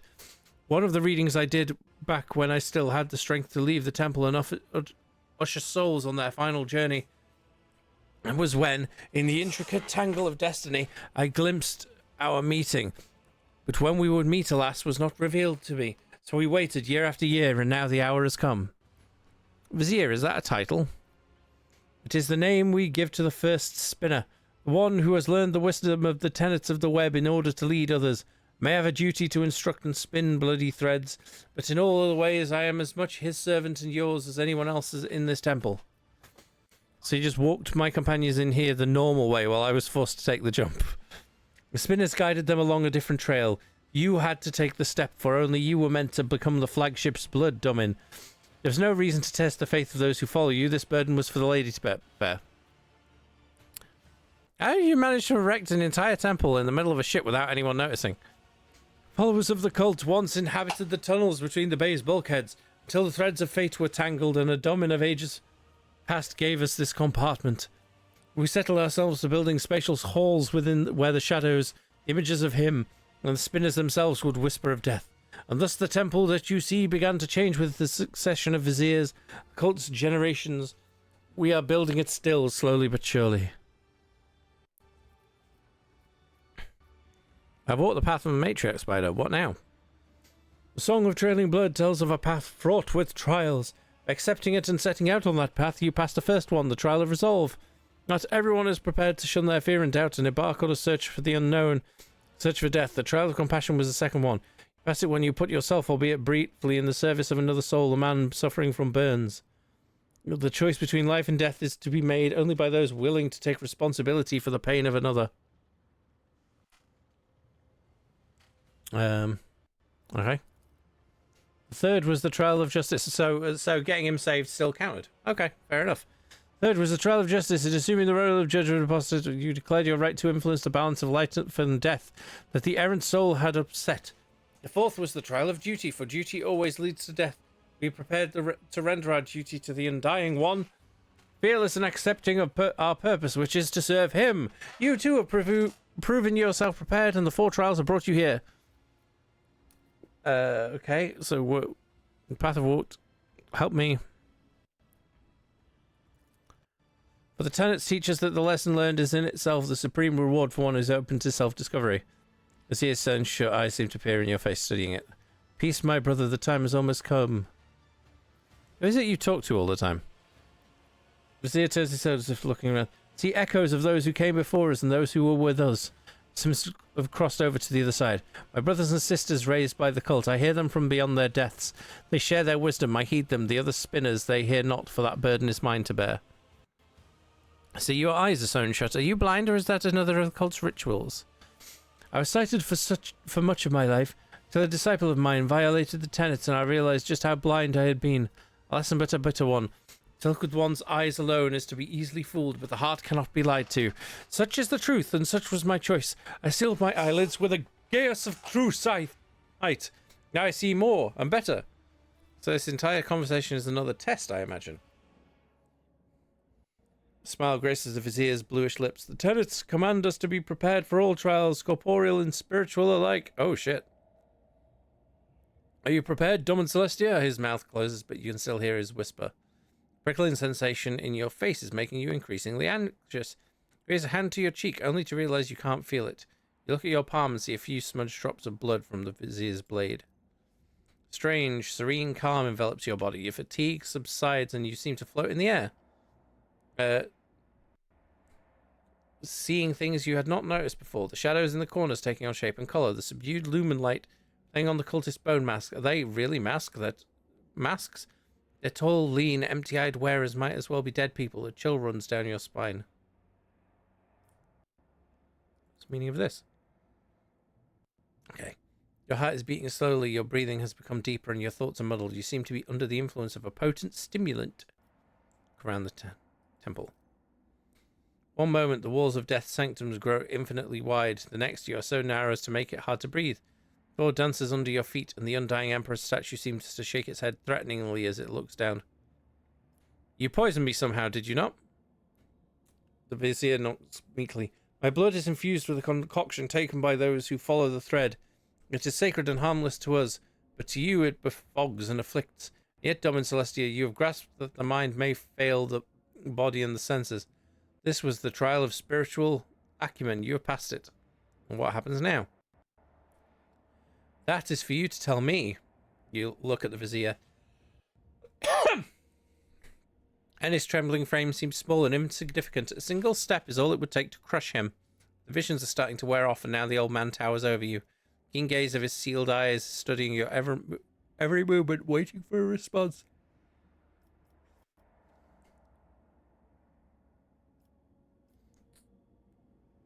Okay, first you're going to give me the antidote. I guess not, but it will ease its effects and quicken dissipation. 3 long, thick needles appear in the vizier's hand. A moment later, they are inside your body. 1 in your neck, 1 in your shoulder, and 1 in between your ribs. You feel no pain or discomfort. On the contrary, your mind feels clearer and your muscles regain their function. The vizier then carefully removes the needles. Now you will feel better.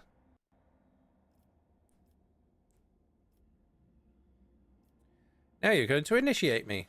Why not? Servant of Death. You become the blood of the flagship. Now you'll become one of his faithful servants. We may not name you a spinner, for the spinner's thread demands the forsaking of one's previous life. But the blood-spun web will still accept you. Tenets allow it, but only for a domin who has followed the trailing blood until the end. Okay. Cool.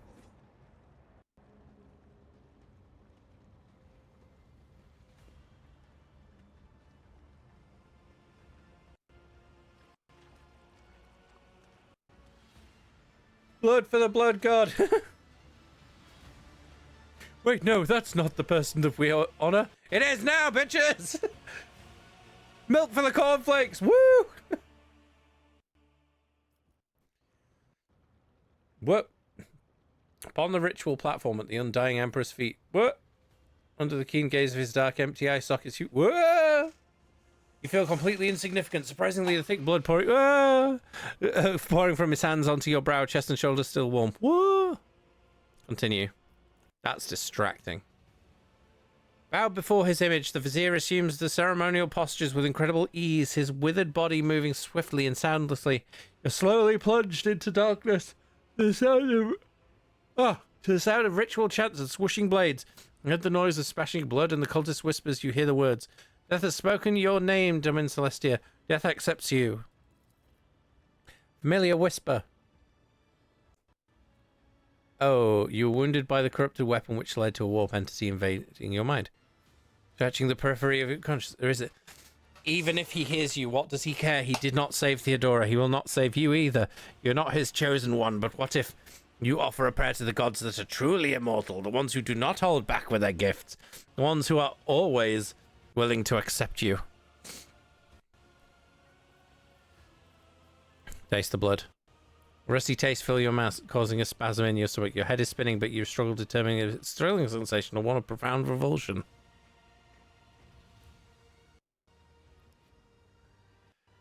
Oh, I am so tempted. Yeah, fuck it. Words of corruption fill your consciousness like rotting pus from a lanced abscess. A whisper of approval gurgles and purrs inside your brain. The streaming down your face becomes sweeter than honey. However, a dismal feeling comes over. The gaze of the statue's empty eye socket has grown a dozen times heavier. A stream of blood is lashing at your back and shoulders harder than before. Could the lingering intoxication still be playing tricks on your mind?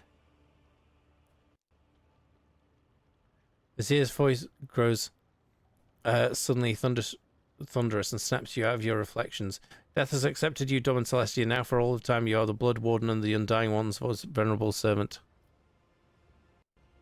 I felt as if the God Emperor was watching me.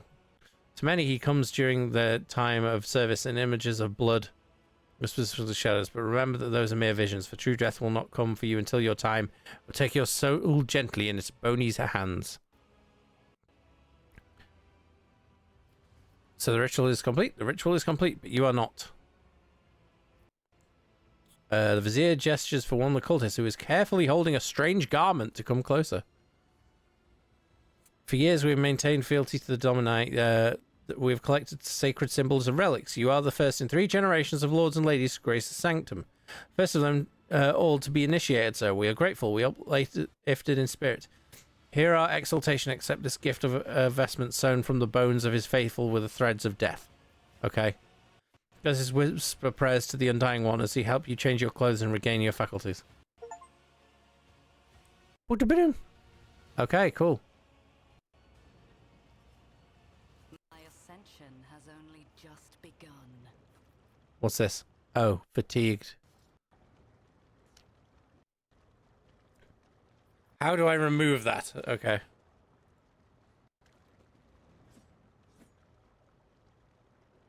The world will bow.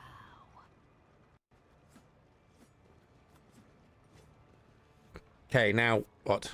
How do I leave? Where do I go? Can we go back up to the... What?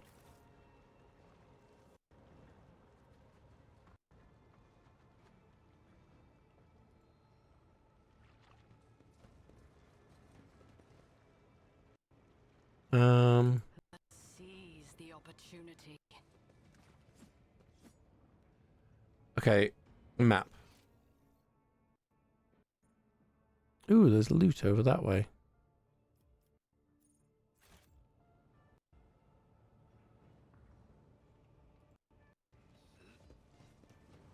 The shrouded faith of the blood-spun web. It is both frightening and awe-inspiring. That is the fact that they managed to claim a whole compartment to themselves, and the officers somehow failed to notice. I shall conduct an inspection. The world trembles beneath my feet. No. It's... Okay, Zirgarfracus. That's what I wanted.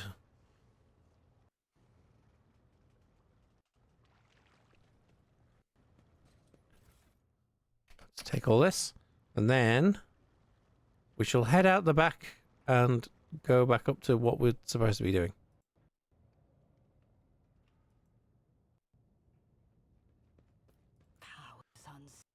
To another compartment.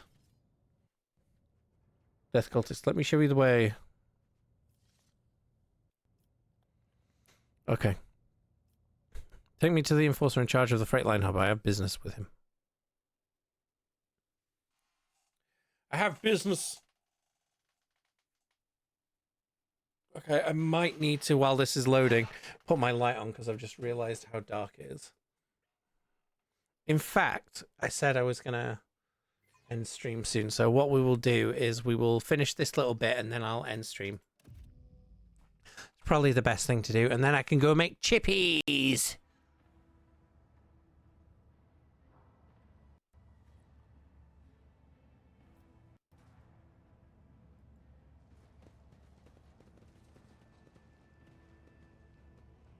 Where is he?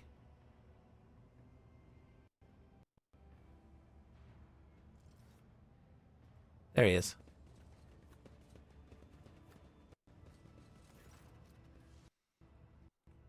Captain Frenzo has acquired a few wounds since your last conversation. Half his ear is gone, and you notice that he's wearing bloody bandages.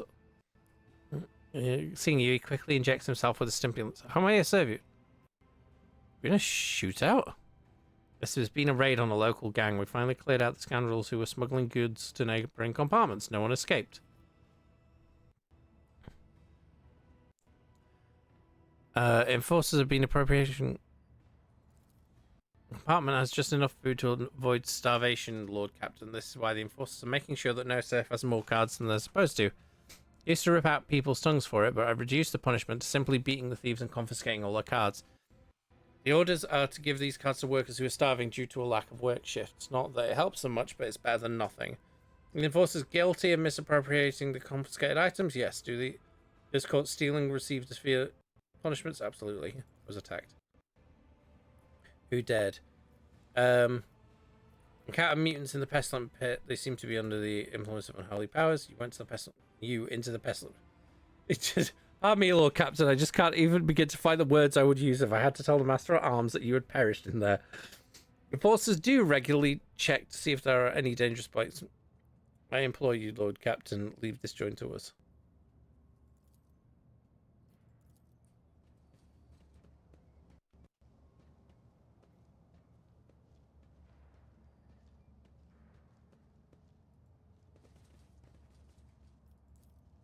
Go to another compartment.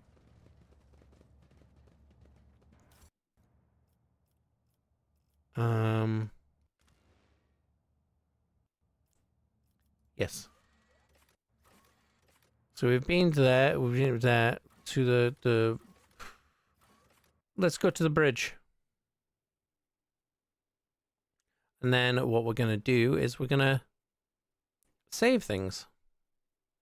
And then we'll call stream there, I think.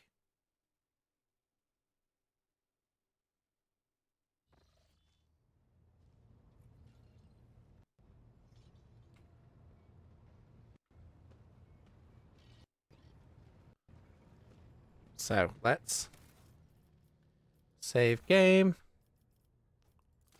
Save.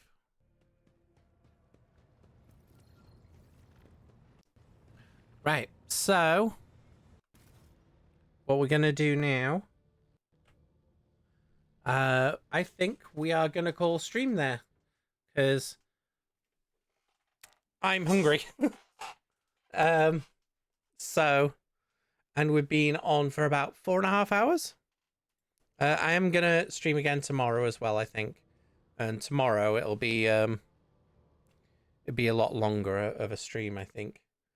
So, might not be until later, but I can stream till whatever the fuck time. So let's find someone to raid. And then we'll head off, okay?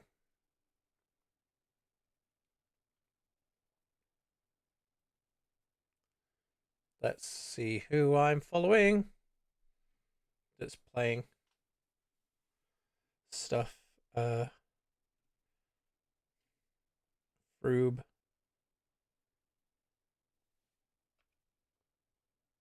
bring up that.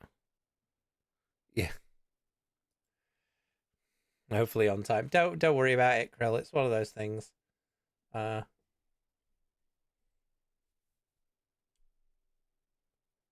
So Lewis is doing. Nay's doing stuff. Craig's doing stuff.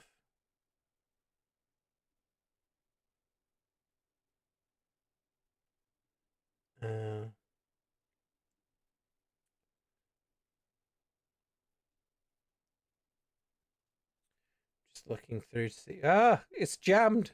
It's jammed. There we go. Giga.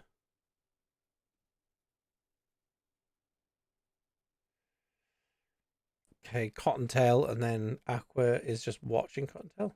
Nah, we're gonna go for one of our usual folks.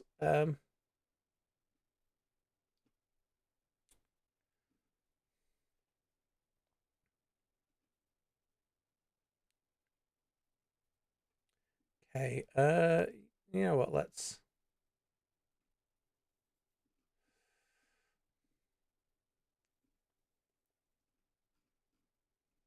okay, we'll pop into Nay because we haven't been in there for a while. So fuck it, let's do that.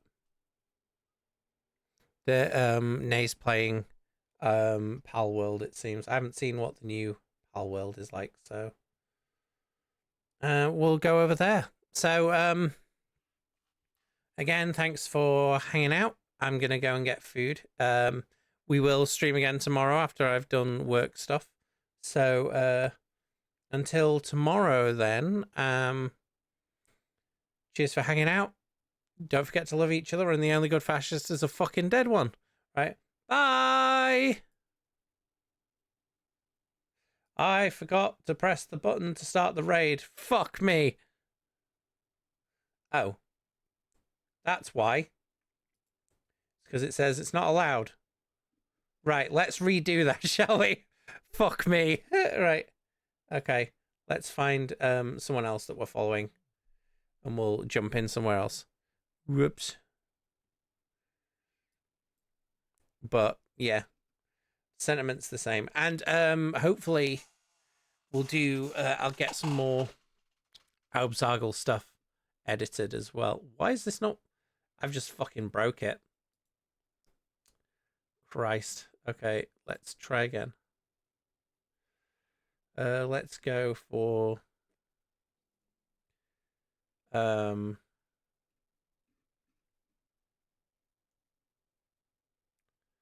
in Froob's doing crafts, we could go there.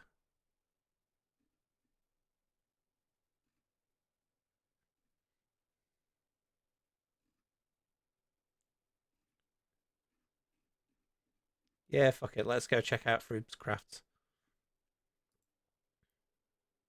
So we're going to do that. Right. So, sorry about the technical hitch. So we're going to go and raid Froob. Going to straight Froob it. So, yeah. See you all tomorrow. Don't forget to love each other. The only good fascist, a fucking dead one. Bye!